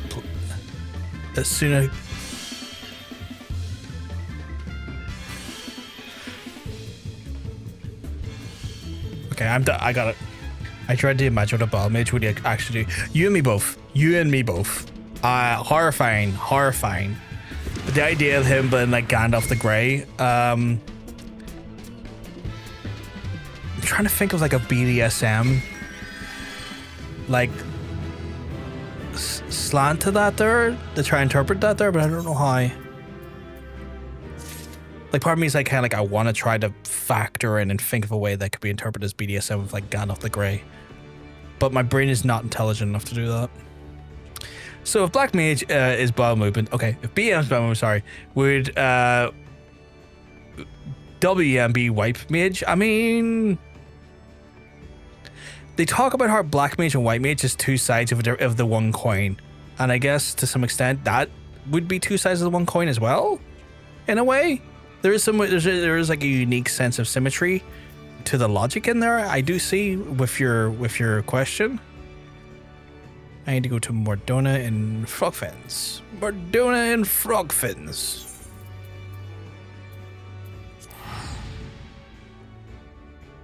Cast spells that help get you cleaned up afterwards. I like the Bondage Mage. I'm a big fan of the Bondage Mage. Bile Mage is destruction. White Mage is healing. Yeah. Like I see this. I see the logic. I see that logic. Where was I going? Mordona, sorry. Frogfins. Where's Frogfins again? Oh, all the way over there. Okay, cool. Gandalf, the 50 Shades of Grey Mage. Okay. Yeah, okay. Gandalf the White. Jesus. It fits in with like the Gandalf the White. But then what was he prior then?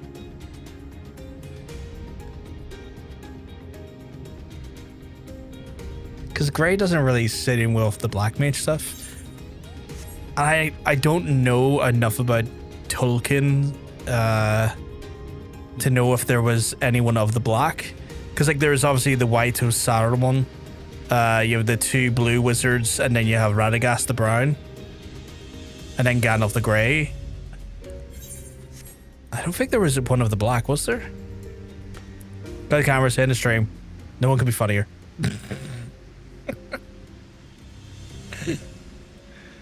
He went from grey to white. That's true. After Saruman failed in his duties.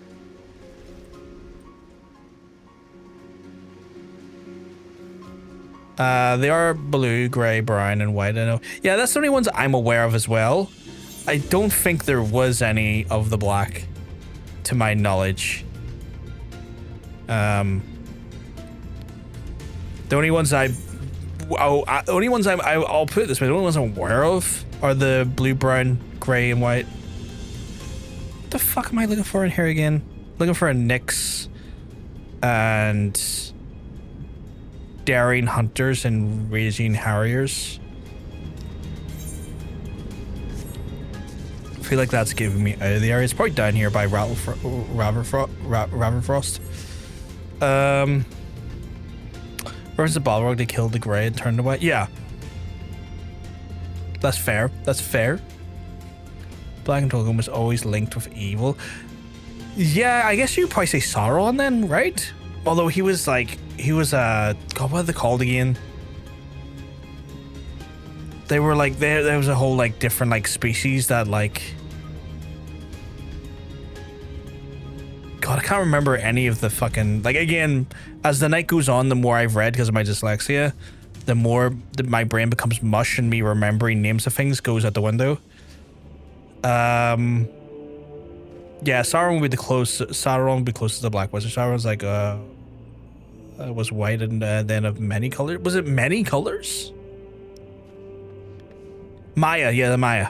You want me to do a horny check? Let me do a horny check for you. I'm sitting at like 46. I'm low to moderate on my horny.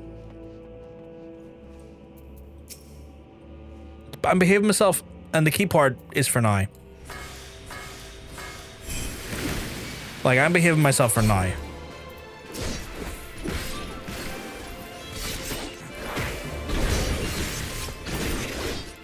Saruman? So there's Sauron and then Saruman. Because Sauron was the guy who made the rings. And then Saruman was the wizard.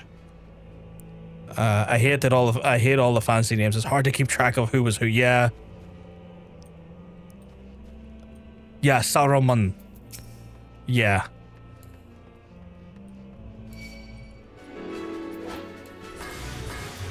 Get blasted, idiot.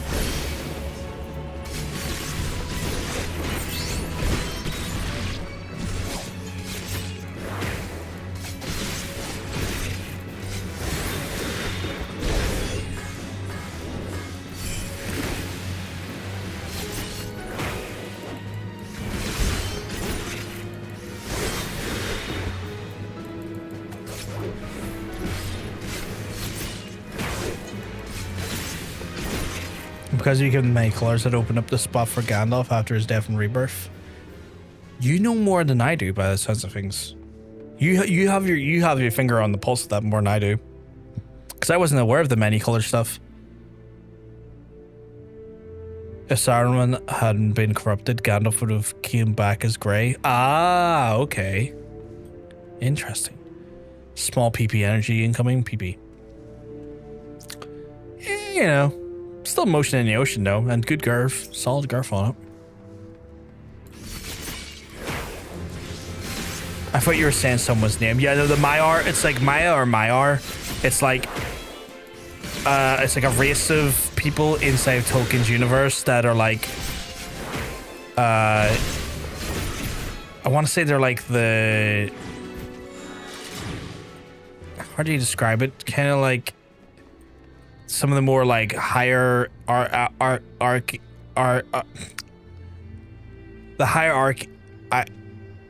hierarchy of like magic users and stuff. Like Sauron could like shapeshift and stuff. Tumblr again giving me a posy that was along the lines of people sexualize Slaanesh too much, and I laughed, not necessarily because it's wrong, but just laughing at the concept of sexualizing Slaanesh. Personally, I think they'd find the idea of it being interpreted as a freaky dommy mommy hilarious. Like, sure, go nuts. Far be from me to give a fuck. Yeah, I mean, like, again, it's one of those things. It's a correct depiction. It's not the only depiction, but it is a correct depiction, technically.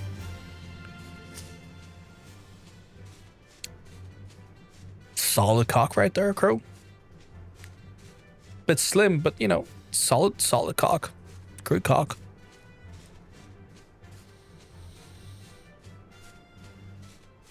Jesus Christ, the girth on you, Milo. That's a thick cock. Yeah, they're angels, yeah. It's probably the better way of describing them, yeah. Or the right way to describe them, to be fair. Then you had the two blue mages instead doing anything in the area. The main plot focused on the stuff in the east. I love that Tolkien's universe, but sure, there's a lot of important stuff going on in the story, but there's a lot of important stuff going on everywhere. Am I right in understanding that they went out east and then there's like some stuff to suggest they started like a cult out in the east? Like they failed in their duties and started a cult? I'm near sure I remember reading or seeing something about that. And I was like, that's wild. They had a secret duty and they're like, fuck that, we're way out east and we've now made a cult, boys. We're cult people now. Oh my god, not the glass shatter. Turns out the embodiment of all encompassing desire gets shown as a big titty golf girl. Novel concept. Netflix Lord of the Rings series would probably have been very received if it focused on the Blue Wizards. They're doing stuff at the East and enjoying Sauron. I've heard that show sucks phenomenally. I've not watched it. I from people I know who are big Tolkien fans, fucking hate it. But I've like, that's another one of those big level 50 sons of bitches. I've never watched it. So I'm one of those people that's like, I'm aware of this. I have zero opinion on it because I've never watched it. Get blasted, idiot.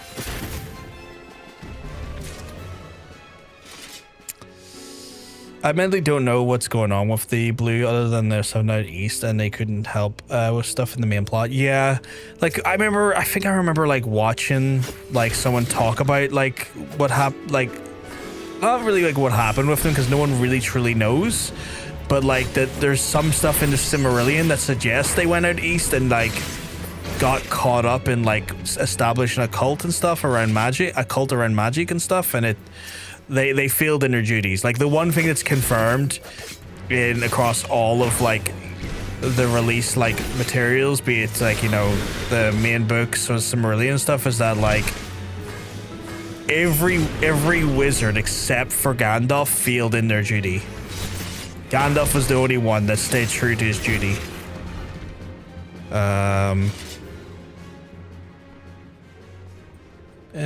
We need to get 4 of them. Okay. I read off Staying Away, pretty much an original franchise of Lord of the Rings name. Yeah, I heard like they basically had like rights to the general universe, but none of the actual like books, which is weird. It's like, yes, you can do something in this general universe, but you're not allowed to touch any of the books or the characters in the books. Of like the main books, like Lord of the Rings or Hobbit, and I was like, that's profoundly stupid as rights go, but sure. And then I've heard like from like people who are like genuinely into like Lord of the Rings and stuff, like just tell me it wasn't very good. So it fairly just put the kibosh on me ever entertaining it as a show. But fun trivia for the original White Mage Sauron was that the guy picked what angels could come with him as wizards, but Gandalf wasn't actually his pick. Gandalf was someone else's pick that Saruman couldn't refuse to come along with for political reasons. Yeah, Saruman like hated Gandalf. Like, from my understanding is that Saruman could not stand him because he was genuinely liked by everyone, and Gandalf was like chosen to be like leaders of committees and stuff, but Gandalf really never wanted the spotlight, never really wanted to take like those positions. Like he never really desires or aspirations of being like a leader or in a leadership role. He was like he was like uninterested in that stuff, and Saruman with his ambition always did want those positions and that level of genuine genuine popularity, and when he would see Gandalf get as popular as he did and be always offered these roles and these positions, he would get very jealous about it, and he ended up building up like a massive resentment for Gandalf because of that. And I always find that fascinating. I have enough working knowledge of like the wider end of Lord of the Rings to make me dangerous, but not enough to be an expert. And I always phrase things in a way to make me dangerous because it's always just enough to give people the assumption I know more than I do. And I always try to make sure I don't. I always try to make sure I make that people aware that like I'm speaking with like a tertiary level of knowledge. Please do not interpret me as an expert on this, because I am not. Are you flying in the Narnia? I was, kinda. I've been given a lot of mounts, Gigi, that I don't know the context or any of the logic for. I've just been told that they all do make sense in the story, and I'm just like, cool, I'll find that out in 2 years with the pace I'm going at. I also looked more into the 6 circles of seduction and like the idea of someone thinking, yeah, I can get through that piss easy. No, you can't. And you know full well you can't. I have no doubt there's plenty who can, but those aren't human beings. You, as a human, no, you're fucked. Literally, depending on which circle. Yeah, like those things are not designed for like Space Marines probably would have hard times dealing with them, and they're enhanced meta-humans. Like the Primarchs do, because the Primarchs are inherently like pretty much gods or like demigods made in their father's image, like an aspect of their father's image. The average human, fuck no. And even if you did go through them and get to the palace, and Ash pops up, like, womp, got your soul. And it's like you just lost the game. Yeah. I did not need to do that. Here.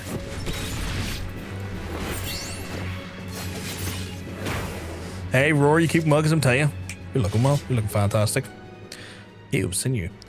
I am Gandalf in all of my workplaces. I don't want to lead. I know a good team. I think that's the whole idea, right? It's like, it's the admirable trait of the person, the best person to be in charge, the best person to lead is the person who wants it the least.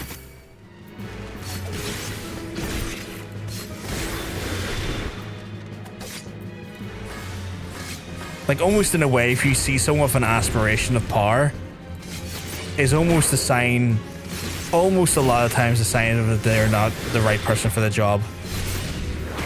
They want what the position offers from a standpoint of like, you know, aesthetics and perception, but they don't really fully want to do what is required of the role and the responsibilities of such a thing.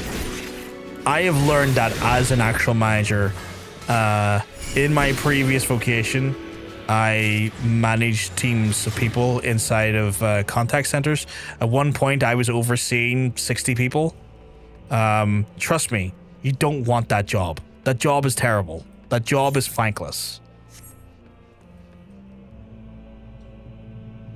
Great men do not seek power, they have it thrust upon them. Yeah. Don't let people lie to you. Not all the mounts make sense in the context of the story. Most of them are referenced to other Final Fantasy games. That's fair. That's interesting. It's just some of the ones that like I have been apparently like referred to as potentially spoilery to the place they're from, or like some of the aspects of the story. And maybe that just could come down to the specific mounts I've been given more than anything. Am I in North? I am. I'm looking for a Happolyte. Or I'm looking for Happolytes, actually. This is like people that want to brag about zombie survival plans, and with even a little bit of examination, their plans fall apart. They're effectively slated for being a zombie. Yeah, I remember John Romero. Was it John Romero done like the Night of the Living Dead movies and stuff? Was it John Romero? That writer director, he had a conversation with the guy who done the zombie survival guide, and when he had a conversation about the book, he says like that doesn't happen, that doesn't work, like this guide is pointless. Like if a zombie apocalypse is going to happen, it doesn't matter. Like you're not surviving it. Like that's just not going to happen. Like you can have the best laid plans are not going to make you survive it. Like you can't. There's so many things you can't account for. Your guide's essentially useless. Hey, Kat, you keeping well? 'Cause I'm telling you, you're looking well. You're looking well. I am linking up with yourself and Shan in 25 minutes to do the mod stuff. I was doing pretty good at playing the game. The game of not being picked for things, Crow. The game of not being put into roles of responsibility. This is why today is Hug a Zombie Day. If I end up, if the end of days starts today as a zombie invasion, just go hug a zombie. Join the winning side. That's hilarious. Oh, I thank you. I mean, you don't need to thank me. Debates around zombies are funny. If one really happened, pretty much all guides would probably be wrong.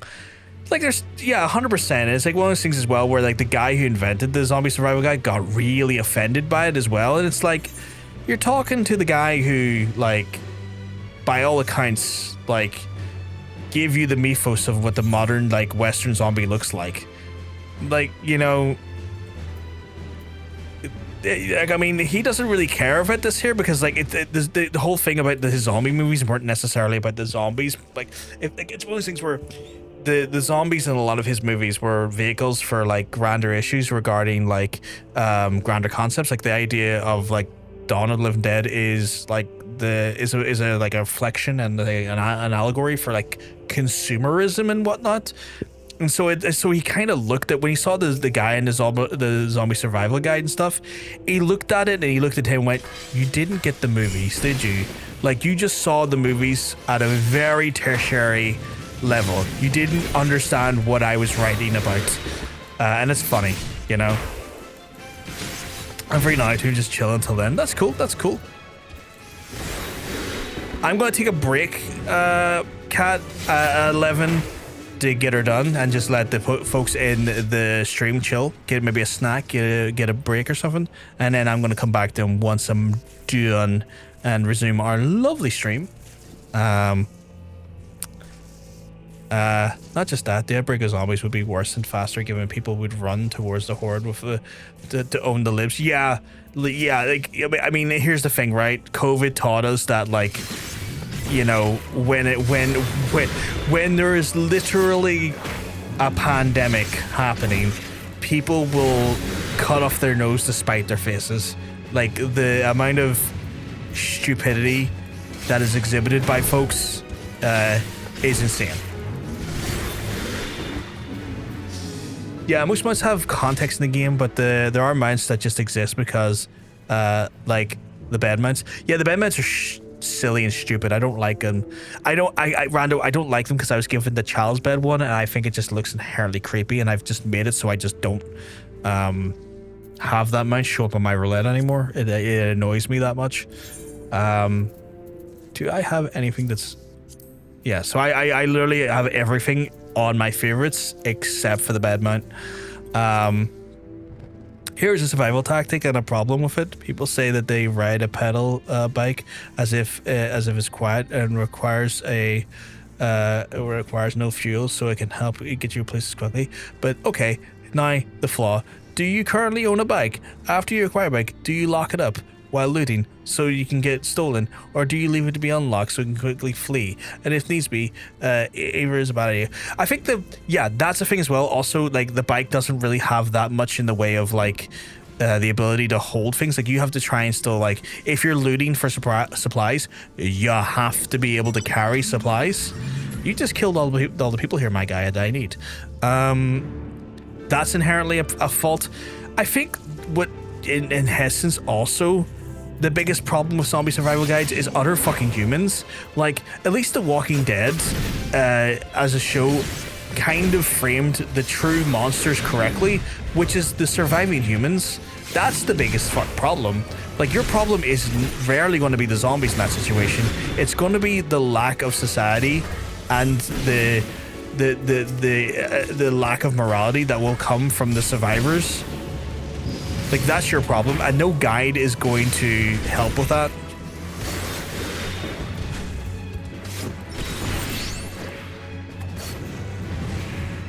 Walking Dead zombies are just be zombieing. They do just be zombieing. They're more set dressing than anything in those things. Oh, there's an ad break. So what I've said is probably been messed up by Geeky and a few others, so I'll wait and say it again. Irony about the Romero is that the zombies often violated the rules that he's responsible for. Yeah, true. Like, they evolved and changed over time. Melee weapons are a bad choice to fight zombies. They're quiet, to be sure, but using them also puts you at arm's reach of an army of superhuman predators. Yeah, also, like, you know, here's the thing, right? Sure, you don't have to reload a sword or anything. You still have to sharpen it. You can get like a bat and you can put nails in it. It still breaks. Like, there's inherently still flaws. There's always going to be flaws no matter what way you go about dispatching a zombie. And some flaws are going to be inherently worse than others. But yeah. Hey, Sean, you keeping well? Because I haven't tell you you're looking well. Can I teleport to where I need to go to here? Nashu of the Eastern variety. Okie dokie. Eastern Nashu. Nashu. Son of Fulgrim got corrupted, but I think he eventually struck with the Nash out of his own free will. Stuck with that free will. Again, this is my ignorance shown. And there was a point his body was frozen and there was a clone. I want to say there's a clone of Fulgrim that's one of the fuck, what are they called again? See, this is a problem. I get this time of night and names go out the fucking window. There is a perfect clone of a Primarch that's in stasis, owned by a fucking, I can't remember any of the names now. Oh god, I can't even remember the fucking name of the fucking race the character belongs to. Oh god, I'm terrible this time of night with trying to remember names. It's fucking frustrating. But hey, Shan, hope you're keeping well, because I'm telling you, you're looking well.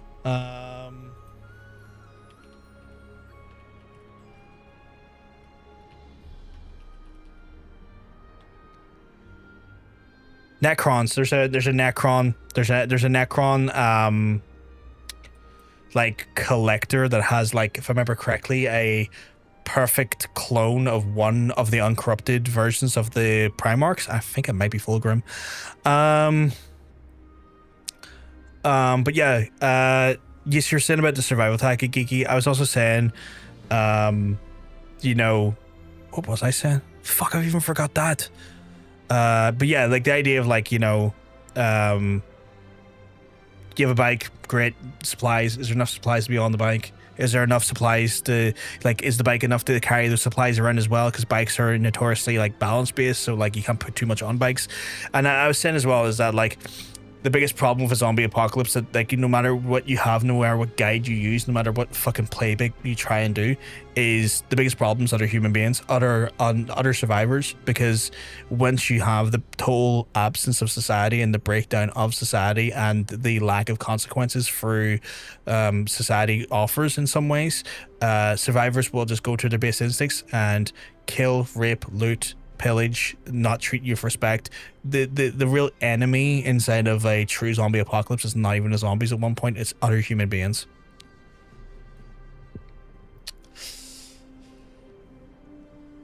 I like the CDC game. Came up with their own survival guide for zombies, and advice is all good, but it would never work because too many people would be what I want to kill zombie. Yeah, it's so stupid, so fucking stupid. We're ready for when you are. Cool. I'll be with you in a second then. Are you in a specific Discord, Sean? Are y'all in a specific Discord? Oh, you're in yours. I can see he's in yours.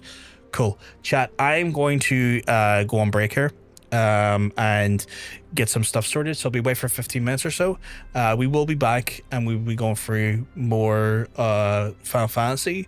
This is an opportunity for y'all to get a drink, get a snack, maybe, you know, get up, stretch your arms, stretch your legs, look after yourselves, and when we come back, we'll resume more Final Fantasy. I will speak to you soon. Have a good one.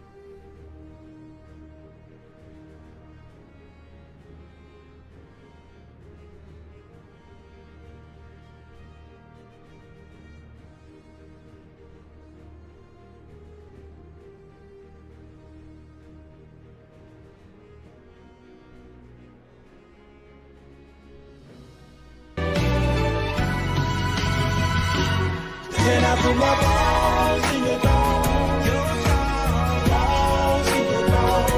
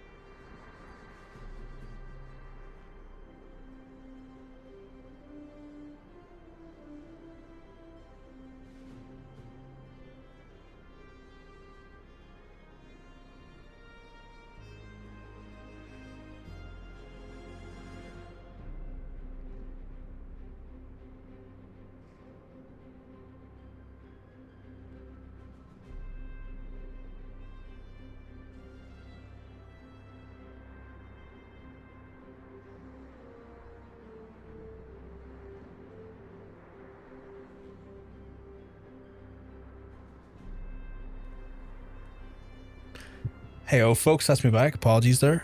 We were just getting some mod stuff sorted for Left 4 Dead and go to stream that all together on the 19th. Just walking us through how to do the mods, what to look out for in regards to the mods, if there's like errors, things like that there, and just some examples of some fun, weird, like mods that look interesting from the standpoint of, you know, customization of like the character skins and stuff. So I'm going to take a little bit of time when I'm not on stream to fully browse, because there's like decades worth of actual like skins and stuff that look fucking funny and cool. As soon as you left, we immediately went to complimenting you. Oh, I appreciate that. I love you too. I love you too, Sean. For some reason there, my brain immediately saw the word compliment and went complaining. I was like, I have to tell you that part. You can complain about me without me knowing. That's my dyslexia. Is just like, I want to hate crime myself. Right. I have to go to Eastern Lanosha. That's not the right place. This is going to level me up, chat. But, and I love a but. I kind of want to just do it anyway. Like, I want to do it even after the point I get after 50. And the reason why is because it will be the first specific job that will have in some way or form finished the log, and I want to do that. I want to finish the log because I think there's an achievement attached to that. So even though it will overlevel me into 50 and I can go back to MSQ, I want to get that done first. Or not MSQ, Hildebrand. We're doing Hildebrand today. We're doing Hildebrand. Right, I need to go to Ageless Wise is, oh, all the way up there. Okay, cool. Although in saying that, also at level 50, I get my class quest. Miss Nikki herself wishes everyone nice morning, evening, night, and time zones, as she's really tired and has gone to bed. That's grand. I hope she's just looking after herself, Monk. I don't recall seeing her on the stream tonight. She might have been just lurking, which is totally fucking valid. I just hope she's been looking after herself, and if she's not, then I'm gonna have words with her, like not threatening words, but more like words of encouragement to do that.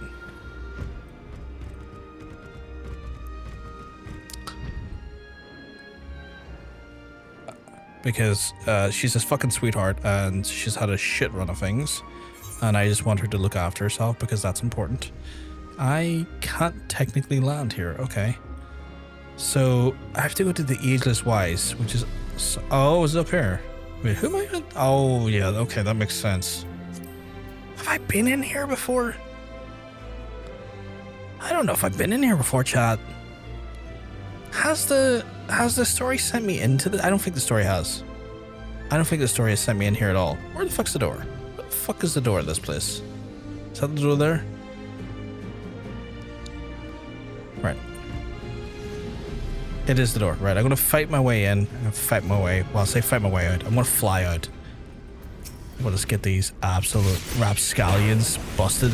I'm gonna bust their back doors in and get them sorted. Here, get Splash to date. I take all of my adversaries to Splash Mountain. It is my favorite thing to do. You are of no interest to me. You are, though. Come here. What was that? Oh! Roar, you're not very stealthy. I see you. Roar, I literally see you.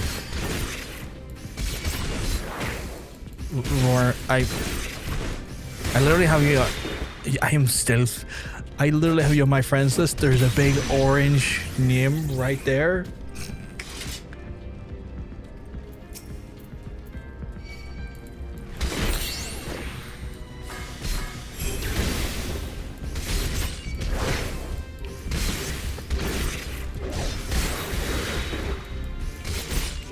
Nah, just nah. This is a big strip neck. Nah, I don't think it is. I think you're lying. Get splashed, idiot.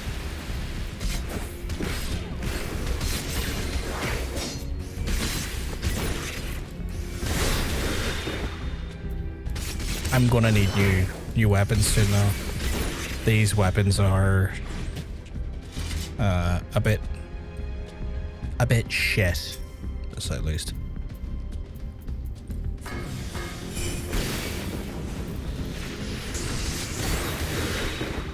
Get your butt down here. I do try to make sure she looks after herself, so I'll tell her you wish her the best. I appreciate it, my guy. I appreciate it.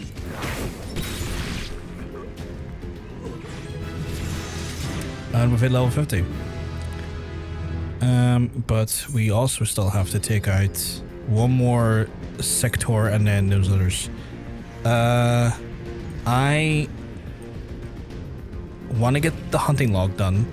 I want to get my class quest done, and then we'll go do Hildes. Because I want the gear. I want the gear, and then I want the gear, and I want the hunting log. I have a question, but I've been remembering. Have you remembered to turn your company currency units for promotions? The cap is low as ranks, as low as promotions increases the cap. I have a so when it comes to the free company stuff or the grand company, I have a quest I need to do to open up the next stage. I think it's yeah, I have Shadows Uncast, and I need to do that one to allow me to then get to the next stage. I just haven't I'm in a real bit weird position, Gigi, because I've got the level 90 buff. If I was to run in and do Decimal Darkhold, even though it's like a relatively like lower end dungeon, like 44, each boss would give me near enough like a half to 3/4 of a level of XP, and if I did that right now, I would take this character up to like maybe 52, and I'm so very concerned about that. So I've had to think really closely about that there. So what I've said to myself is that if I was to go on to the likes of Dragoon or Warrior, I would prioritize doing that dungeon then, just so I get that quest done, so I can get the promotion without inherently having the risk of doing that. So I've been quite strategic in regards to how I approach some of the way I do the quests in the dungeons. Got one to make Rochelle bald. She's bald as all hell. I might have to get that one.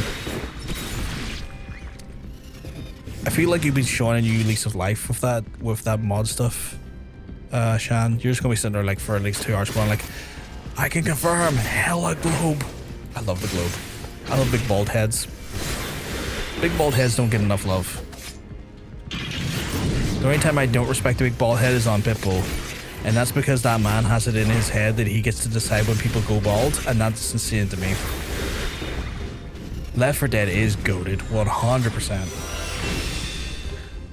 So that's the first time I think I've gotten. That's a lot of experience. There we go. Yeah, that's the first time I've gotten a specific job up to its full entitlement. Unclaimed. I would like to claim this, please. I don't know what it is. Master Rogue's Ring. Shit, I would that. Kind of dangerous for me to wear, but give me that ring, please. Oh, this one changes depending on the level. Filthy. Very filthy. Good to know. You have 1.4 KRs in the OG one. That's wild. I'm back, Myla. Welcome back. Hope you keep well, 'cause I'm telling you, you're looking well. You're looking phenomenal as always. I know that because of all the added content, many people don't even think about the grand company stuff for getting entirely to get rank ups and then kick themselves to shins when they realize they actually want to do grand company stuff. Yeah, I've been kicking myself because like I'm in a free company and I can't even buy myself a room inside the free company until I get to like second storm lieutenant, and before I can even get free here, I have to get free here to get free here. So I've been slowly getting my way up it where I can, which is like, it's a challenge unto itself. Are you still walking around me? perfectly. That's why. Okay, your chocobo in this armor is fucking adorable. That is adorable. Right, I need to go over. Funny, it's just over there for my next thing quest, my next class quest. Which shouldn't level me up. Fingers crossed, shouldn't level me up. It should give me quite a bit up, but not level me up totally. You're dizzy now. Don't be doing that to yourself. Look after yourself. I didn't know if you said anything about my message, but I can find out when I watch the stream back. Oh, what were they? Did I miss them? Did I miss them, Milo? Let me have a look. Because potentially, no Fulgrim got covered, but eventually, stuck with Slanesh. Yeah, so I forgot. There's a. If it's that one, I know that the. Why have I forgot their name again? I know there's a very specific Necron. There's a very specific Necron. I can't remember his name. That is kind of like a collector, and I believe like he's like this like kind of like weird funny character that goes around all of 40k stealing things to be put into a museum. Like he's collected whole like battlefields and stuff for his Paris museum, and I think one of his museum objects is I think it might be a fully in stasis perfect copy of a Fulgrim clone before corruption. So I think that's where that one is. I think that's where that one is. I don't know. There's points Fulgrim got torched and he was like completely loving it the entire time. Yeah, that's a thing that's happened. But yeah, like in regards to like Fulgrim's clone, I think that might be it there, like in that sort of part of that weird museum, in that Necron's museum. I'm always terrible with names. It gets even worse later into the night. It gets, but not your bad at all, Mila. Not your bad whatsoever. You're all good. You're all good. I also just noticed the way you said welcome back. Welcome. Oh my god, I will come. Goddamn. Okay, this one will give me technically the level 90 gear and Cass. Oh, is that a whole different new mudra? Shit, okay. Brofgar, please, your return please me. I fear that I might miss the chance to bid you a proper farewell. Yes, we'll be taking our leave from this realm. The mission is complete and Tsubame's wounds have all been healed. Tradition dictates that we return to our elders to deliver the tidings of our success. Red Beast's last words, I will not lie. At first, it was weighed heavily upon my mind, but in the end, I'm Shinobi, and I come to this land to perform a role, not to curiosity or spite. Mayhap Master Gikai still lives, mayhap not. It is no longer my concern. Karasu is dead, and with his passing, it is time to close the curtain on our chapter of our lives. Okay. Big shout out there. Yes, we are indeed raising money, but just a heads up chat, we are raising money for Mermaids, which is a trans charity aimed at supporting trans folks in a time of need. If you want to try and support us in their mission, you can do so by checking out the link that is in the comment that Cad has brought up, or checking below the player. We got links on both the YouTube side as well as the Twitch side of things. So if you have a few spare bob to help a phenomenal organization, is massively appreciated. And oh my god, trying to read that on my screen right now is proving to be very difficult. But thank you very much for the donation. Why is it so small on my screen? Oh, Mia, Cat, thank you very much, very much for the lovely donation. All going to a wonderful cause. That also brings us up to 666 quid. Or not 66, my head's right. 660 quid. It's not the number of the beast. But yes, thank you very much for the lovely donation. I believe at this point we are firmly over the 700 mark when it comes to 700 quid here. Yeah. But yes, thank you very much. We are going to be fundraising across the whole of Pride Month. So if folks are not able to part with any pennies at the minute, but do get paid further into the month, and you do want to support a wonderful, wonderful charity and a wonderful cause, there's opportunities across the whole month. And if you want to, if you really want to support a charity for trans folks, it's not specifically in the UK and Ireland, but there's in North America, be it US or Canada, there's ample opportunities, as many of our Pajama Party team are also raising money for Trans Lifeline, who do a similar service and have a similar mission in regards to what their charity's focused upon, only more supporting folks over the US and Canada. And you could check out one of their lovely channels and spend some time with them and have a good time with them as well. Support Trans Lifeline if you go check them out as well. But I suppose that happens when you're too kinky to torture. Yeah, true. Like, I mean, it's one of those things where, like, if you get off on it too much, you can't take the power away from the torturer. Oh, what's that? You're going to cut the demon out of me? I can only get so erect. Before I leave, I would ask you this favor. There's a place which I visited before we depart to the realm. I would go there and gather my thoughts. Could you pray for the look after Subami while I'm away? Her condition was much improved, but I would not take any chances. Thank you, Brofgar. We do have Uber out here, like Uber Eats and like Uber like taxi services. Yeah, we have those out here. Never bring scissors to Fulgrim's house. He will get a bone. Jesus Christ. Oh, there's Monk just finding his inner enlightenment.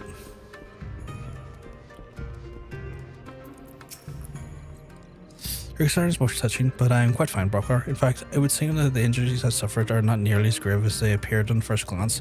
It would appear that Karasu meant more than the final flames of Urobo's ire than it was to cause true harm. Speaking of Urobo, have you seen him about? I would not like him to disappear in the midst of our preparations for our departure.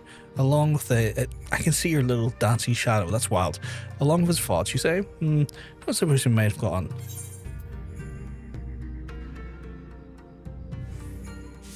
Probably Full Falls. The place where you two practice. Yes, he always had a fondness for waterfalls. Yes, that must be it. Brother Brofgar Uboru's by himself, is not himself only. Perhaps I worry over much, but I could not forgive myself if something were to befall him. Will you go look after him? Will you? You're both asked who look after one and the other. I seek not to change his heart, but truly is made up. I wish only to know his true feelings, that I might support him whatever humble way I can. Wait, do you have a crush on him? Like, you should just be doing that for yourself. You should be just telling him yourself. Do you use Deliveroo? I've used Deliveroo. Do you have Deliveroo? Do we have we have Deliveroo here? Yeah, I've used Deliveroo. It's not bad. Like, sometimes I'll get cheaper rates on deliveries and Deliveroo, depending on where I'm ordering from compared to Just Eat. You know.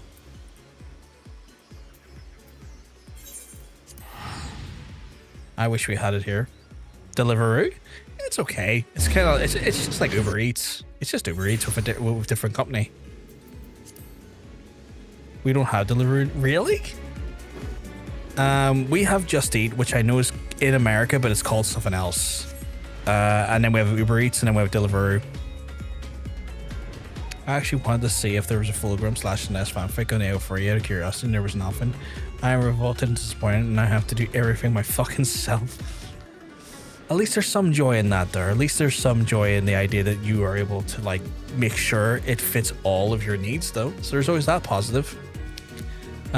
Is Deliveroo a ferry deliveries company where the drivers all come right at first? That would be phenomenally fantastic and hilarious.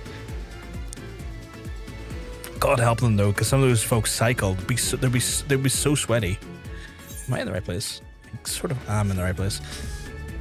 I wanted a delivery last night, but wasn't going to risk something happening to one of the delivery drivers. Yeah, folks don't know. Northern Ireland's on fire at the minute because an awful tragedy happened, and far-right racists have used it as a excuse to try and burn up the country and attack just people of color. It's fucking disgusting at the minute.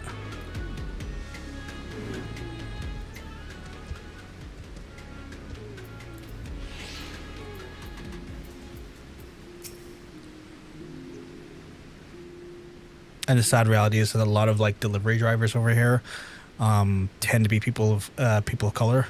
So them being especially ones that work for like delivery and Just Eat and stuff tend to be people of color in a lot of cases.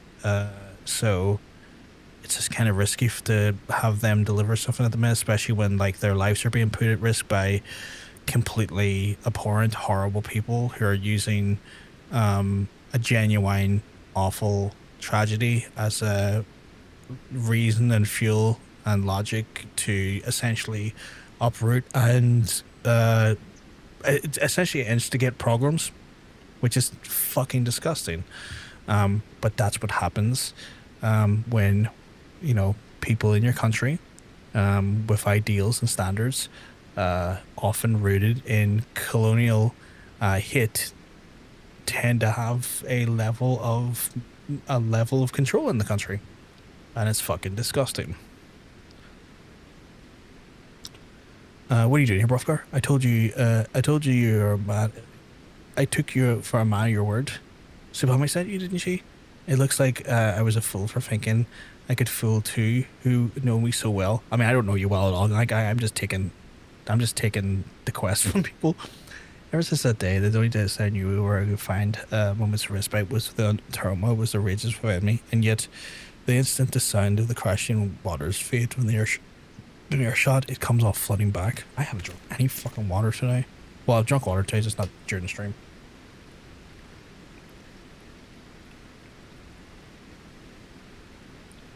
Rectifying, not now.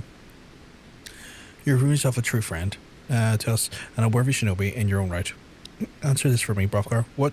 For what or from whom do you wield your blade?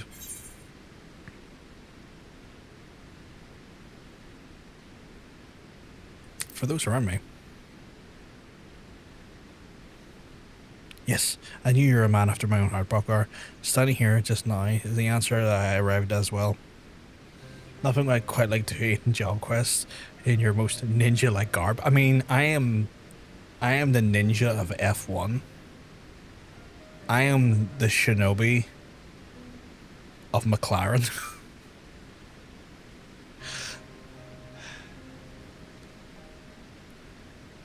I will puncture the tires of Ferrari.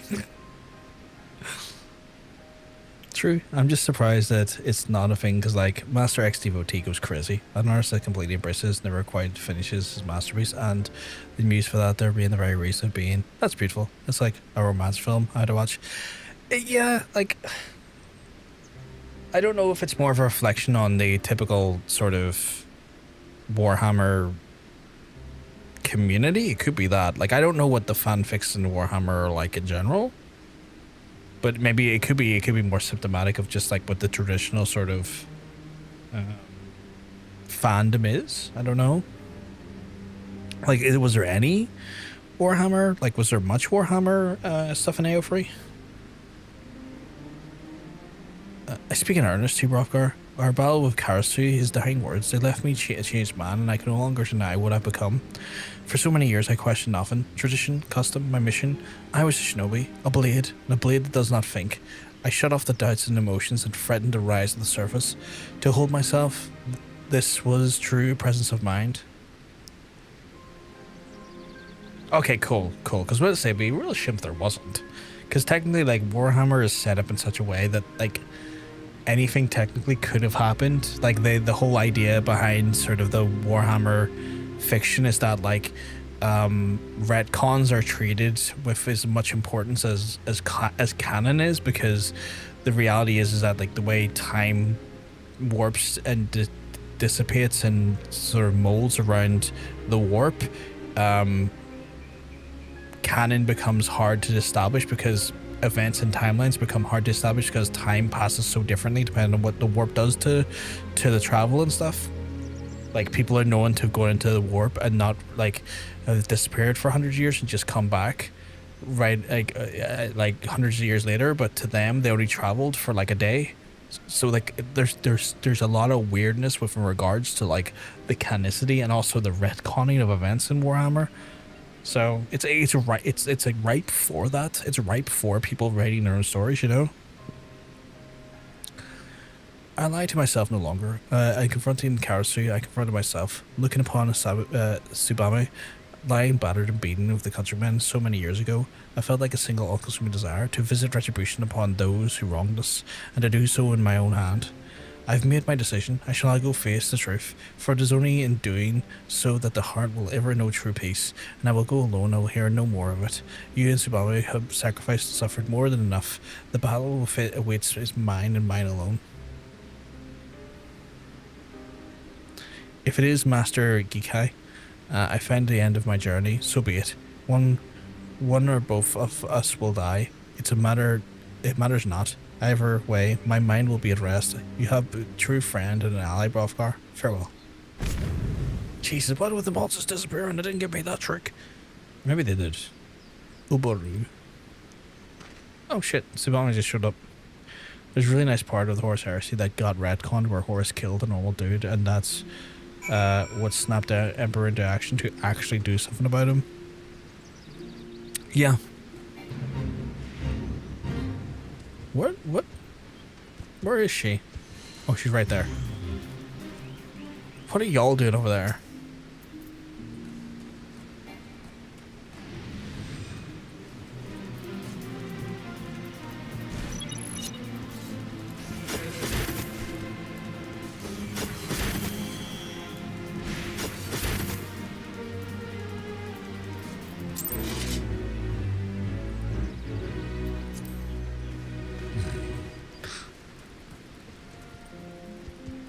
You think it was Ferris Manus?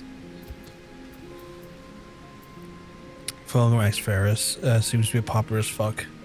Was during the final battle? No, I was talking more of something else. Ferris and Fulgrim, oh yeah, for sure. Yeah, that's what I meant.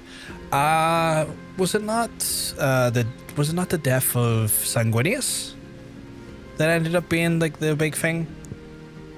That kind of like flipped the switch in Emperor's head? Like it went from like a random dude to Sanguinius.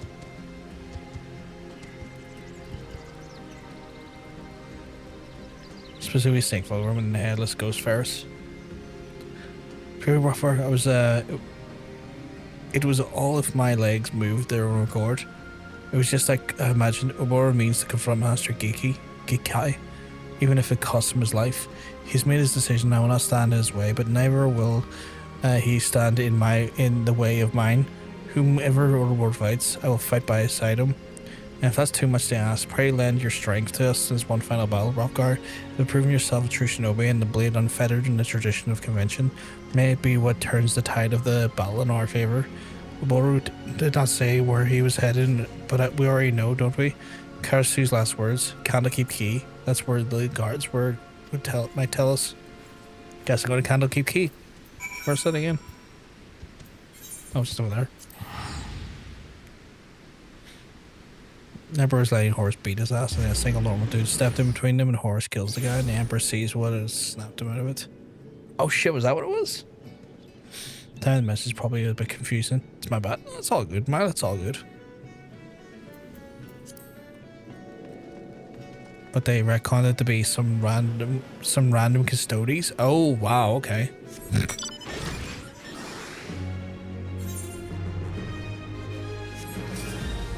Yeah, it kind of ruins the storytelling because like it's a more powerful message if a random normal human is what snaps his like mind rather than like a super fucking like demigod.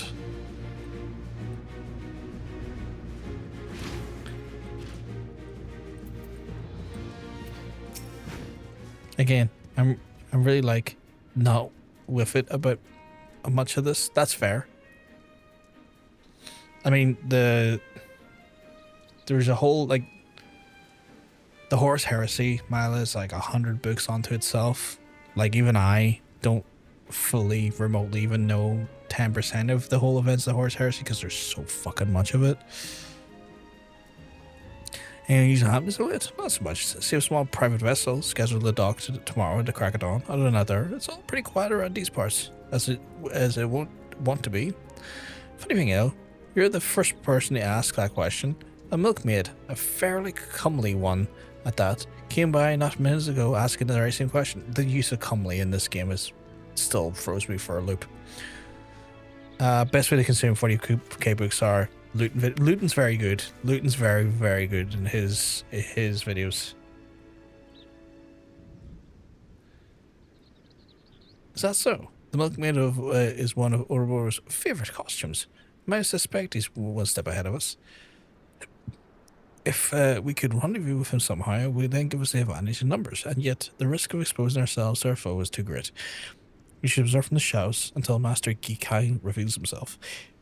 We'll take a position in the western shoreline. You take the high ground and keep watch of the promontory over there.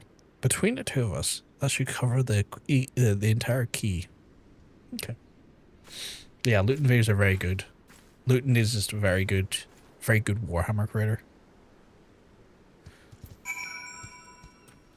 All I know about 40k is that red makes ship go faster because red goes fast, and that if I have cool gun, I can kill past me and take guns, so I have 2 cool guns.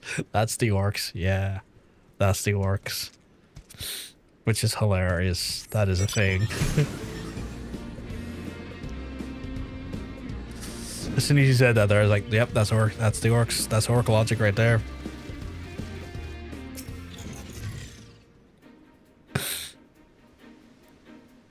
Flawless logic, honestly, as well. Flawless logic. I can't find fault in the logic whatsoever.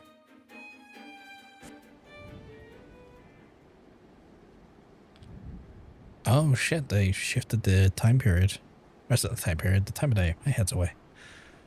Queued for a fight there half an hour and just realized I had almost went into a savage. What outfit's that? It was one that Nikki gave me. It reminds me of Cindy from Final Fantasy 15. I don't know if it is inherently based off of hers, but it reminds me of Cindy from Final Fantasy 15. The mechanic lady. Hard to find fault in logic when there is no logic. Oh, some expensive new thing then. Don't tell me that.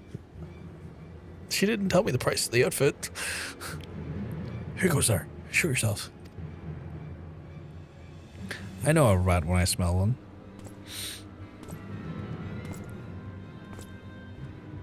She doesn't need to tell you. She's not here to tell me anyway.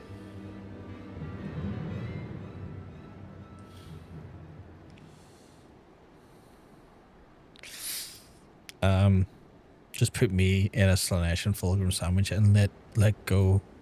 Let me go out the way. Go out with a new nut happed. At least I'll go. At least I'll let go of the inherently anxiety that lives within me. I mean, that's one way of getting rid of the anxiety, along with everything else. But yeah, I also know that orcs don't need spacesuits because they don't know how, they don't know they need spacesuits. The only problem is when they find out they do need space. Yeah, so it's orcs are inherently psychic creatures, and they're not necessarily always aware of that. And a lot of like how their like stuff works is that just if there's enough orcs in an area and their latent psychic ability all kind of manifests and kind of builds and affects the area, and if they all believe the same thing, it essentially warps reality in like in a very minor way. It influences reality to then coincide with that belief. And that's why when you are that's why when something's painted red it goes faster. Purple is the sneaky color. You never see an orc wearing purple because they're sneaky, and stuff like that there. So there's a inherent, so they inherently believe something's going to work. That collective belief, along with their latent psychic energy, influences the world around them for it to work like that. Clap your hands if you believe. Yeah, pretty much.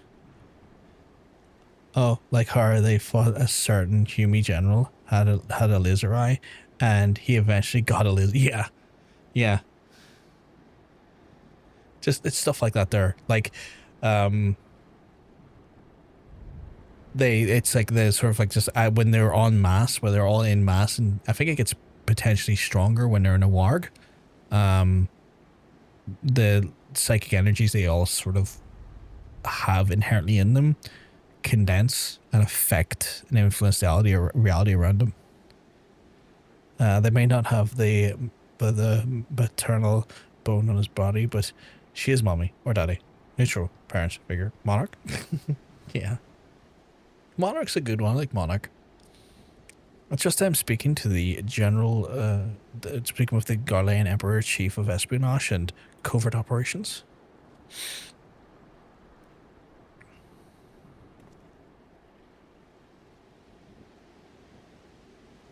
None other. But you can call me Master if you like, young one, for old time's sake.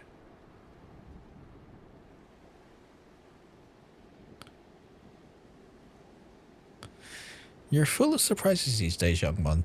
The Ubaru I knew would have been on the first ship back to Doma once Karasu caught his last call. He looks sturdier than I remember, a bit gaunt in the cheeks. Are you getting enough rest? You always worked a bit too hard for your own good. All these years it was you. You who taught me the way of the shinobi. You who I loved as a father. Why, Master? Why? Why else? For our village, of course. I simply made the choice that any true shinobi would make. Don't tell me you require a history lesson, young one. Since the time of our ancestors, the shinobi have served many masters. For many years I served Doma, and then, when the time was right, I chose a more powerful master. Fortunately for me, and for our village, my services were in high demand. Have you never wondered why, Uoru? Why, even when the Doman rebellion was crushed by the Empire, was our village alone spared Garlemon's wrath? It was because of my actions. I protected us when the entire nation of Doma could not. Protected? You betrayed all of us, and the people of Doma trusted you. Do you know how many Domans died that day? We swore all of our lives to protect them, and you sold them into the slaughter. Do you feel nothing? Not even a twinge of remorse for the massacre you brought upon our countrymen? Countrymen? What is Doman to me when weighed against the ancient and glorious history of the fellow shinobi? History is littered with the husks of fragile men who give their worthless lives to bring glory to their betters.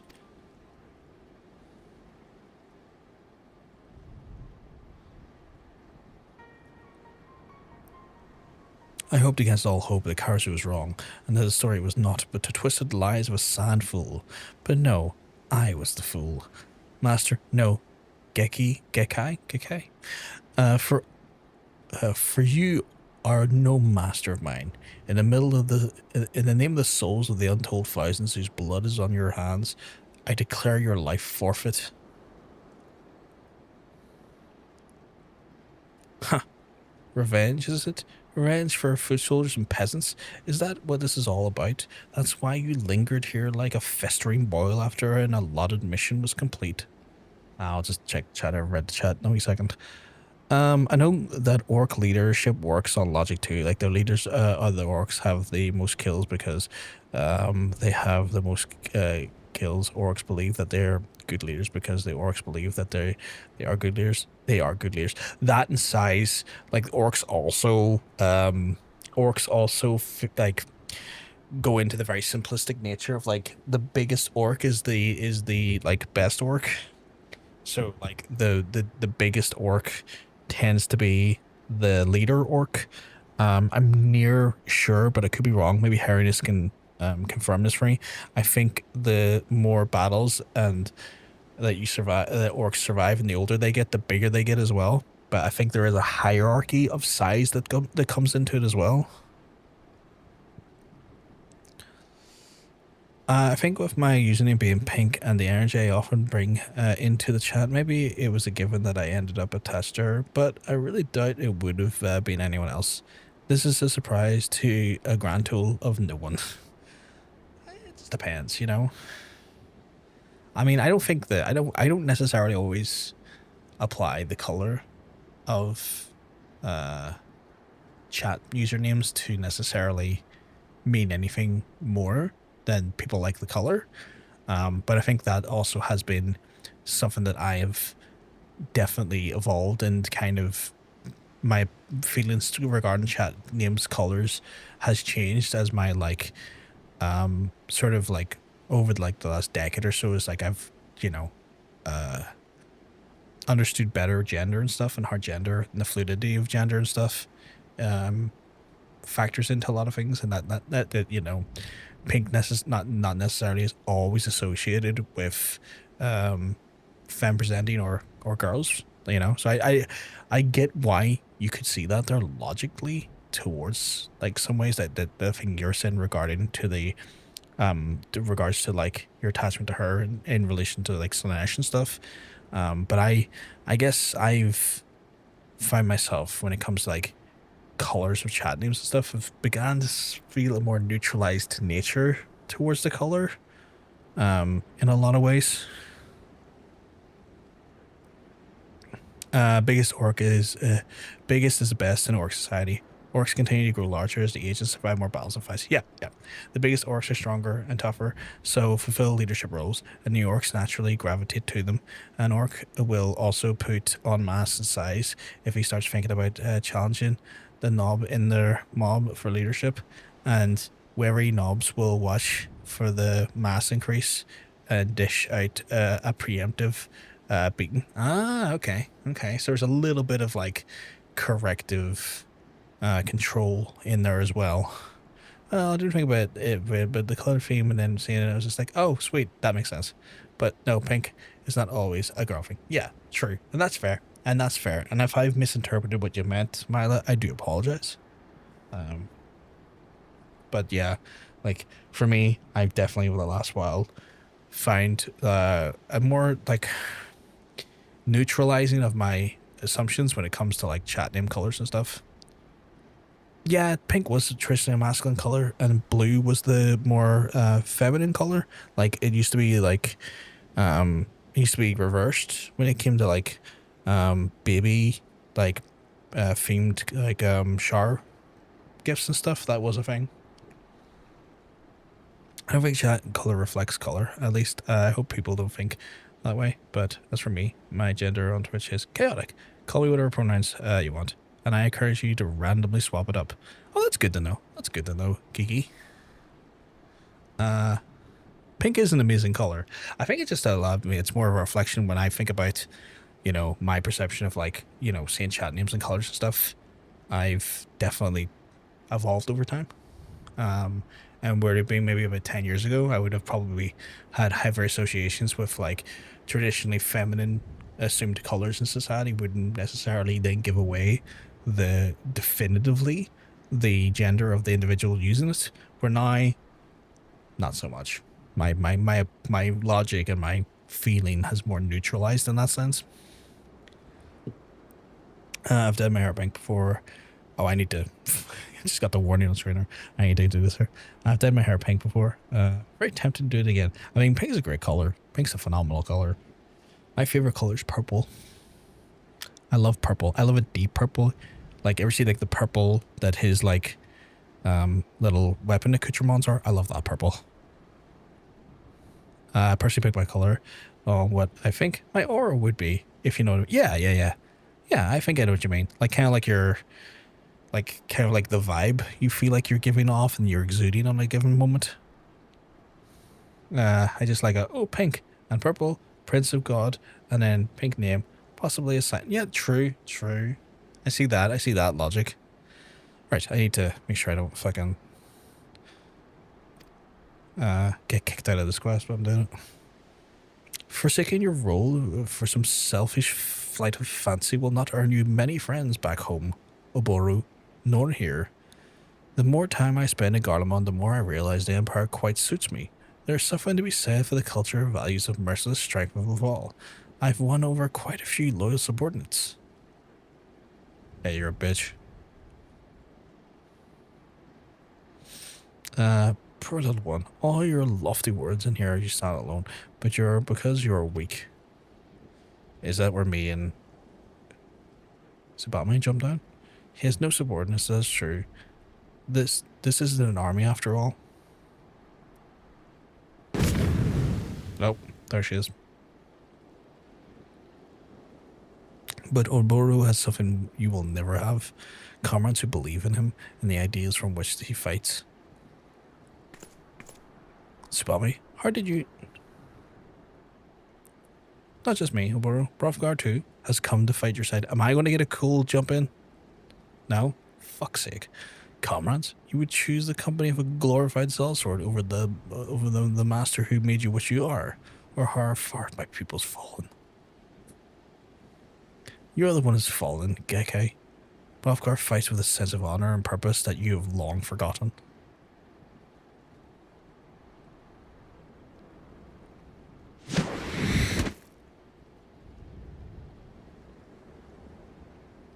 I do not look right for this. God, it doesn't look right at all. Admittedly, it could have looked worse, but still. Brofgar, I cannot begin to express my gratitude. My friends, my comrades, I am honored to fight at your side. Let us show this false master what true strength is. Let's do it, my guy. In our life, maybe a blue username, I would be Zinchia's ass or something. Perish the thought, I could never turn my back on my beautiful prince. Nor should you.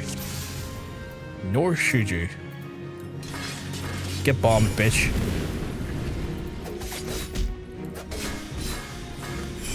Domain expansion.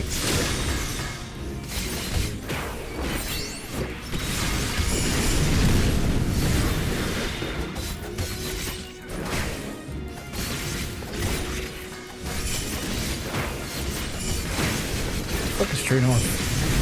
Oh. Move that up there for now.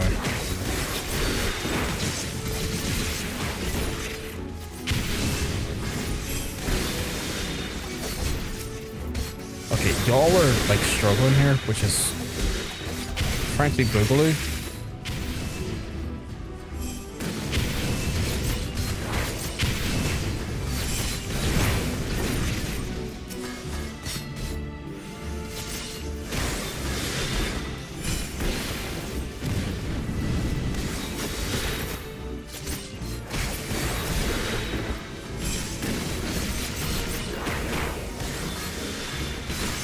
Get washed, bitch.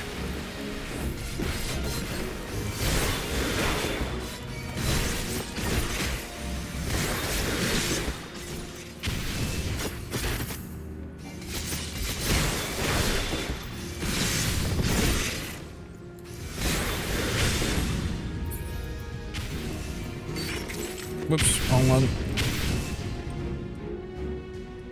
Oh, okay, I'm not trying to interact that window over there. What the hell?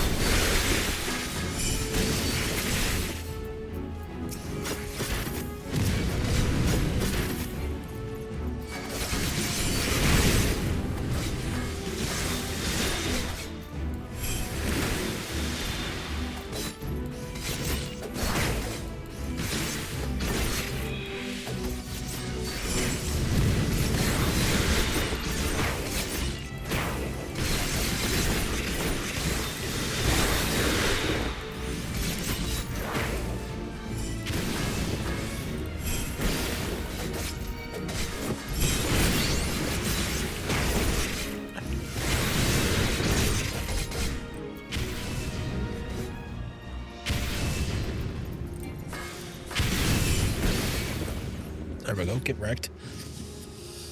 Could have been much worse. You could have done what the streamer Higuya did and remove all your gear only to forget to put it back on. Jesus, that must have been a fucking nightmare. How would you even survive that? You would have had to quit out the quest and redo it again. There's no way in hell you would survive that. Subame, Brofgar, thank you. It is though it is for your belief in me that I was able to finally be able to believe in myself. He looks sad though. You're not immune to the pleasure propaganda. It seems never am I, clearly. No, I'm not. I'm certainly not. And Karasu, you had a hand in all this, bringing the chapter to a close, and you may be gone, but you're not forgotten. Is he going to show up here? Oh god, I knew he didn't kill himself. I fucking knew he didn't kill himself. Oh, it almost sounds like an eulogy. It almost makes me wish I was actually dead.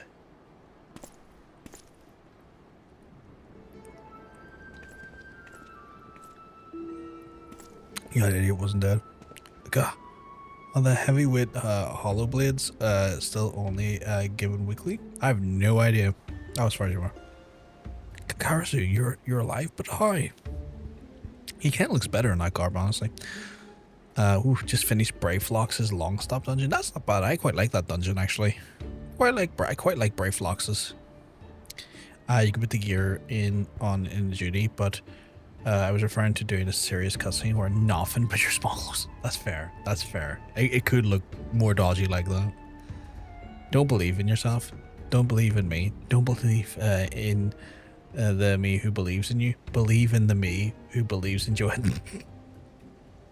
should have saw that coming. I should have saw that coming. Time to do your leveling dungeons. Nice. I can't touch them at the minute. But the next one I do touch will be Desmond Darkhold because I need to do it for a Maelstrom quest. Well, when it comes to playing dead, I did learn from the best. You know. I see, but why vanishing only to return? Oh, just an undelivered present.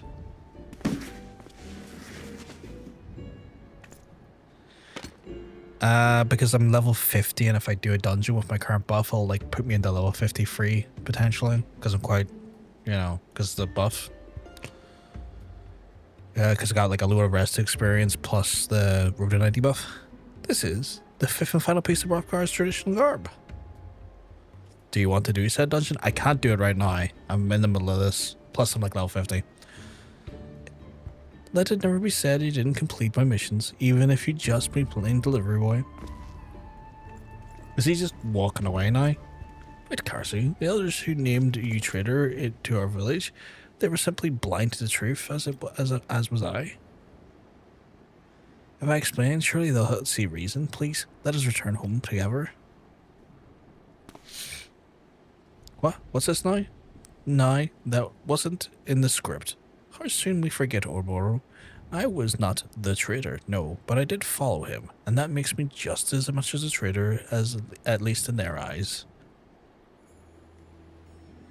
Perhaps so. At the time, you risked your life for what you believed in. You were not so different, you and I. He's a fucking coward. He runs away from every fucking battle. He's a bitch. The sentiment is most touching, but my answer remains no. The village was always a bit too cramped for me, and I prefer to spread my wings on a grander stage. I'm gonna sneeze.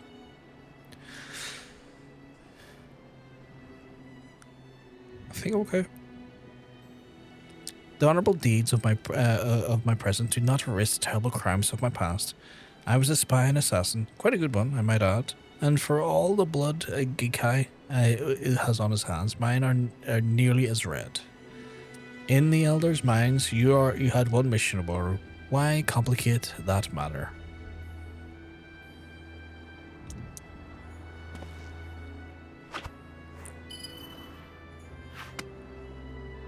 Oh shit, he's giving away his fucking this ninja soul. Bring this back and tell the others what they want to hear. The traitor Harasu's Redbeak is no more, slain at their hand, and you'll be waiting zero, while my fate will be even grander. I will at last be free.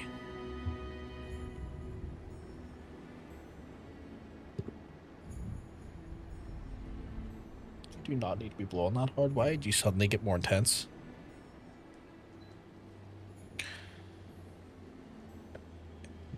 If that's how you would have it, Karasu, then so shall it be. But this I promise you, slowly but surely our village will change, and I will take what I have learned and build a village that honors all of our fallen, a village you can be proud of to call home. Just don't get cocky now, or I'll have to come back and put you in your whole village in this place. I look forward to that day. Let us meet again in the battlefield and pit our ideas against each other, like as we did that day.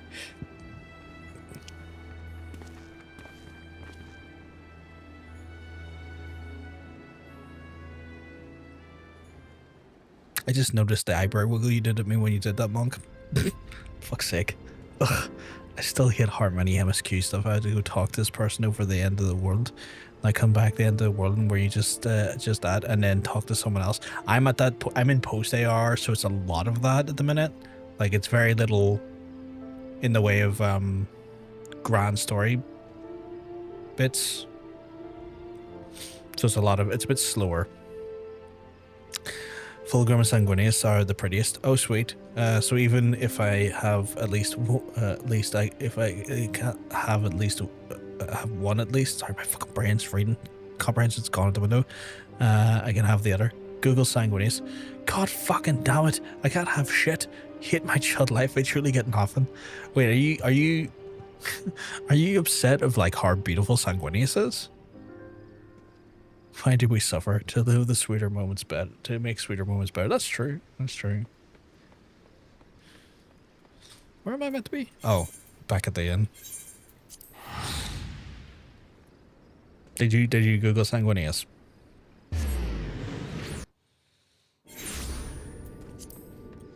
Well, that and apparently nobody told me he's yeah, he died. He got murdered. Like I want to say Horus straight up murdered his ass. And now all of his children, you know, his space marines, all are now infected with a rage that when it happens, they relive the moment he was killed and go into a blind murderous rage. It's insane. They are also like, did I go back? I am in that scene. They also have like problems with like, it's like the Black Ridge, isn't it? The Black Ridge is name, yeah, Black Ridge. And then they also have like the like problems with like having to drink a lot of blood, if I remember correctly. Some of them can have real problems with that. He was so beloved that the Imperium celebrates Sanguinalala in honor every year. Okay, now I'm really going to cry. The red first is the craven. Yeah, red first. So yeah, yeah. Sanguinius is often looked upon as like one of the biggest tragedies inside the Horus Heresy. I mean, the whole thing's a tragedy, but like the fall of Sanguinius is usually looked upon as like one of the major tragedies inside that whole like storyline because of how beloved Sanguinius is.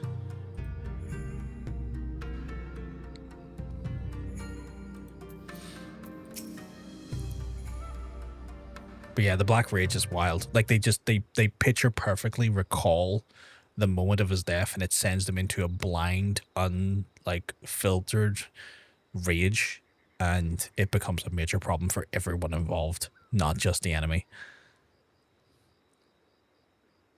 It is strange, Broker. At the same time, I believe I was instructing you in the way of the shinobi, and yet now that it is all done, I feel like I should be the one to call you teacher. This happened.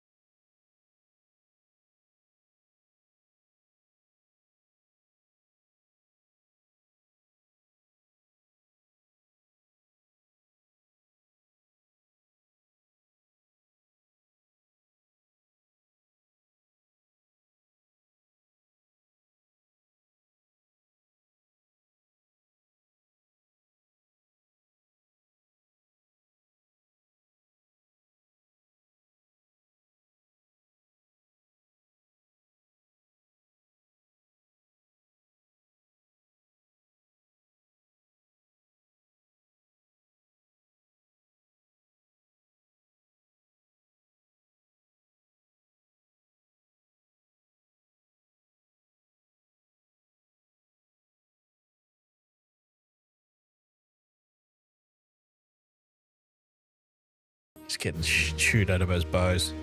All things. Wild. I need new stabbers. I need to go to the auction house and get me some new stabbers. When a blood angel comes to the Black Rage, he lives the final moments of Sanguinius' death. They perceive those around him from the eyes of Sanguinius himself in the final battle for Horus' ship. Upon entering the Black Rage, they are taken from their units and put into the Dev Company, paint their armor black and with red crosses, and they go into battle to spend what's left of their lives fighting the foes of the Imperium. And yet, the Blood Angels are some of the most aesthetic of the chapters. They spend time creating works of art, music, poems, etc., trying to maintain the connection to humanity that they sacrificed to become Astartes. Yeah, they're cool as fuck. Also, deeply sad and deeply... they're like one of like the Blood Angels and... God... Yeah, the Blood Angels are definitely one of my favorites, along with Salamanders. I love both of those. I love the Blood Angels, and I love the Salamanders. Great. So the two prettiest men there, and one of them got fucking murdered, and the other one would likely string me up from the ceiling by the first red stringy bit he sees inside me. Great. This is a great chat. I'm truly winning. Fuck's sake. Literally fuck my shot life. Jesus Christ. I was like, oh, he's pretty. And then I read in his lifetime, and I was like, what the fuck do you mean in his lifetime? Fuck mean he's dead. Yeah.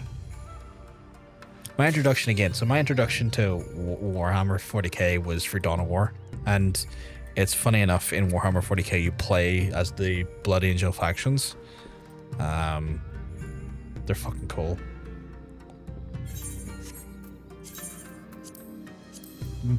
Dawn of War is part of the reasons why I love them so much, because like that was my first introduction to Warhammer. It was my first introduction to Space Marines in general, where like a lot of people's introduction to Space Marines a lot of the time end up usually... Wait, do I have oh, I do have headgear on, it's just that my face won't fit it. A lot of like other people's introduction to Space Marines is usually Ultramarines, which are cool. They're fine. You know, nothing wrong with them. They're good, but they're kind of the poster boy Space Marine. I like the name Blood Angel. It's fucking cool. Time to speak to the idiot cat. Yes. Time to speak to the idiot cat. I just need to... I want to get new stabbers, and then I'm going to do that. Also, I need to learn how this works. What's this? Allows the execution of a single ninjutsu without consumption of the mudra charges. Additional effect increases damage to the next ninjutsu by 30%. Recast. The mudra is not affected by the execution. So... it allows me to just basically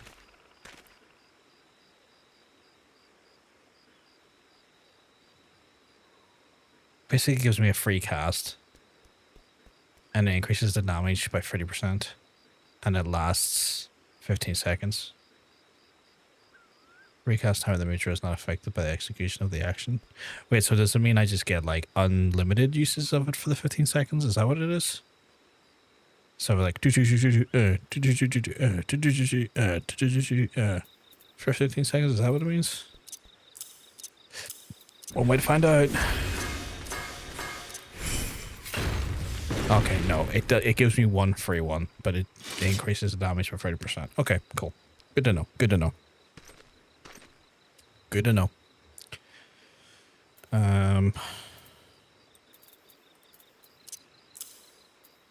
Good to know. Right, I need to get new stabbers, and then we got to go back and redo, or not redo, pick up where we left off on Hildebrand. I'm just trying to find positives. Party Rock is not in the house anymore. Sick. There's a lot of things to love about Warhammer. It's just a sad reality, Mila, is that there's also just a hell of a lot of sad things in Warhammer. It's grimdark, you know? Well, what's your face? I remember you were just another wide-eyed whelp fresh off the boat. Reckon the city would just eat you alive, but then I'm glad to see you proved me wrong. Here, take this, and let this be the last of your quest line. A letter delivered to the sister of all people? Well, if it isn't just a bloody brilliant, perhaps next time his bloody fireballs could just forward my personal correspondence on the Admiral herself. I dare say the consequences would be less dire. 100,000 apologies, my good sir. Well, if I just started a major quest line, I'm not going to look into this one until maybe one of my other characters. I've got Hildebrand to look at.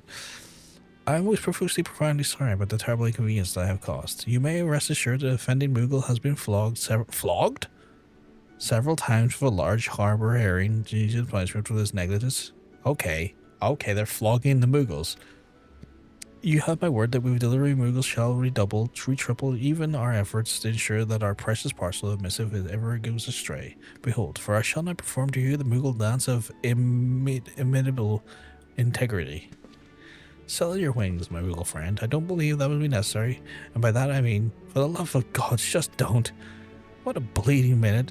I might believe that I'm talking to a Moogle in the flesh. Well, this isn't a rare occasion. And Lamleyan, take me, aren't a cute little bugger. Just moments ago, I had half the mind to wring an incompetent courier's neck, but now I'm just so. I'm not so petty a man at the event of frustrations on a defenseless ball of fur. Besides, how can I hold it against you with all the population of the realm begrudging of late? I'd be lying if I said myself I wouldn't have trouble keeping names to faces straight.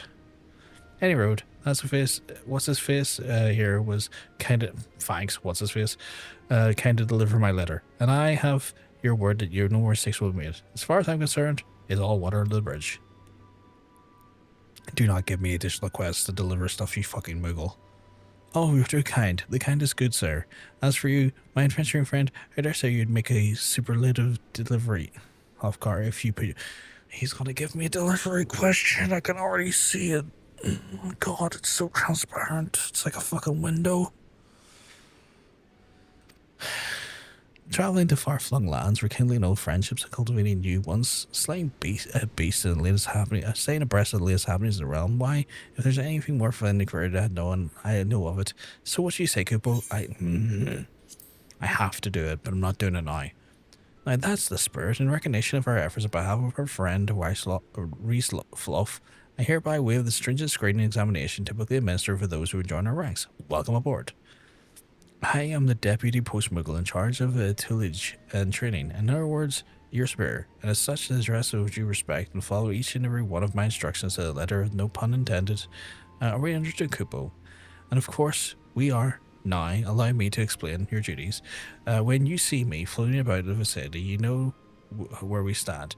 You may now then take this as a sign that I have one more letter that cannot be that I have deemed suitable for your training. Okay. He's just let it slip. He's actually just being lazy. Don't worry, Moogles are being. Don't worry, Moogles like being. Oh, do they? They make sure they stop before anyone has to say they're sick. Jesus Christ. It's okay if he gives you a delivery quest if the reward is that cool hat he has. I mean, if he gives me the cool hat, I'll consider it. Hey, the quest line eventually leads to that man. I don't know who you're referring to, but I worry there's a spoiler involved, so I'm not going to ask who. Only the OG knows the real pain in the Mog endless quest were. Thank God I'm not going to know that pain. Approach me and declare the readiness for the task, and I will entrust upon you said letters, along with the directions delivery. And so your journey begins, Kupo.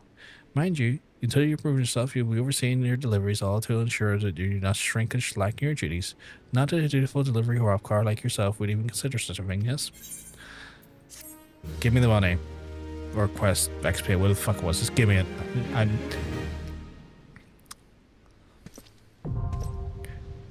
Carrier unlocked.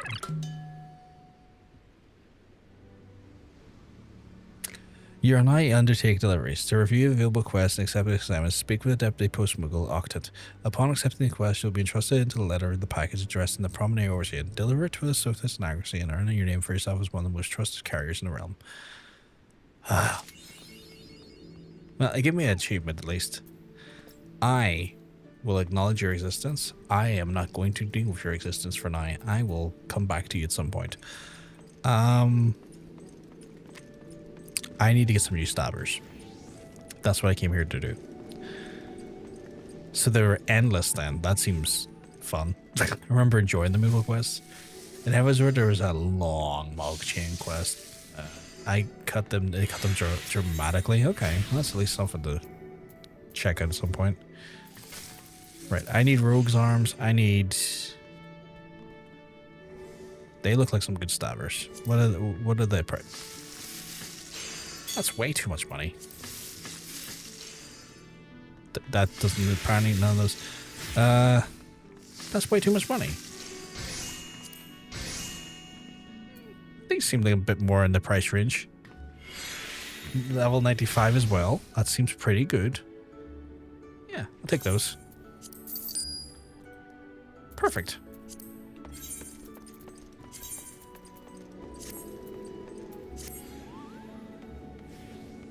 What do they look like? Oh. Oh.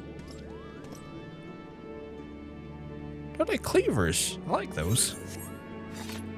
They're pretty good. I like them. Get them Thunder Beauties. They were like so expensive though. If I recall. Let me have a look. The Thunder Sparks. Yeah, they're so expensive. Like for their price, 250? That's insane. And they're actually technically worse than what I have. Let me try on.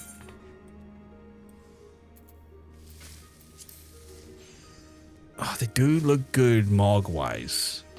Like Mog-wise, they're pretty good looking. Like, I'll give you that. I'll give you that. They Mog pretty well. But these will do. These are nice. These look violent in a way that's cool looking. And, you know, this is the need. Right, we have got a Hildebrand to do. So let's get our wee butts over to Hildebrand.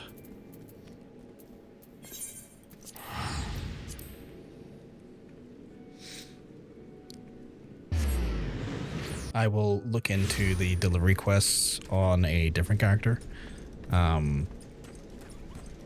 I don't think they give XP, but it could be a long quest that still takes away from the Hildebrand stuff that I want to do for now.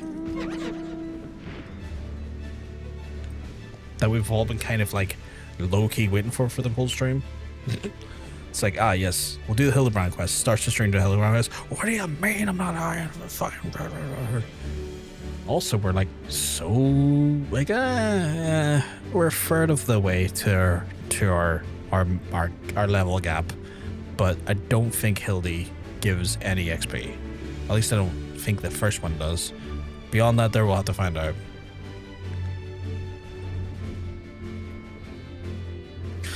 And I know what you're probably thinking. You're probably saying like, John, what do you mean they were too expensive? You got like over 5 million gil. I am very aware that 5 million gil is going to last me 0 fucking time as soon as I go to do crafting. So I'm keeping that in mind. I'm trying to, like, I know that, like, come heaven's word, crafting opens up and that money's gone. Now I was thinking, like, where are you going? I was more busy talking to the chat and was neglecting where I was on the map. That's admittedly what I was. I'll get a phone call 1 second.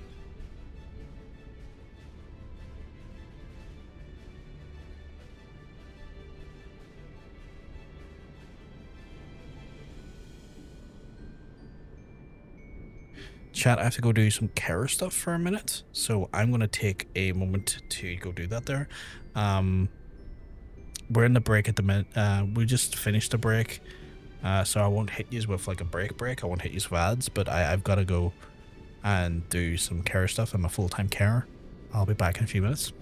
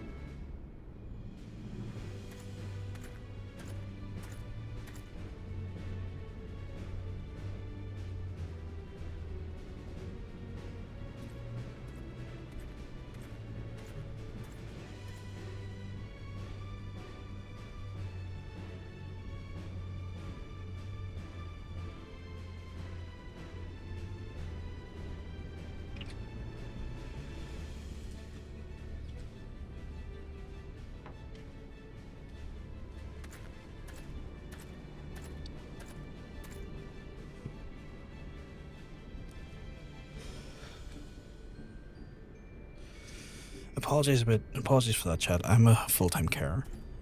Folks didn't know. And sometimes I just have to, you know, dip out of a stream for a minute or two. For that reason, you know, gotta make sure that the people I'm tasked to take care of are getting the care they need. Right.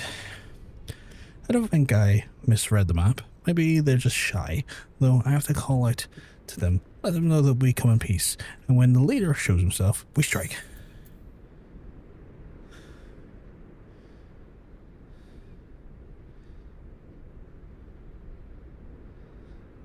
I think it's as though it was a gentleman rather than does.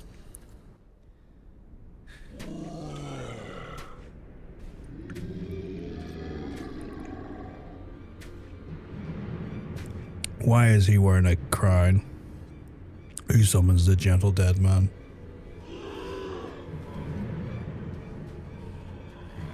They live, and we hunger. Oh, she's not in a good way. Appreciate the unnecessary apology. I'm familiar with your situation. It's one of those ones where, like, it might feel unnecessary. I guess there's just a part of me that's always like, there's an element of me that's like, try and be polite. Because he is a dapper zombie. My brothers, lend me your ears. A gentleman does not dine upon his guests.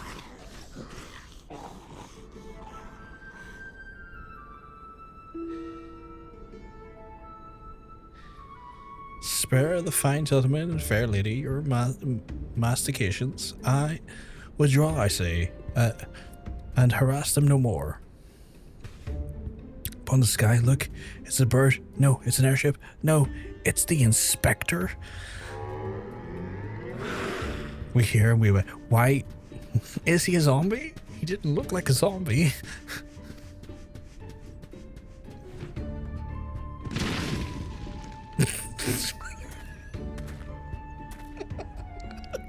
What was that? Nashu looking seriously fine in that bodice. He's Hildebrand. Yeah. He looks disheveled, that's for sure. It is you? It really is you? I knew nothing could kill the great Inspector Hildebrand. Hildebrand? Who is this Hildebrand whom you speak? My name is Zombibrand, Devourer of Brain, Undead Overlord Extraordinaire. Okay. What are you saying? You're not an Undead Overlord, you're a Gentleman Inspector. Inspector Overlord.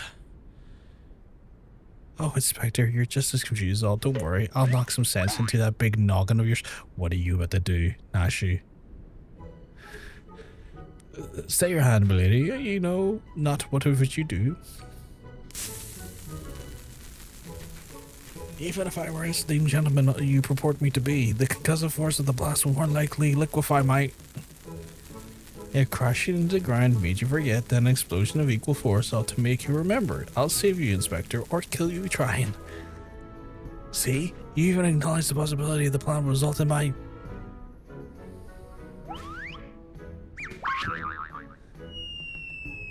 death.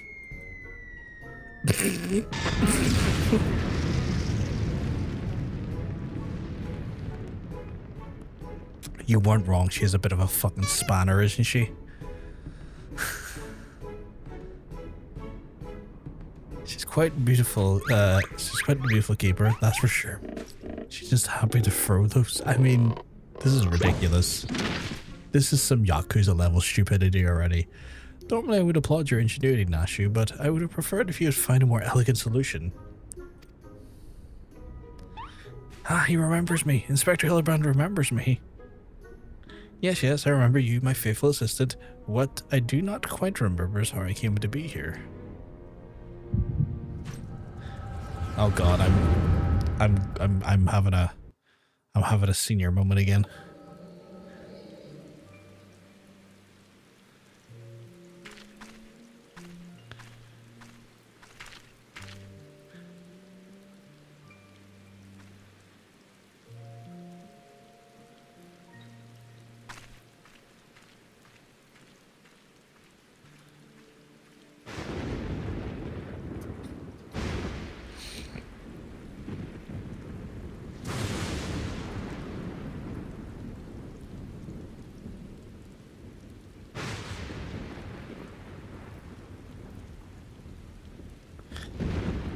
design's nothing I like, but the sword looks familiar, like not familiar, like kind of like the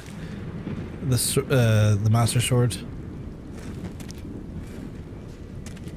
The shield nothing I like though.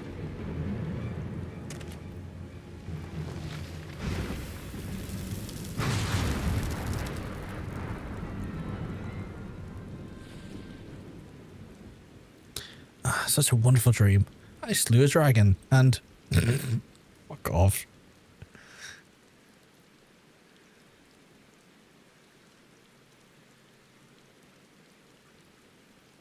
What is this place? And for the matter, who am I?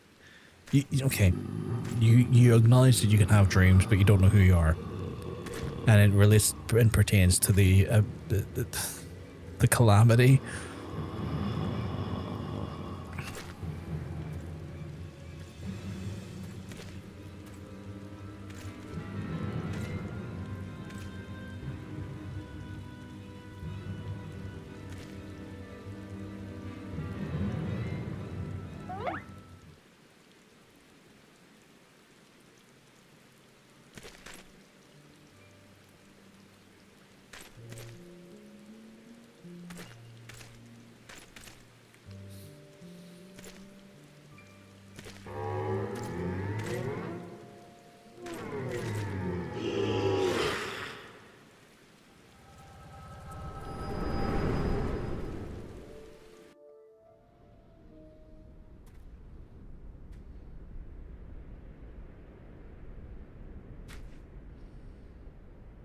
I, Hildebrand, agent of inquiry, inspector extraordinaire, have woken at last. I always knew you'd come back to us. Be it red moon or black dragon, no fiend is a match for my legendary might. And who might be this fine gentleman be? Could he perhaps be one of my many admired... I'm a ninja. Oh, but that was what is that faint tingling sensation in my arm? This ringing in my ears, this dizziness, could it be a kiss? I think that's a seizure, my guy, or maybe a stroke or a heart attack. I don't know.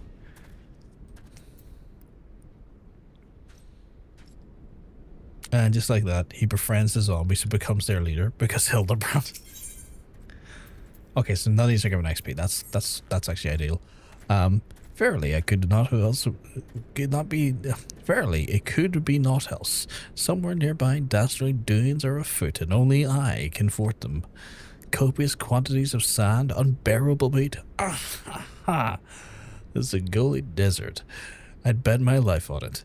And with means Ulda is but a short trek away. Yes, it all fits. Only that den of iniquity could be so violently trigger my keen investigator sense. Fear not, law-abiding citizens. Inspector Hildebrand shall soon deliver you from evil. He's just ran off into the distance.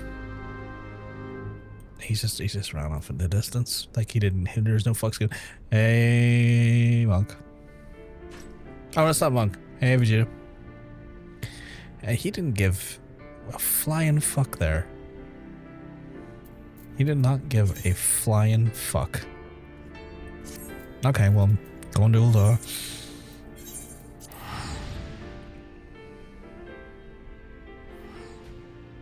This is just gonna get insane, I can already tell.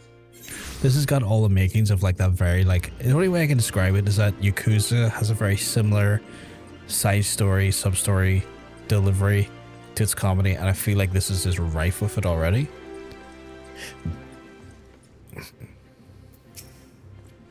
Beg your pardon? You wish to question me as the whereabouts of that deviant running around the town dressed in rags? Do I look like a reporter for the Mithril Eye? I do not consort with perverts. Well, you know, nothing wrong consorting with perverts. They're sometimes good people. I have at least 4 of them in my chat.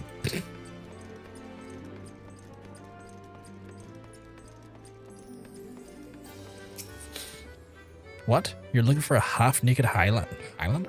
With what likes to catch criminals? I think I'd remember a thing like that.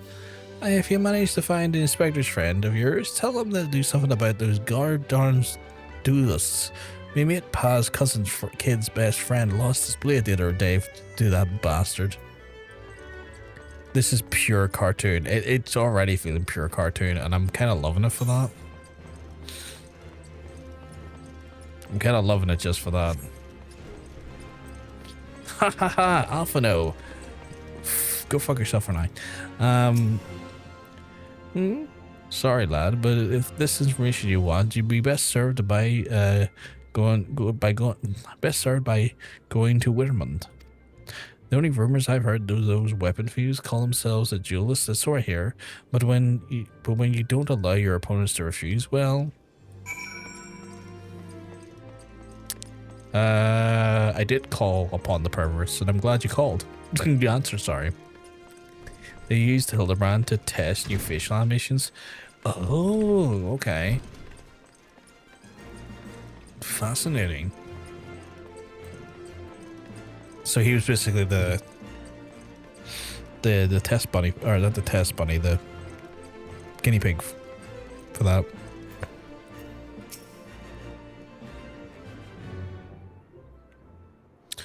I like it. I take it you dealt with the zombie problem, eh? So do tell, just why were they dressing up like dandies? Whirlwind? Hey, Whirlwind.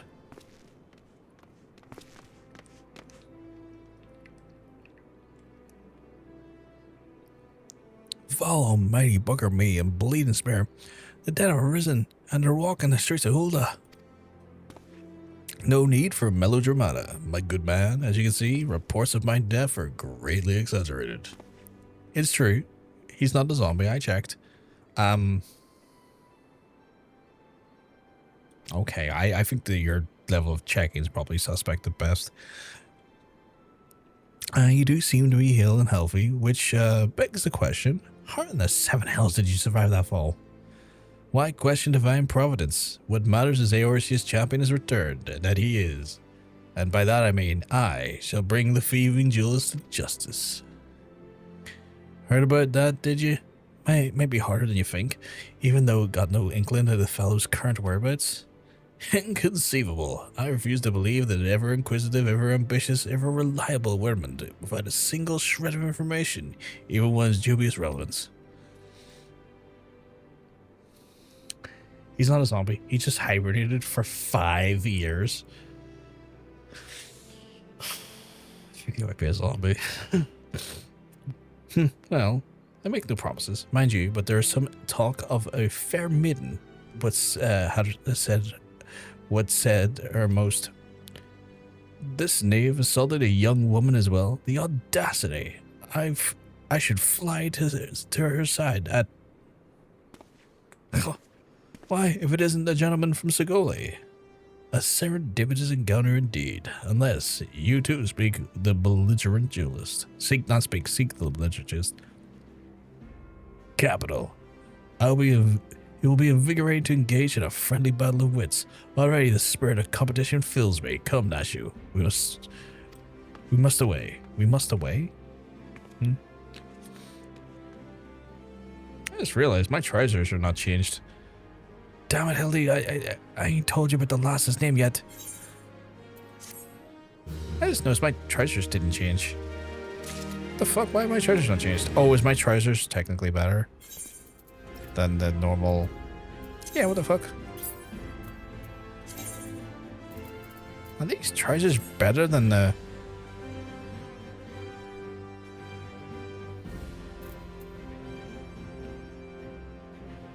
Oh, they are.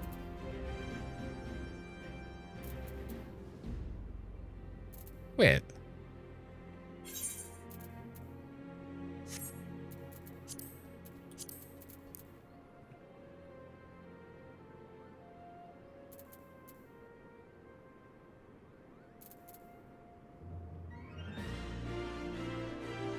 Oh, they are. Even they're both level 90. These have substantially better stats. That's wild. Okay.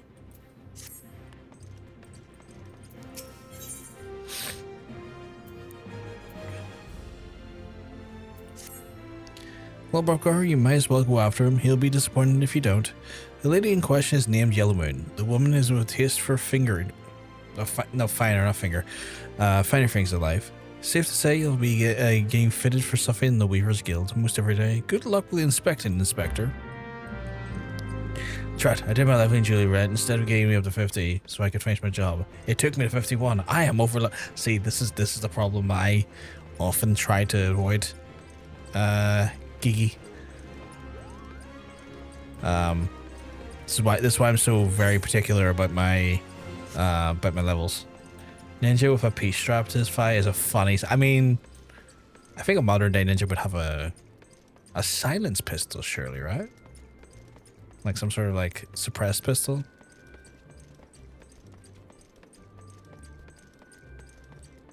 At least that's what I like to think. I'm trying to think what the equivalent of a modern ninja would look like. I guess a modern ninja would be just the average assassin, right? She's a taste for finger. Yeah, that's the thing. That's why I stopped myself, because it's like this is my brain's not. No, surely this is not the wording. And I was like, my dyslexia is here crying me here. Yeah, 007. Yeah. Like, yeah, spies, I guess, yeah. My dog came stomping over at me and insists we go do something, so I guess I'm taking a break before I finish my, your bile mage. Fuck's sake, not the bile mage. Don't tell me that's going to become a fucking stream joke now. It's not a black mage, it's a bile mage. Because if you see it, you're going to shit yourself.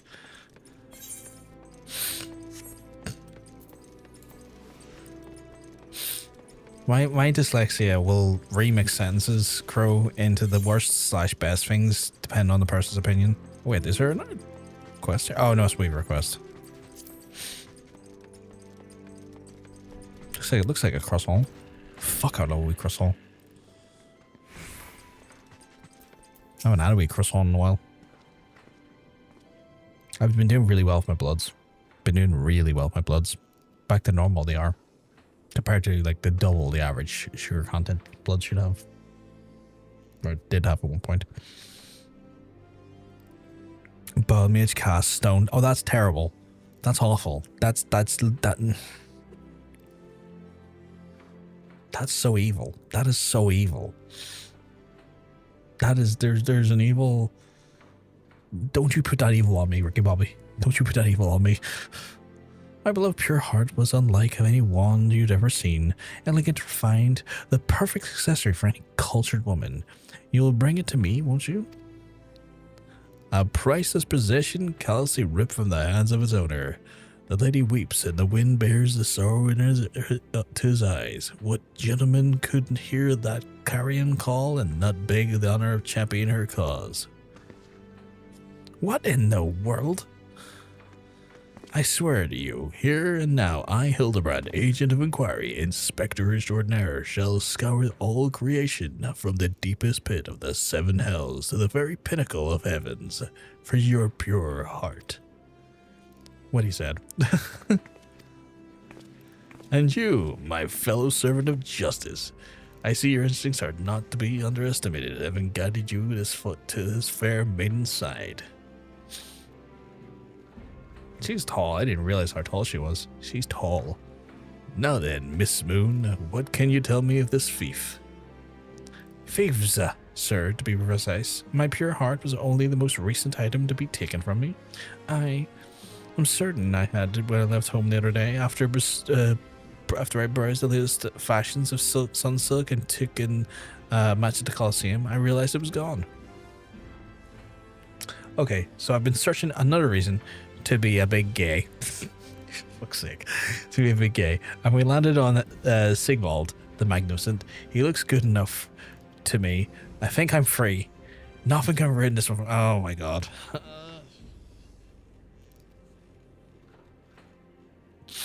I don't know enough about Sigvald the Magnificent to rain on that parade. I just know Warhammer loves to rain on a parade. So I beseech Harriness to maybe give us an insight on Sigvald the Magnificent. Yeah, Rogadin are quite tall. I forget how tall they can be sometimes, or I'm shocked to be. Especially the lasses because they tend to have a more upright posture. Nuh-uh, I'm good. I'm so good on this one. Trust. I call into the ether and beseech the hairiness so that he will bestow upon us the wisdom of Sigvald the Magnificent. So the time and location of the theft are unknown, the essential details, without which we cannot solve the case. There is one logical course of action, Miss Moon. To coax the hidden clues from your memories, we must reenact the fateful day's excursion to Sunsilk's tapestries. I hate this running. Sigvald the Magnificent is a Slaaneshi champion from the Age of Sigmar. Oh, Sigmar, really? Holy shit. He's so beautiful and vain that Slaanesh give him the unnaturally good looks. He wanders into battle with a shield which is polished mirror finish, which he uses sometimes to view his perfect appearance. He's so vain he'll even stop to admire himself. He accidentally sees his reflection, even in the midst of battle. That vain, glorious bastard. Okay, so far, outside of vanity, there seems to be like nothing too grim about this. Like outside of vanity, he's not dead. His armor displays his glorious ass. Okay, I'm intrigued. Is the armor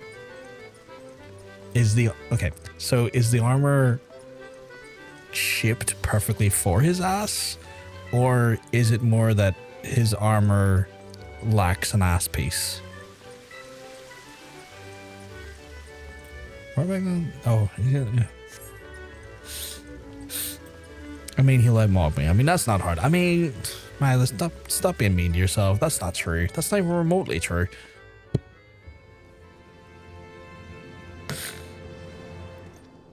Females range from 192 centimeters to 222 centimeters, so that's about 6 foot 3.6 to 7 foot 3. But taller than me, that's for sure. I'm only 6 foot. I'm only 6 feet, like literally on the near on the dot. I'm in that weird position where it's like 7 foot, or not 7 foot, 5 foot 11.6 something. I'm in that weird range. Just like a very smidgy kick in the arse off 6 foot. And he has a great ass. Like, okay, he's self-obsessed, but I guess if you get blessed with the looks department, that's fair enough. True. I worried that his vein might get him into trouble or killed. Like, imagine being so hot you'd fuck yourself. Sick.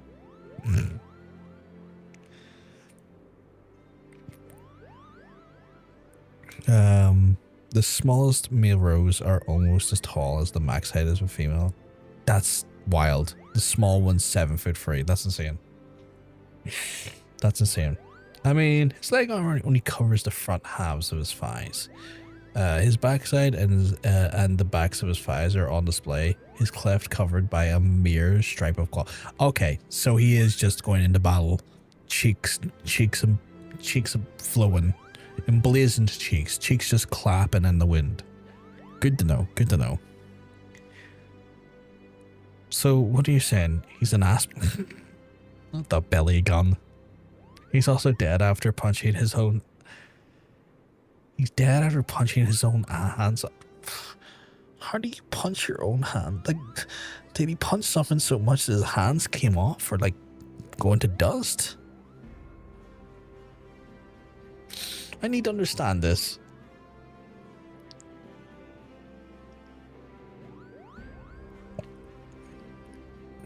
He punched someone to death so much that he didn't have hands anymore. Then someone crushed his head. Like, legitimately? I think you're about to destroy Miles' day. Are you kidding me? Are you fucking... Is he a bile mage? I hope not. Yep, that's what happens to him. Fuck's sake. I told you, Mila. When there's grim and there's dark, there's gonna be a ruined moment. Miss Moon, Would you be so kind to describe your visit in detail on the day in question? Warhammer, ladies and gentlemen. Nothing unusual happened, but if you insist, I was pondering whether or not to purchase a new dress when a man approached me and confessed his undying love. That's intense. You can have Nurgle. I mean, that's true. He was killed by the Troll King, I think. Trog or Trog or something. See, I was expecting him to, like, die out of, like, an active vein, like, looking at himself in his own shield and being distracted by that and then having, like, a sword brand for him or something. Where, like, punching someone to his own hands turned to fucking dust or sinew, and then someone stomping on his head was not in the remotely in the bingo card.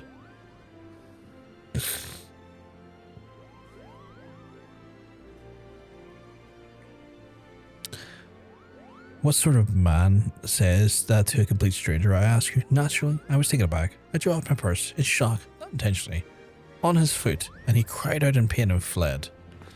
If I may be so bold, Miss Moon, that strikes me as a most unusual happening. In any case, it appears to be completely unrelated to the theft.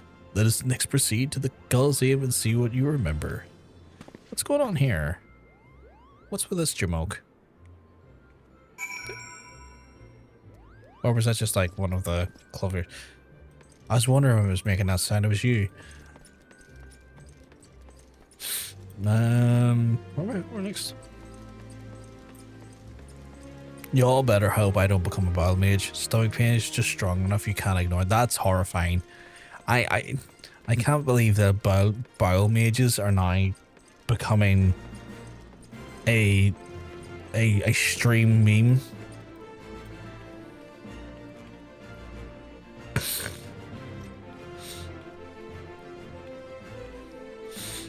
I can't believe.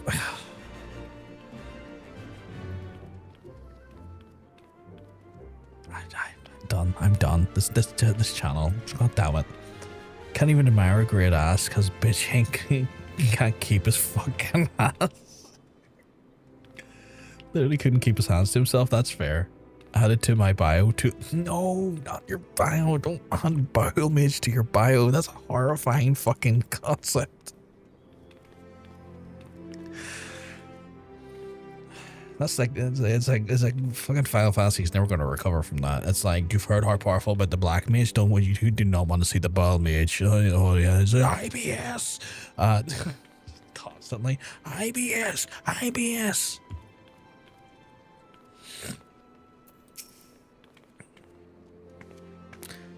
Petition for Nurgle bile mage. No.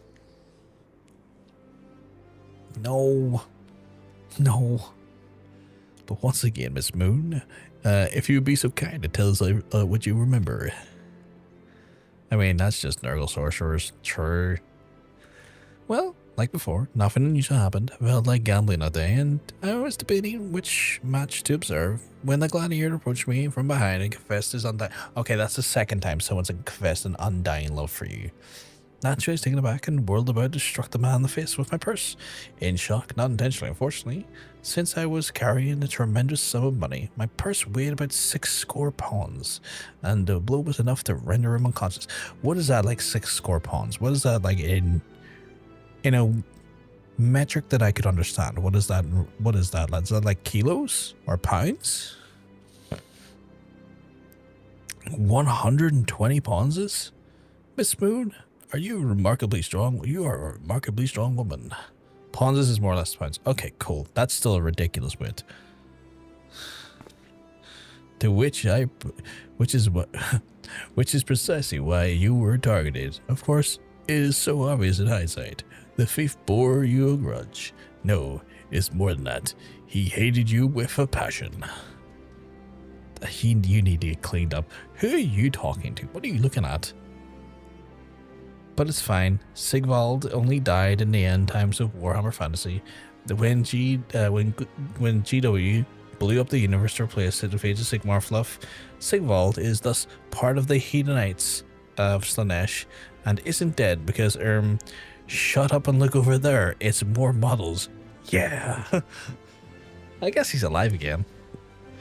Nurgle lives in spirit of those middle-aged women on Facebook who write their life story in the comments unprompted and call themselves IBS.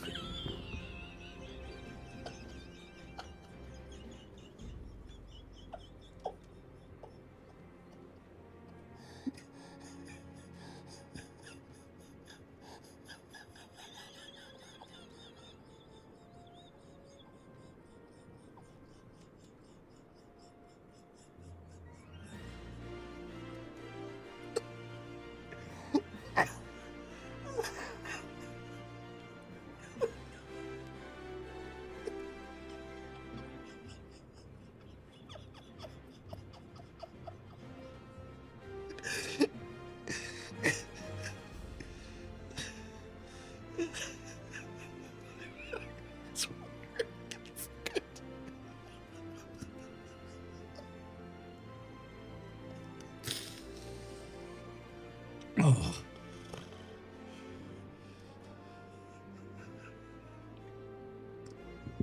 Fuck off. God. The problem is that I try not to laugh too loud because people next door, and that sometimes makes it maybe more funnier because I'm not allowed to. Oh God. Oh, fucking hell. Jesus Christ. Oh God. Oh, fucking hell. I have no idea what you're talking about. I've never heard of Age of Sigmar. It's made up. It's all made up, John. Let them have this one. You've killed PVG for watching this last for PVG. For the bomb HP, the IBS warrior was in for the kill. I think it's just it's just something so fucking funny and also horrifying about this idea of a 40-year-old fucking mum that clearly like frequents Mumsnet just going onto a Facebook comment section and telling people about their IBS for 7 paragraphs and call themselves IBS warrior. To me, that sounds inherently believable, but also inherently ridiculous as a concept. Where the Bile Mage failed is because the Bile Mage kind of disgusts me in some ways. Like the Bile Mage is just by nature of like the words being used are kind of disgusting. But IBS warrior is such a stupid term. And I mixed in with like the middle-aged woman fucking giving their fucking diatribes on a Facebook comment fucking killed me. Thank you for the clip. Thank you for the clip, Harriness. It's like IBS or spinal bifida. What are the two?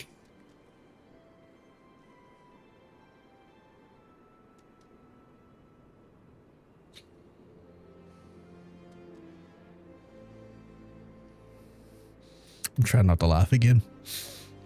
What do you call Nurgle worshippers who take over foreign lands? Colonize. Fuck off.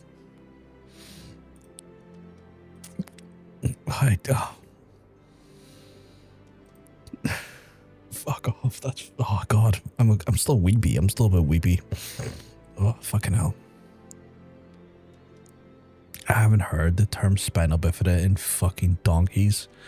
I think the last time I heard the phrase spinal bifida was when I was still fucking managing a team for HMRC. Oh.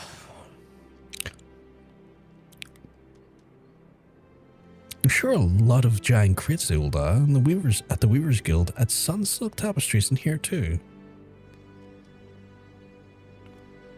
I think we'll be here for probably. Probably. These crates are everywhere, Bruffcar. I wonder what's inside. If you don't see how we can open. Of course, plenty of explosives here. Why don't you try? It'll be fun. That's not what. That seems like a really bad idea. Conspicuous crates that kind of give a okay. Okay. What the fuck? What the fuck?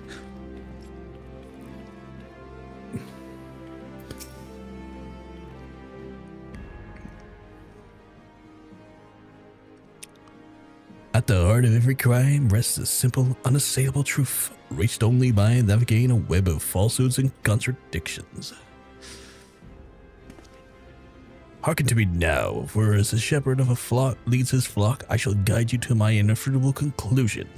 A gladiator professes his feelings only to be rejected and physically assaulted in response, wounded his pride as a warrior and man, resenting the prowess whilst recognizing the weakness he carries out of more feasible vengeance. He robs Yellow Moon of her weapon, the pure heart. Inspector, we found the pure heart. These strange men sneaking around town and Wooden Grits had it. It's not what you think. We're not the thieves. We're devotees. Yellow Moon is our sun and our stars. We only wish to keep her safe from harm, and should she misplace an item from time to time, we collect it for safekeeping. Nothing untoward. You devious, you were behind all these thefts. All this time you've been stalking me. What the nerve? A little bit, yeah. I was like model him after like Phil Ken 7 from trying to do like a version of like Phil Ken 7 from what's it called again? Stephen Colbert does the voice for him, but I can't remember the name of the show now. Harvey Birdman, attorney at law.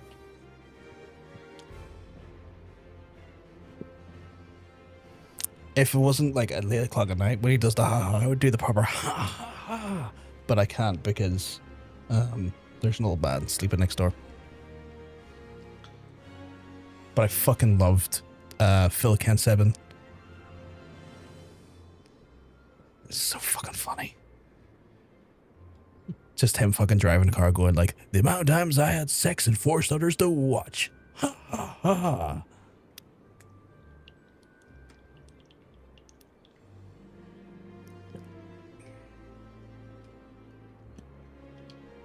If you want, I can stop it though. Interestingly, we both ended up like handsome voices for him. Genuine. It's like he's got that demeanor of Phil Ken 7 to me, because Phil Ken 7 is like that indestructible, undeniable, but also like buffoonishly confident person. Yeah. Have you ever watched it? Have you ever watched Harvey Birdman Attorney at Law? It's actually one of the shows I fucking missed from Adult Swim. But then they went all in Rick and Morty. And then it became the Rick and Morty channel. Christ, years ago, yeah. But yeah, that's kind of the logic I had with it, or at least when I was looking at the character. Goddesses, devotees, ha! But of course, that's why I inspect those crates with a stroke of genius indeed. Although I'm saying that there, I can't read half the time, because as soon as it gets to like 11 o'clock, I will probably mess up words. So I can't even remember names at this time. As it was, see, this is where it becomes a problem. I don't know what the fuck that word is. Elucidated. No. As I was elucidated. What? This is where I'm probably going to have to stop doing the voice, because then when words like this come up, I really fucking struggle. Elucidate.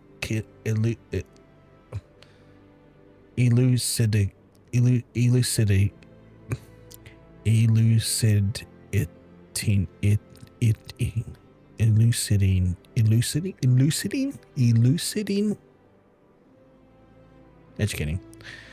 It's the choice of words sometimes in this game fucking bewilders me. As I was elucidating. I think that was it.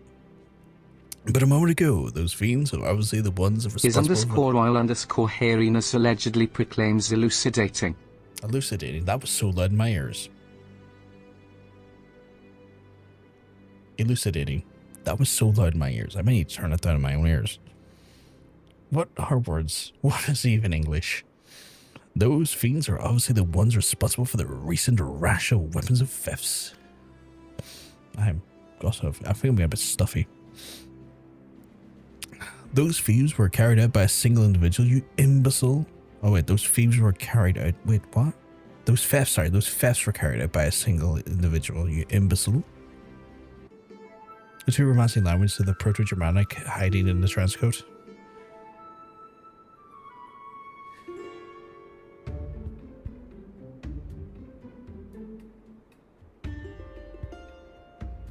Maybe it might help to alternate your segments and easier for you to read. Maybe something like elucidating. That would be easier, but he can speak to that. It's one of those ones where, though sometimes like breaking down the words help, and then sometimes even with the best intention, I'll still fucking misread it because dyslexia is fun like that. That's a big trench coat. No, I think the hyphens work. I think the hyphens are the thing that help because it helps me kind of it helps me tackle the word into smaller chunks, which is easier. I think where the problem I have is that like, it's just generally with my dyslexia, and as it comes down to, it's just like trying to then conceptualize those words in a fluid form, like a one fluid word form, which is like in itself just like a thing. We can't replicate the way dyslexia font works with alternating fonts, but alternating caps might also sort of fill the rows. That could help, yeah. At least you've forgotten the culprit is a duelist and only claims his victim's weapons after defeating him in a single combat. If your powers of observation were as great as you claim, you deduced that those buffoons and boxes were incapable of such. I should know. I'm a reporter for the Mithril Eye. My name is Ellie, and I have been investigating these instances for weeks. Okay.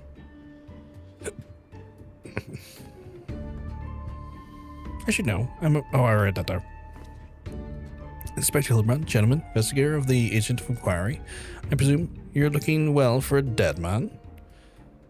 Would you like to meet one of our duelist victims? I'll introduce you with pleasure. Would you be so willing to share your precious information with me? I'm getting tired. I'm getting really tired, but I don't want to stop this before I go to bed because actually we're in the middle of a break. I'll wait till the break's done before I continue. Especially when the quests are a bit more fun and stuff. I don't want to let the story go on while the breaks are on. What the fuck's on my phone? You gonna work for me, my guy? That was weird. But yeah, dyslexia is a bitch. And what I've noticed as well, like my dyslexia, is that like, and I talked a little bit earlier, like the further the night goes on, the more I have to read out loud. And this happens with the Yakuza games as well, for the most part, when I have to read a lot of the dialogue and stuff as well, is that the amount of effort it takes for me to read thus saps away a lot of my energy to be able to like just, I don't really know how to describe it, but like cognitive energy, like my energy to formulate my own sentences and recollection of like names and words and stuff become more clouded in that way. And that's something I've noticed. It's something I've noticed specifically since streaming, that level of mental exhaustion is kind of an outcome of all the reading and how it cognitively clouds everything else as a result for me.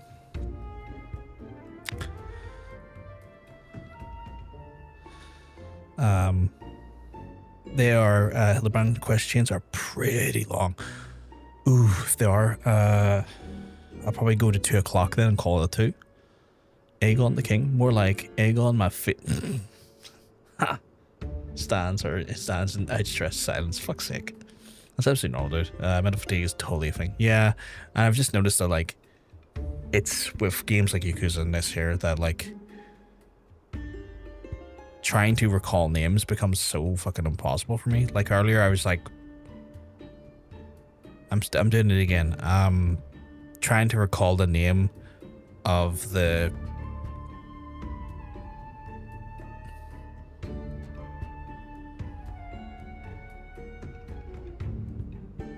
robot dudes.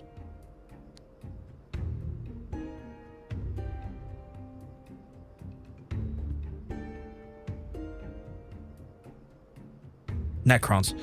Trying to recall like the names of like things that like should be relatively like simple information like that become a become a fucking like a task. And I don't know why. Well, I do. It's mental exhaustion, but like, yeah, like that becomes almost a symptom, or not a symptom, but an outcome of like prolonged reading for me. Can you not get a bed now? You mean go to bed? I could, but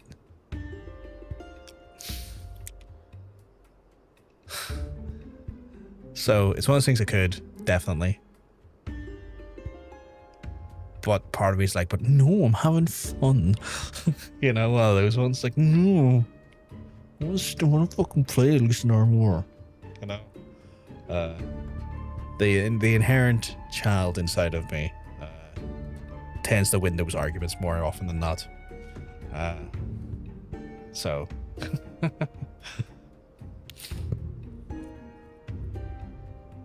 Would you be willing to share such precious information with me? Your generosity is commendable, Miss Ellie. May it mark the beginning of a long and beautiful friendship. Yes, yes, very good. The name of the man is but.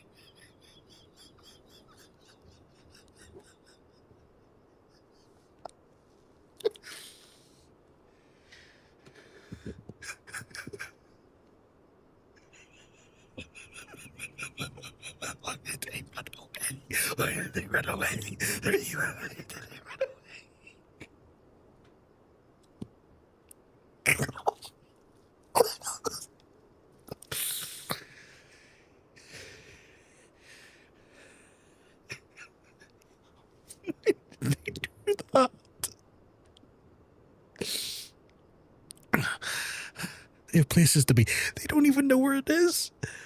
Classic Hildebrand. Peasterbrand. Hildebrand. In fact, they asked the question and fuck off.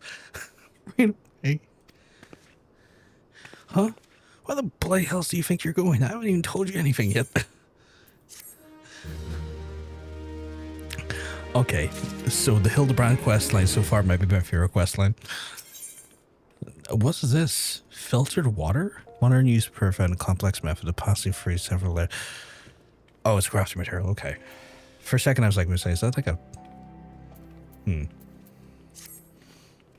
I suppose since you're the imbecile's friend, you intend to help him. The man you want to find is the adventurer's named Humphrey. At present, it can be found in the Golden Bazaar. With luck, the good inspector will find his way to you in the time you arrive. If not, then so be it. Well, I wonder if he discovers the victim is a perpetrator as well. Oh god, that was...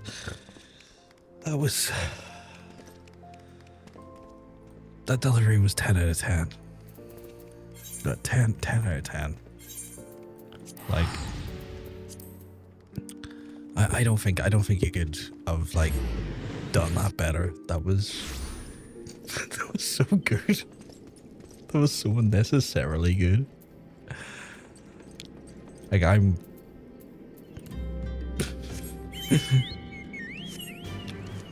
I really like the AR Hildy stuff overall. So far, I've done just that part and the Heavensward one. I think I was like in toward the end of the Heavensward one, and you didn't seem as entertained or happy about it. Like I don't think it was that. You didn't think it was that good.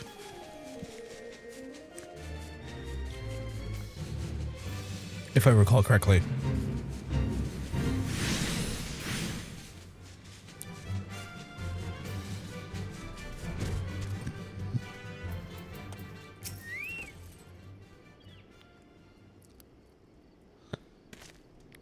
I'm Humphreys, and you are?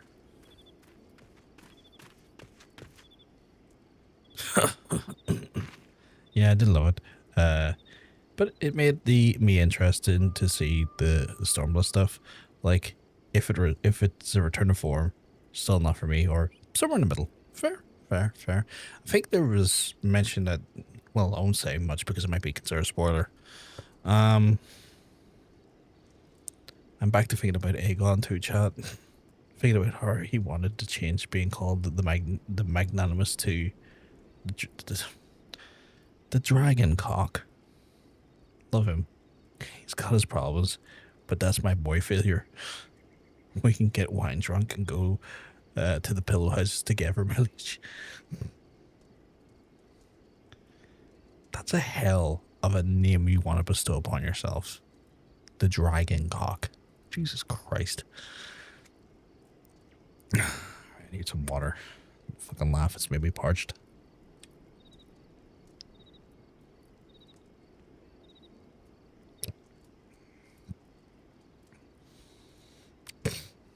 I think I'm starting to get cold as well. I think my nose stuffing up a bit. Which isn't great. Really don't want to be getting a cold before I have to get surgery. At last, I've caught up with you.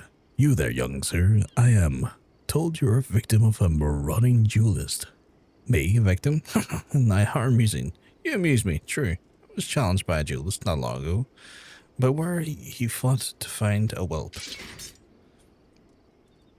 He found a warrior of light instead. I defended my honor and my blade. See for yourself. That looks like Hildebrand's blade that was at the gravesite. Okay. You mean you won? That's amazing. Well, it was nothing compared to what I faced at Cardinal. Magitech to the right of us, Magitech to the left of us, stuck in the middle with Master Low. We were core, he was ab, hand, and with old magic he was. I tried to save him, of course, but there's a limit to how much a giant beast sees a man can. Is he committing stolen valor? I think he might be committing stolen valor. Well, he didn't like the magnanimous. His face was like, what?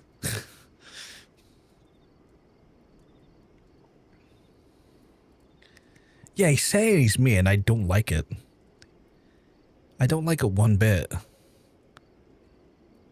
He's died in history as the elder, or the less generous stroke, the usurper. Yeah, that's fair. He is. Okay, so he's committing stolen valor. That man's no warrior of light.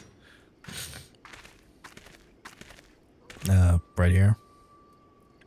One of the warriors of light. Tell him he's Elazar. Tell him how he lost and surrendered a sword that was not his own. Liar, scoundrel, I trusted that bastard with his blade, bid him to take the smithy as a restitution, even give him gil to pay for it, and he comes crawling back, snivelling and begging forgiveness and losing as a jewel, as if his nothing's set right. Look at me, you bleeding whoreson. Look at me. Me flowing gold locks are no more. I've been bald from the stress and heartbreak. I swear to everything holy that you would face a reckoning, and if you don't bring her back to me... Break his leg. I will break his legs.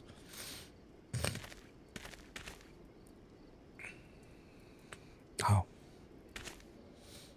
They're referring to the ones from the trailer. Yeah, it sounded like he was referring to Louis Soir. Like, we said Lou, or Louis. It sounded like he was referring to Louis Soir there. Bat is back and bursts into song. I need a gyro. I'm holding out for the gyro then. I would love a gyro. I haven't had a gyro in a while. Fuck, I would love a gyro. Oh, and look at that, my very own gyro. Oh my god, I want a gyro. It's so late. You know what happens when people are late? They want gyros, and I don't have a gyro. No, I'm holding out for a gyro. You know what I've got instead? A burning city. Can't get a gyro in a burning city. Hell yeah. Alright. He beat the shite out of me and it took my old man's sword. I used the gil to pay for the that fucking Nord is such a nightmare to say. Chirurgeon. I have no idea where he or the sword is. What am I supposed to do, huh? I can't give him what I don't have. Unless you help me find a sword. That's what you do, right? Help people? Hard G for the food sounds wrong. Sounds way better when you say have a euro. It sounds even like a euro. Euro. Like that. Euro. Euro.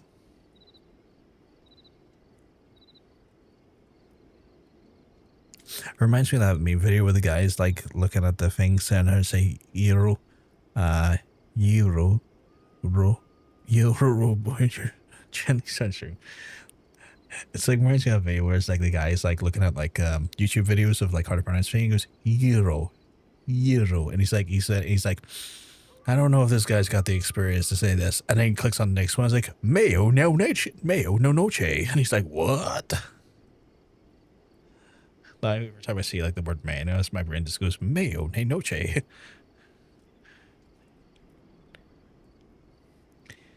You have no shame. First you claim a legacy that's not your own, and then you beg others to help you with your problems of your own making. You'll refuse this man, won't you, Inspector? I could be your hero, baby. God damn it. I can't remember. I was just trying to do the next lyrics, but I can't even remember them. And what of Elzar's flowing golden locks, and how will forsaken young Humphreys help the man he is wronged? We shall begin our search for the sword by questioning the people of the Golden Bazaar. I don't know if that helps. City of Euros. I would love it. Oh, come on, Euro now. If you really wanted to hear how the song should be modified, watch the old Arby's commercial. I'll put it in Discord. Let me have a look.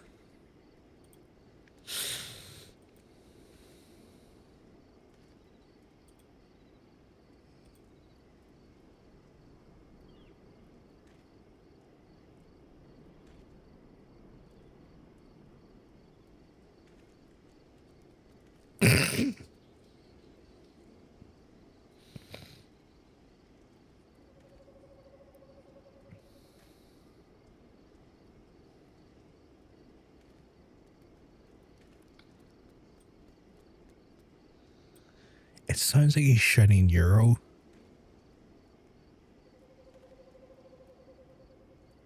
It sounds like he's shouting euro. Like the currency.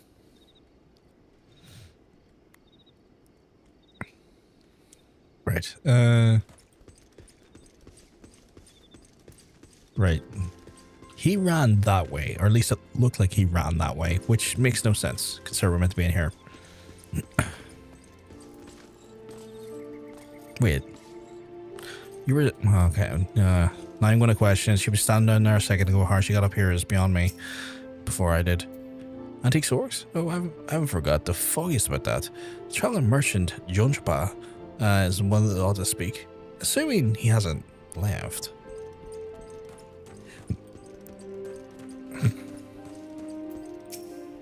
Lulupo. Lululo.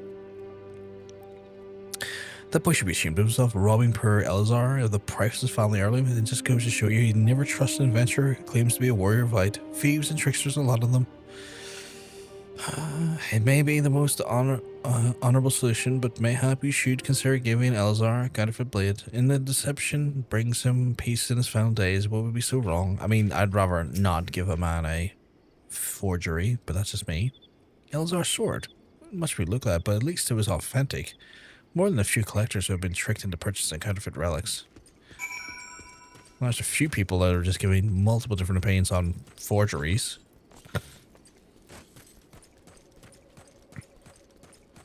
Okay, you're not over here. How are they... I don't know anymore.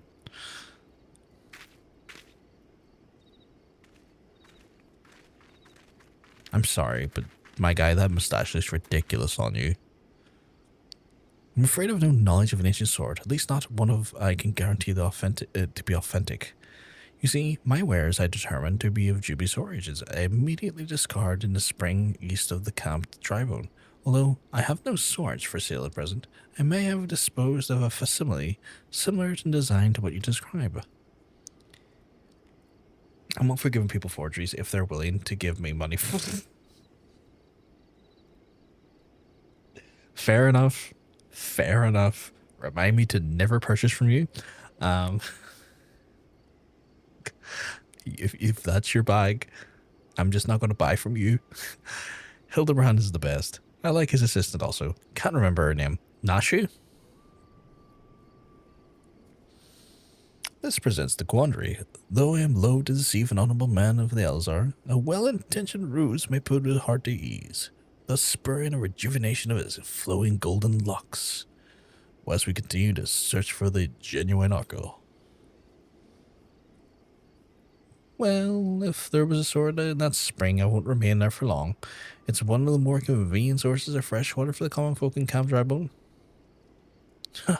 Disc. You should endeavor in a more optimistic miscellany. Like me, I say we search the spring before declare it all as lost. I want to become an artist so I can sell forgeries of my own art. I think they're just called prints. I think they're just called print. I think if you make art and then you proceed to make multiple versions of your art, I think they're just referred to as prints. Like, there's an element that is just an accepted thing. Like, people will buy, like, will sell multiple prints of an art. I don't think they're considered forgeries in that sense.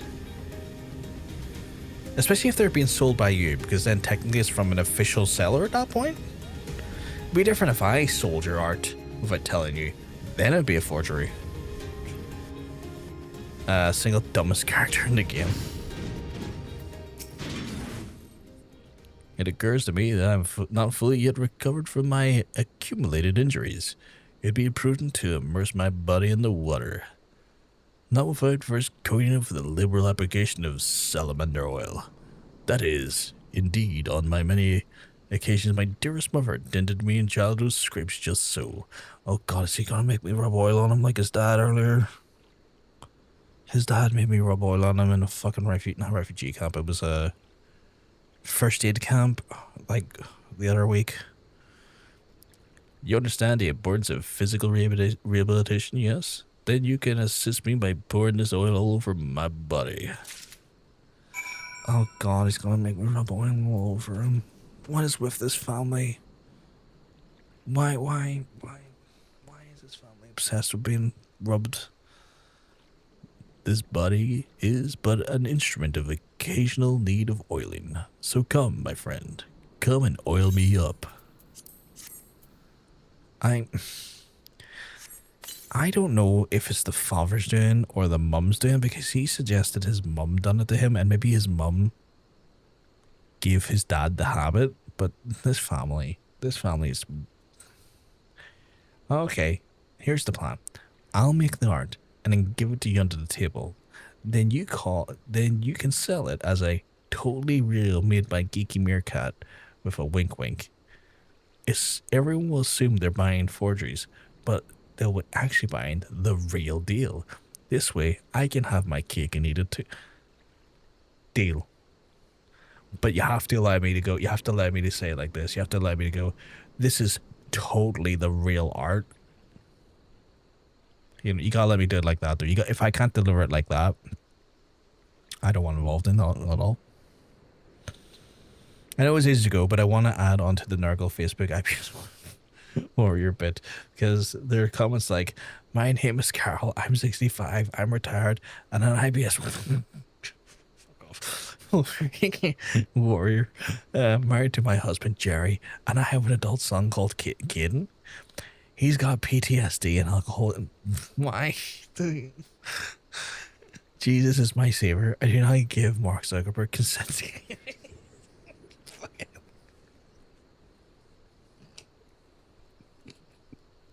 Jesus fucking Christ.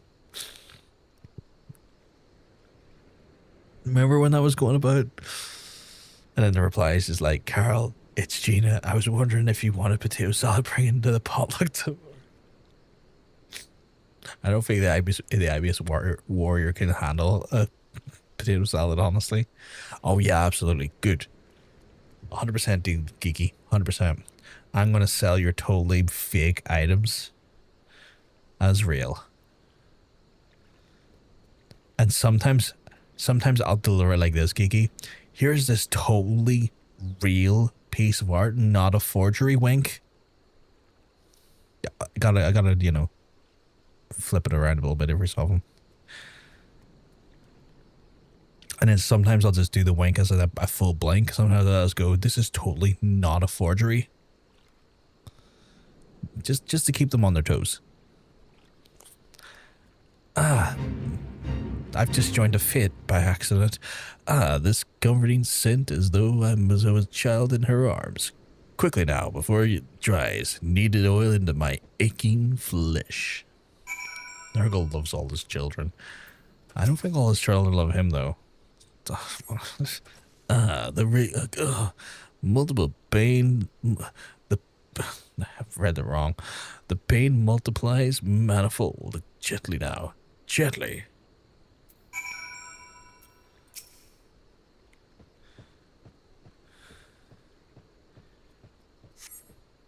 Oh gods, oh gods, oh gods. Yes, at last. My muscles slacken, and soften, the warmth spreads, and the pain becomes pleasure. Okay, now he's just squatting. Now he's just doing squats.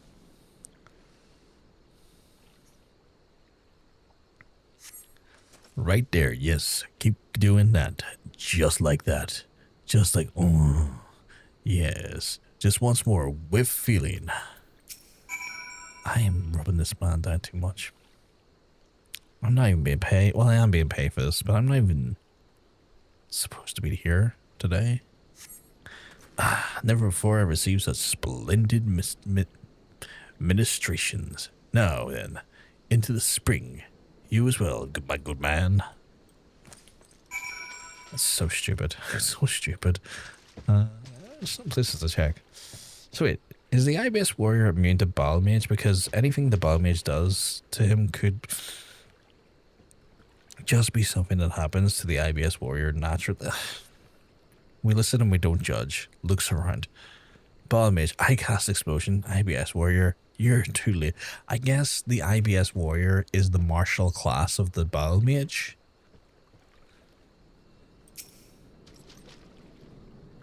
I think it's two ways of approaching the discipline.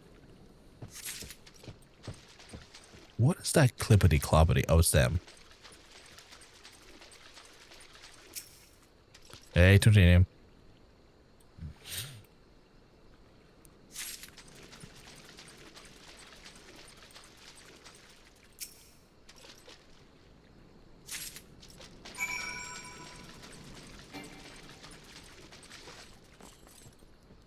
What fresh hell have I walked into? I don't know why, but like Black Mage just turned into Bile Mage. And it's been horrifying. It has been horrifying. And we're on the Hildebrand quests. Hey, you've been productive. Excellent. May I see what you've found? I'll lie. Got that one. No sign of the sword Junjapa mentioned, I see. Now I'm all wet. What was that? Anyway. Does something cause you to... That's literally a huge sword. Well, let me just never break free. It's just a... Nuclear warhead. White mage is also white. Yeah, the white mage is the white mage, which is the counter to the bile mage, because the white mage cleans it up. So technically, it's like the yin and yang of each other, much like white mage and black mage are yin and yang to each other. It's been a horrible day for lore. Oh my god, no! I just read that. Why?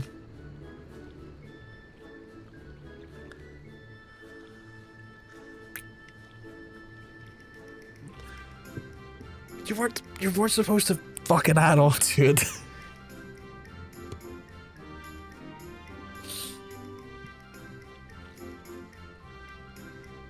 There isn't even a name change for Red Mage.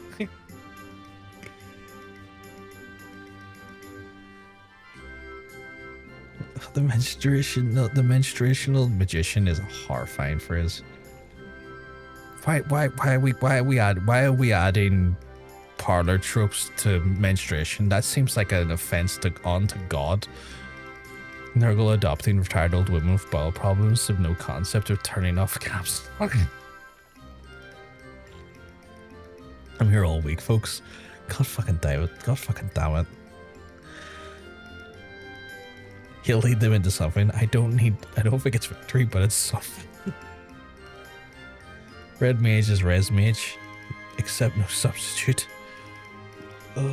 As long as the substitute's not like adding on to this awful lore. Thank God the green mages don't exist anymore. Thank God they were like assimilated into other mages, because I don't even want to think to what the green mage is, and we're not going to explore that. They don't exist anymore. They haven't existed since like Final Fantasy IV. We're not doing this anymore. We're not doing this. Once again, my instincts have guided us to our quarry.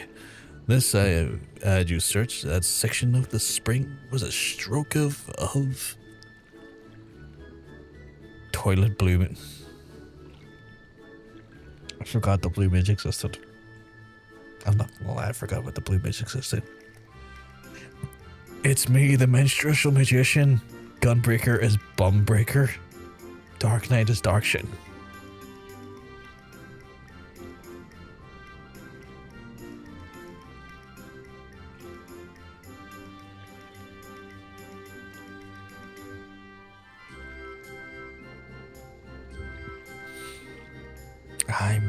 What fresh hell have I fucking brought onto this world today? John's Lance Verdict impression is making my jeans tight. Do you think that's... I was going for Phil Ken 7 from Harvey Birdman, Attorney at Law. But I can see what you mean by chatting Lance. Ah, fucking rip Lance Verdict. I fucking loved Lance Verdict. That's made me sad. That's made me sad. Can we get back to the bumbling idiot and the dumbass sidekick? No. No. Also Nashu. We must destroy all the class lore. No.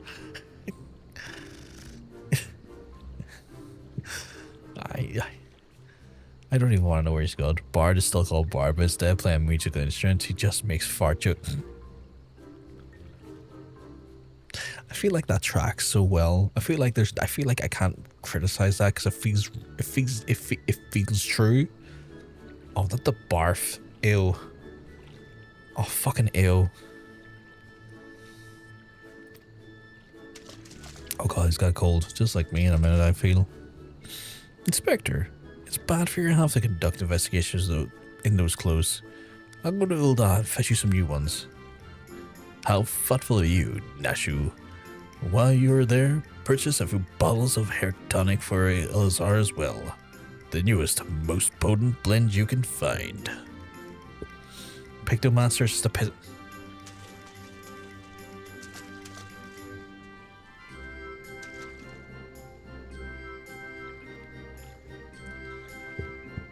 I forgot they existed because I haven't unlocked them yet. I fear where the rest of these are going. I fear where the rest of these are going. Is it not wonderful, my friend? Soon after, Elazar's woes will be no more. I like that Hildebrand still hasn't resolved the whole wardrobe problem soon though. Yeah, he's been just kind of walking around in like the most disheveled outfit that he's technically been wearing for 5 years. Yeah, we're pissing. Shoot.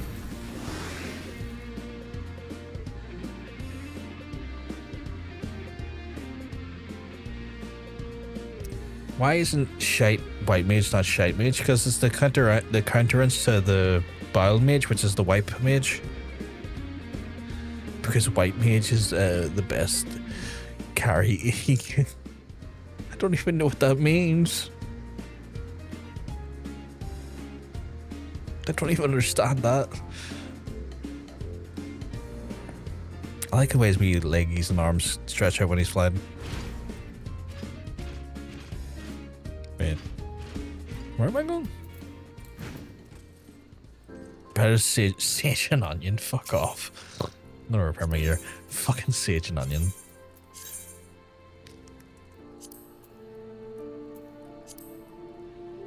I bought new stabbers and I haven't used them once. Here's me thinking like, oh yeah, I'll need new stabbers for anything I face off against now. Haven't felt the requirement to kill even once. Yeah, I got some new Cockney toothpicks. I got some trimmer cleavers, which look pretty fucking good. In their default skin, they look pretty fucking good. They got that nice glow about them. They were dead cheap as well, like Freddy Grant.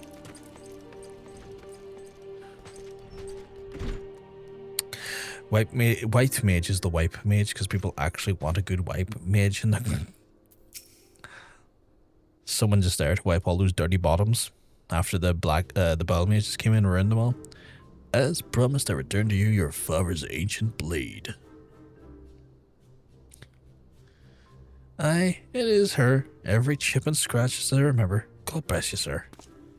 Wait, why did they just dump the sword in the river after they won it? Never expected you would go to such lengths to two strangers without the thought of a reward. Altruism is a rare trait these days. 'Tis common enough if you know where to look. A gentleman recognizes the good in every soul and understands that none deserve to be forsaken. This summer. Spoken like a true gentleman, though your garments do beg to differ. Inspector, I brought the change of clothes. I also brought a supply of tonic from the peddler I met at the Pearl Lane. It's a lot of tonic. Excellent work, Nashu. And if you would just bring me that, oh, this is not gonna go well. Bring me that case. Oh, I was expecting her to literally fumble and throw the balls everywhere.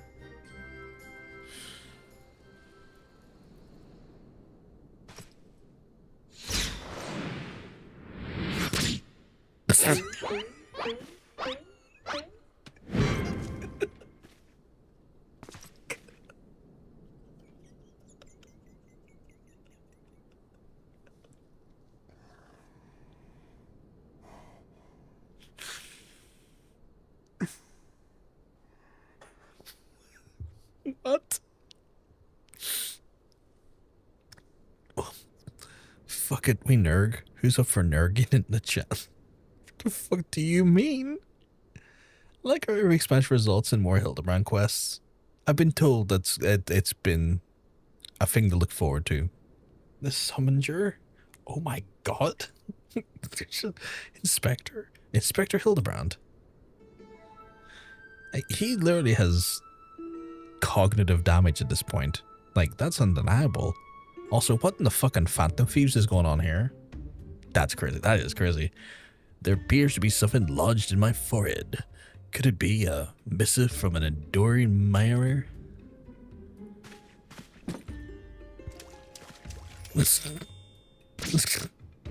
Okay, why did it make that noise coming out? I like to think there's this pause before Brotherhood responds because your laughing is canonical.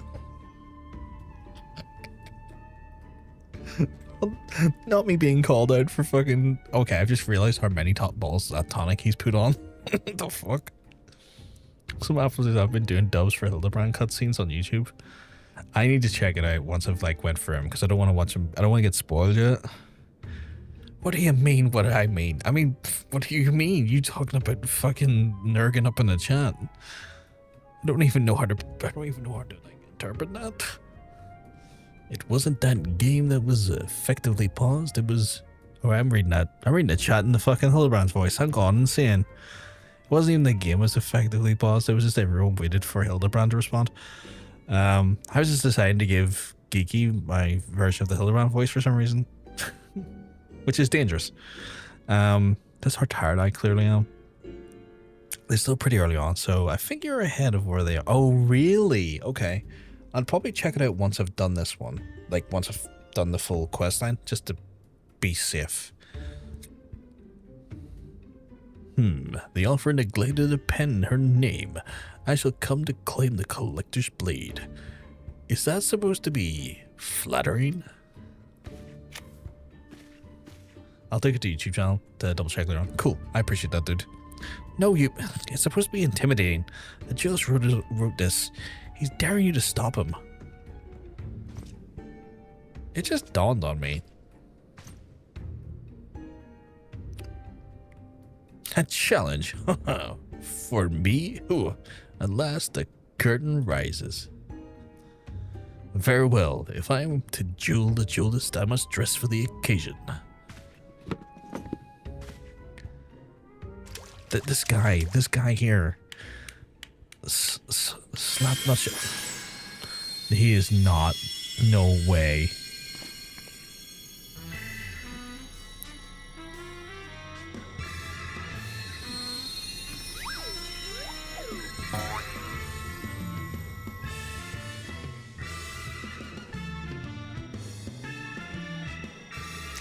I, Hildebrand, Agent of Inquiry, Inspector Extraordinaire, accept your challenge.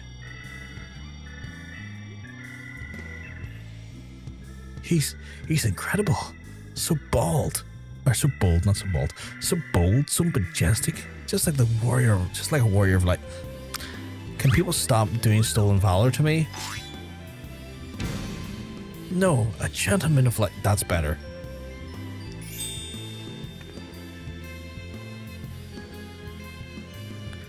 He is exceptionally something. God, Inspector Hildebrand, you look amazing.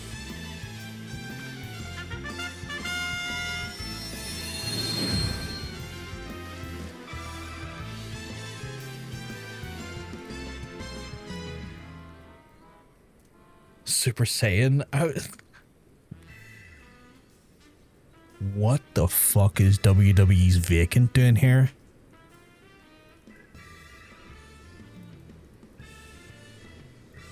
Multiple time WWE champion? Vacant? The fuck is he doing here?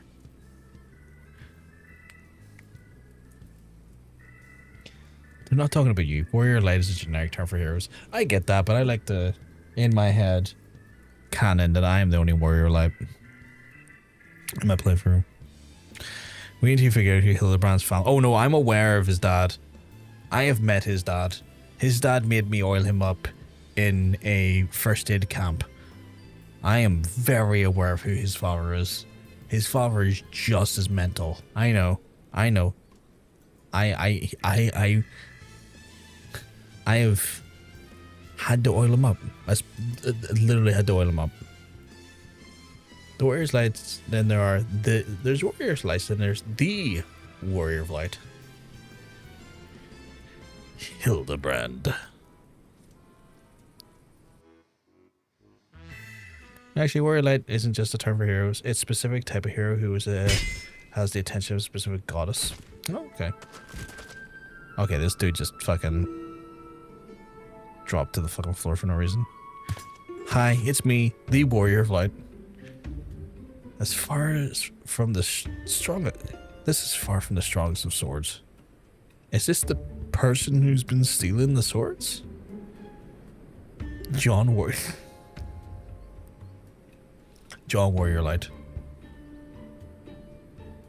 I'm just John John Warrior. Don't mind me. I'm just John Warrior. Blue skies in the rolling desert. How much longer must I seek the blade of legend? Okay, so this is the guy stealing the blades, or well, dueling for the blades.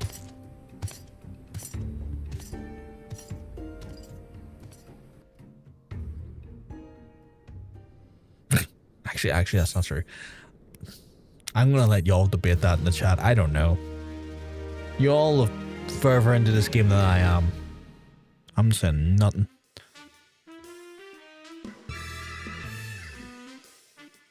Challenge accepted. My worthy opponent, you shall not. That's too fast for me to read.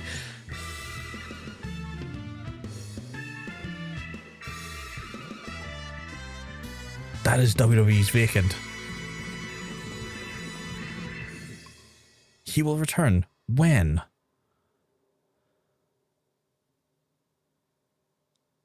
Fucking when?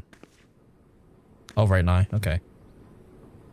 Hey, I know that spear. That's the one I found buried in the pumpkins. Pumpkins sort of remind me of, no, it's gone. Never mind. Okay, Nashu. Thank you for that heads up. I assume I can, like, resume it? Right?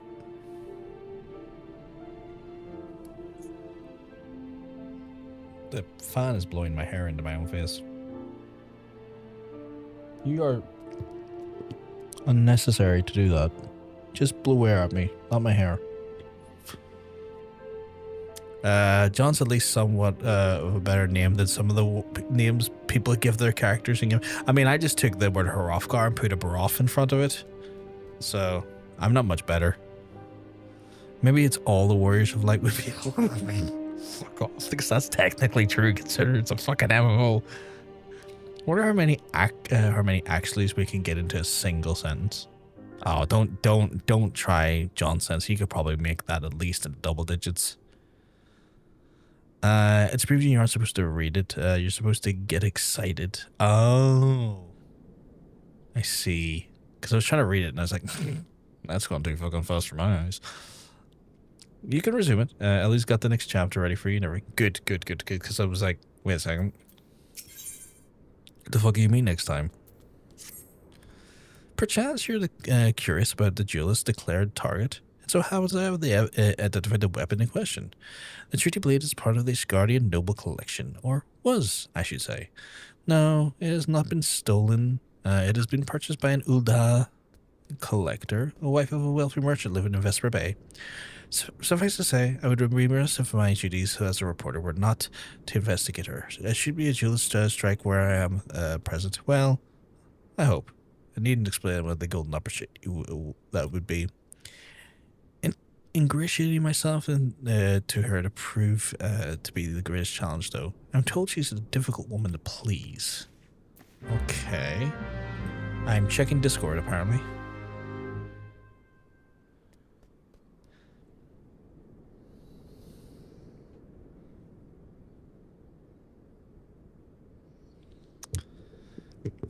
the fuck you mean Inspector Hildebrand will return in Avengers Doomsday? The fuck you mean that? What the fuck do you mean? I just got sent a fucking video saying Inspector Hildebrand will return in Avengers Doomsday. For playing the Wipe Mage, we might be the Warriors of Wipe. I can't rule that out. I'm constantly cleaning up someone's mess. That sequence was for the Hildebrand quests that were still being... Oh, so that was for like back when like 2.0 or 2. Whatever was still in play? Okay. I mean, I think Warriors of Wipe is a valid thing to refer to.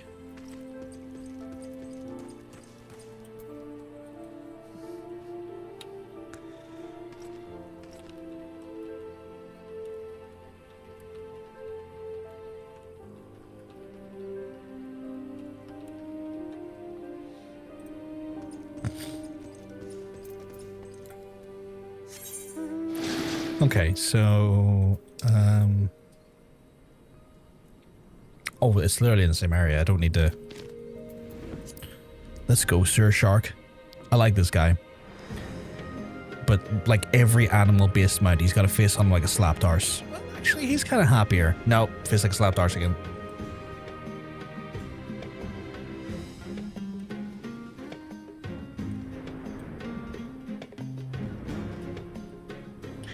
I like his dad bod though. Although I can't do my native spins while I'm in midair. I like to try and do my spinnies.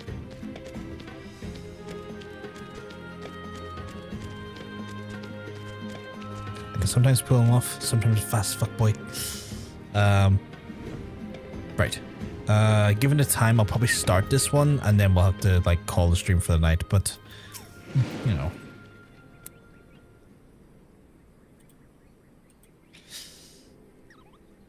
here you are, miss. Thank you for your patronage. I just noticed that guy hanging in the background there. Was it for love or money that you killed him? What? It was you.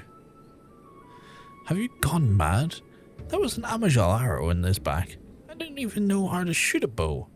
Amajal don't shoot fleeing unarmed merchants. They capture them and temper them. Not that you or your victim were big for convincing merchants. If you're going to misrepresent yourself, put some effort into it. Wear gloves for God's sakes, or at least don't wave your hands in front of my face. The callousness of your fingers betray your veteran archer. Doubtless you used your skills for great effect 5 years ago, as did your partner. So again, I ask, was it because he took from your share, or your sister? You don't touch a man's kin. He knew that, and yet he... Damn, I thought he did it for the money. You two, he's all yours. Yes, of course. Thank you for your help, Inspector. That's not Hildebrand, though. Whomstead is that? At least he's competent, but when did investigating crimes become such a popular profession? It's not his job, you know. He just likes doing it. He belongs to one of the Ishgardian's high houses. Some say he's a baron. Not all like that buffoon Hildebrand, don't you think? I try not to think about Hildebrand. We should get going, Lady Durilda. Will not take kindly to the wilted flowers. Right. That's probably where I should call it. I know we just went into a break, so I'll hold off before I say goodbye, because it'd be weird if I just end the stream on a break, but also it's kind of weird that I wait for a breakdown. I'm in a weird position with the way the timing's worked out. I will get ourselves back to Limsa for now.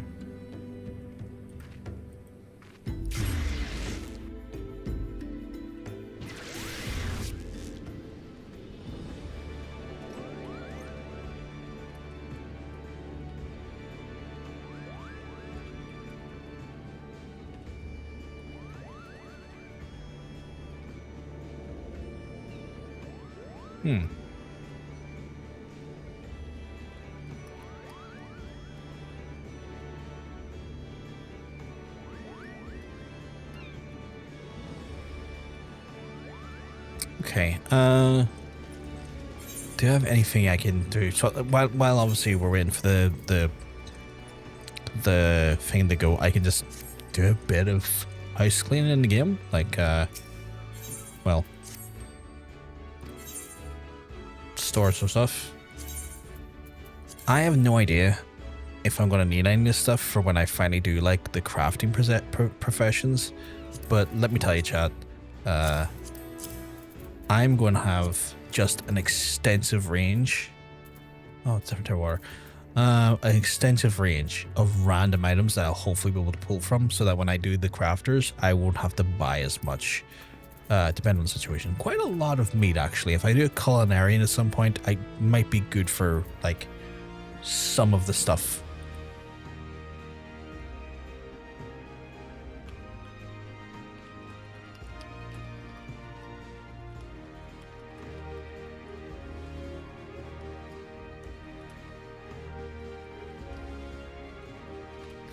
So yeah, I respect your optimism. I mean, I'm trying. Like, I randomly collect a lot of reagents, and I'm like, I'm sure some of this stuff will help a little bit. Like, I'm not self-assured enough to think it'll be all I need, but I'm hoping that, like, I'm hoping that, like, you know, there'll be stuff in here like, oh, I could check if I have that, and I might have it, and that, you know, might pay off. Even if it like saves me like a few grand here and there. That's what I'm hoping for. Ooh, you got your black mage, and already have your 50 white mage gear. Time to work on what new job you're gonna do. Hey, Retina, you keep well because I'm telling you, you're looking well. You've kind of joined us in wrapping up the stream though, Retina. Sadly, that's a sad thing.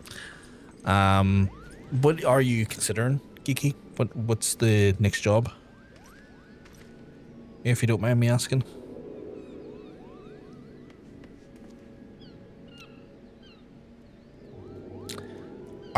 Arson? What level did I get that?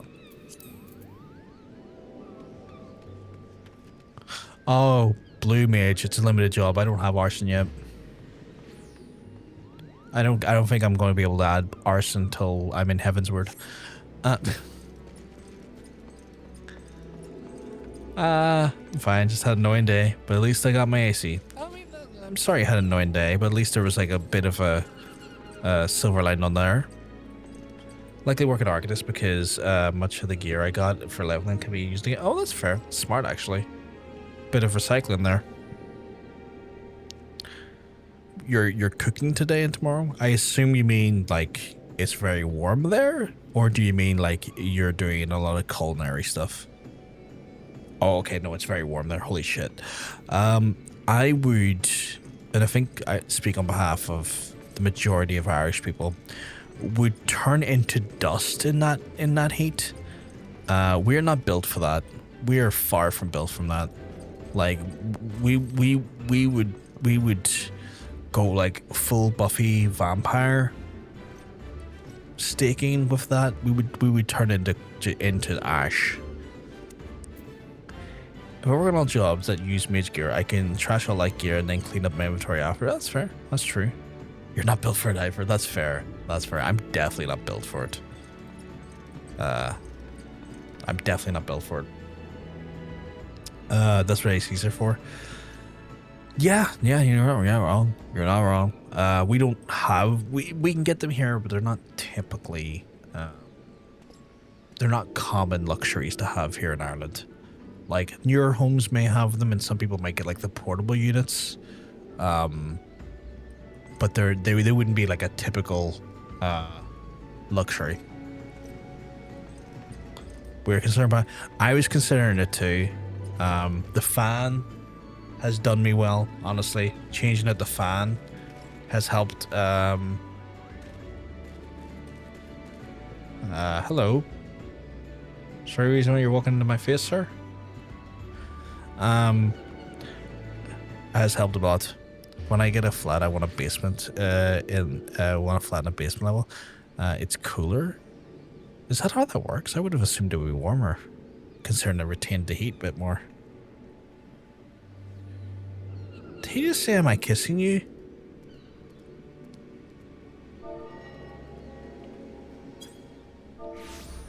You ran up to me?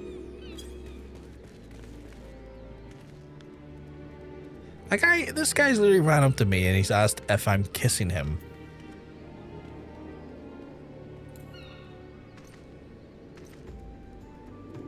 Yeah, that's not happening anymore. Like you're literally directly looking at me. I don't even have you selected. Nice saying I ran up to him. I beg to differ. Okay.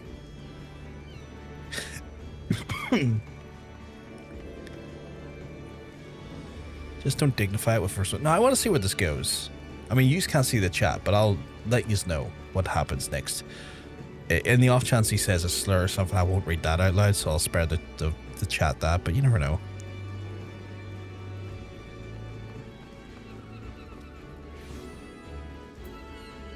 I'm just going to eat an apple in his face.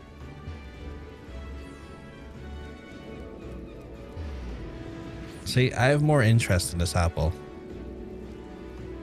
I'm not doing ERP. We're in the middle of public, my guy. And it's say.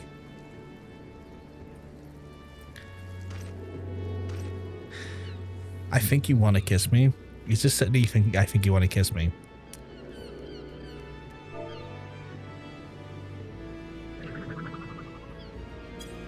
He has his Choose May crown on. I think you want to kiss me. What am I going to say to this guy? I feel like...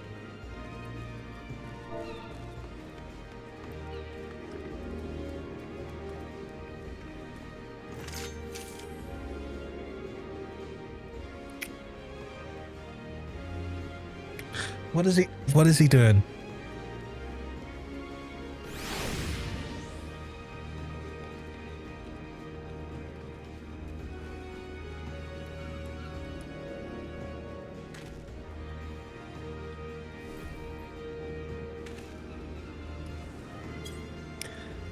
I just said I'll report you to HR if you don't stop touching me. Workplace violation.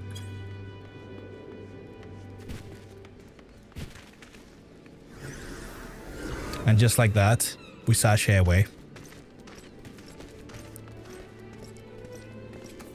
Got him. Tell him you only kiss people who are big enough to be the big spoon.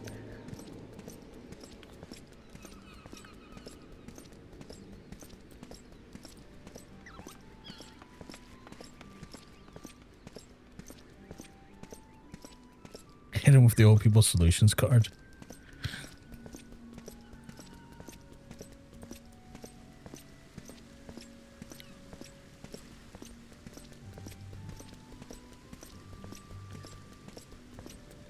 The amount of people who are the amount of Mikyote players who are into Hrothgar is probably unsurprising.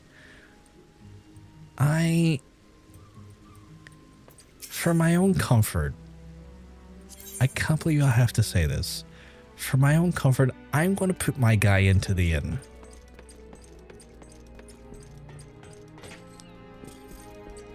Because he can't follow me there.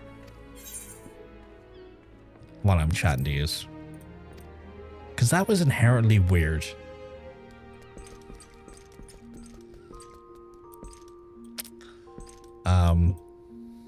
Little cat boys into their big bear cats. I guess, yeah.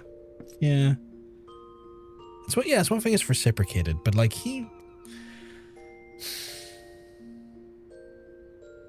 So the one time I got the ERP was because I was wearing the maid outfit, that Nikki gave me because it was just fun. And I get why I may have got that attention, right? Like I understand that I looked a bit odd and I looked like I would be up for like a bit of fun because I'm clearly dressed in this a little bit silly. I'm in a fucking ninja outfit.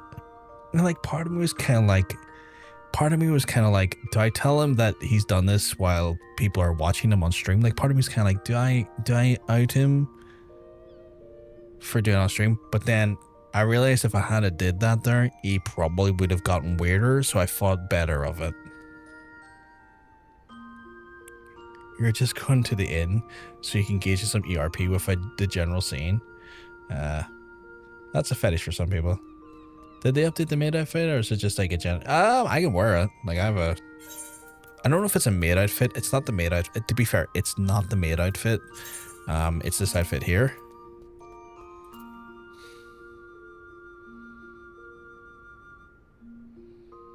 Do you think they'd care? You're in Limsa. Yeah, I'm in Limsa.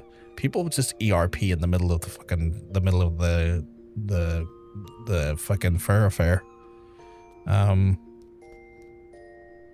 Limsa has been indeed quite. The amount of times I've seen a novice chat where someone in novice chat will literally, without even saying anything, will go into like novice chat and ask the mentors,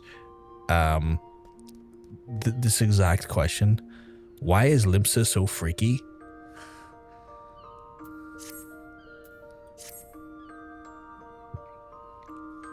That's why real gangsters hang out in gritty, less weirdos. I don't like the layout of Gridania for some reason. Same with Ula. I don't like the layout of them. I like the layout of Limsa. They removed gender lock across a wide range of the previously locked outfits. That's cool. That's cool. Nice. I like that mid outfit. So yeah. Hilda's a shithole of a city. I despise the layout. The layout is not... The layout's just unnecessarily complicated. Which I know some people think the same of Limsa. I feel like Limsa has got everything in a reasonable area. I feel like I have to go through several different districts just to get the fucking certain vendors and stuff in Hilda. And I just... Gridania is so fucking wide. But yeah, I forgot what I was even saying, chat. The weird guy completely confused the crap out of me. And as a result, I can't remember what I was saying. What was I saying?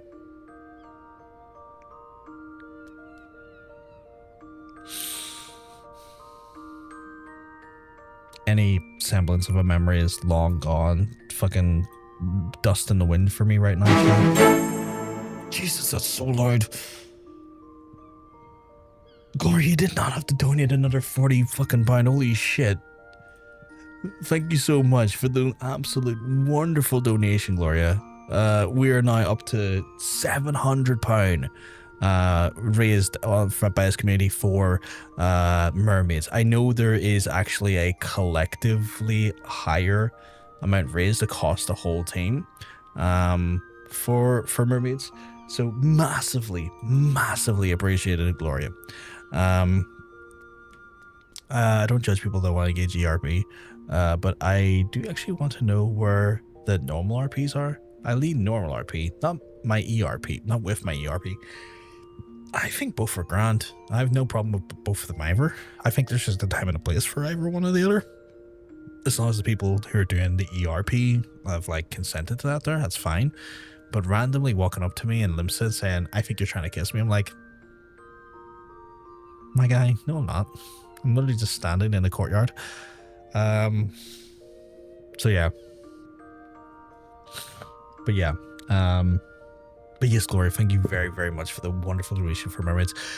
Before I go, I will again remind folks what we're fundraising for. We're fundraising for Mermaids, who is a trans-focused charity helping trans youth inside of the UK and Ireland.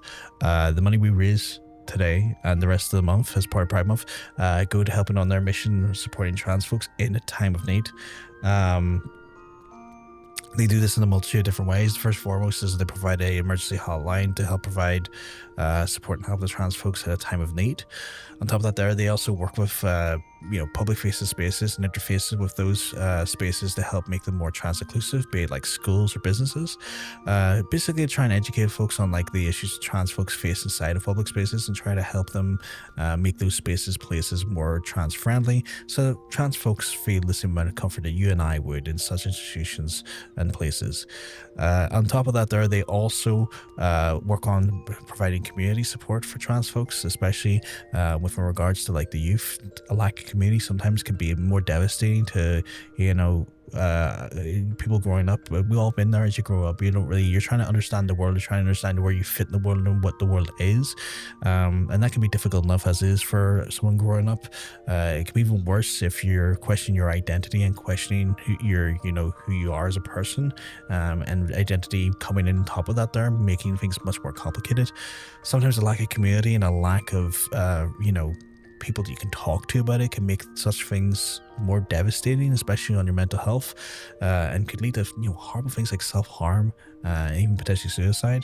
And so the community, bridging the gaps in the community, Mermaids does for trans youth, helps trans folks basically establish a means of communication, maybe mentorship, advice, support networks that help folks in that particular situation feel like they actually have more connection to people who understand their struggles, understand their identity, and hopefully provide support and help and advice in times of need. All the money we raise is going towards that mission of helping trans folks in a time of need. Anything that can be donated is massively appreciated. We get to sometimes, it's not always possible to donate. The state of the world since we've been doing our yearly Pride events has not really gotten any easier. In fact, if anything, it's gotten harder. And so I understand it's not always easy or even possible to donate, because the reality is that sometimes if you want to help other people, you got to help yourself to make sure you're in the right state and place to be able to help someone else, and that's totally understandable. There's other ways that you can always help if you can't donate. You can provide support purely through viewing the channel, watching the channel. You know, that puts us up higher in the metrics when it comes to being seen by other people, and as a result could put us in front of someone who might be in a position who can donate. On top of that, there, sharing posts on social media can help as well, put us in front of the right people who might be able to financially support and help with regards to our actual charity fundraisers. But the most important thing, and I always talk about this every year, is that some things like education, like educating yourself on what marginalized folks go through, it can be really important. And things like understanding their struggles, understanding what impacts them, how day to day can be difficult for them, can inform you in many different ways, and then inform yourself on how those struggles could be impacted by the politicians that you may choose to try and elect and represent you. Understanding and educating yourself on who is, maybe at a national or a local level, who's being elected or potentially being elected. You understanding their platforms, their ideas, and what they are, what they want to do, can in some ways help trans folks and marginalized folks by ensuring that the wrong people don't get elected, who would go out of their way to use their positions of power to erode, devastate, and remove civil liberties and rights of marginalized folks. Things like that there are so important. The work we do and the fundraising we do over the course of the next month and every year goes some way to helping these folks. But the reality is that the biggest help is making sure that people who are in positions of power don't erode their rights and don't erode their civil liberties. We'll never probably sadly get to a place, because the world's not perfect, that will not need organizations like Mermaids, but doing what we can to elect the right people to make their lives and jobs easier so that trans folks' lives are easier, it goes a long way, and it doesn't technically cost you any money. Obviously, if you can support us in any way throughout the month, we massively appreciate it. But I do want to thank all of the love, support, and kindness that has came for this month. We're already at the middle of week 2 at £700. That's insane. Last year alone, we raised £810. And the fact that the first day alone we raised over £500, and in the second week we're already at £700, is a phenomenally amazing strides and goals that we're hitting, and that comes down to use wonderful people. Our communities every year remind us how much love, support, and true kindness is in the world, and we couldn't do this without you. And I am incredibly grateful for you, because I kind of need this every year as well. It's not easy always being on stream. It's not easy always showing up, and these fundraiser events this month goes a long way in reminding me of what community I have, and makes me kind of refreshes me, reinvigorates me for the year to come, and makes me incredibly thankful for that there. So yeah, I am, while in debt to use in many ways, that's another way that I find myself very much indebted to use folks, as it does so much more than you probably understand. We are pretty great, aren't we? I mean, I think yous are. I think yous are phenomenal. I think yous are fantastic. But yeah, the comforting signs of the bed are calling me, chat. So I'm going to try. Oh no, thank you. So I'm gonna wrap it up for the night, chat. I will be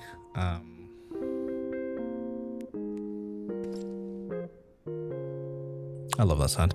I'm going to be wrapping it up for the night. Thank you all for stopping by. I will be back tomorrow for more live stream action and more Hildebrand quests. We'll be doing more of the Hildebrand tomorrow, which I'm looking forward to, because it was, stupidly funny. We'll be back tomorrow and then also on Sunday. If you have enjoyed the stream, of course, I'm going to encourage you to hit the follow button. Or if you're watching on the YouTube side of things, sometimes folks do, hit the subscribe button. That way you don't miss out on live streams as I go live. We'll be back on tomorrow around the same time, a little bit after 6:30, maybe close to 7 o'clock in the evening, and then same with Sunday. Sadly, this time of night, there doesn't tend to be many folks, our friends online. That is a problem. So we'll just wrap it up here quickly. Heck you, YouTube. So we'll wrap it up there. And if you're, it is a bit specific, but if you're in Northern Ireland, stay safe, folks. It's not easy out there. Look after yourselves and be kind. Don't give those bastards any of your fucking time or any fucking merit. Look after yourselves, folks. But for the rest of y'all, you have a lovely rest of your night. Oh, we speak to you tomorrow. Have a good one.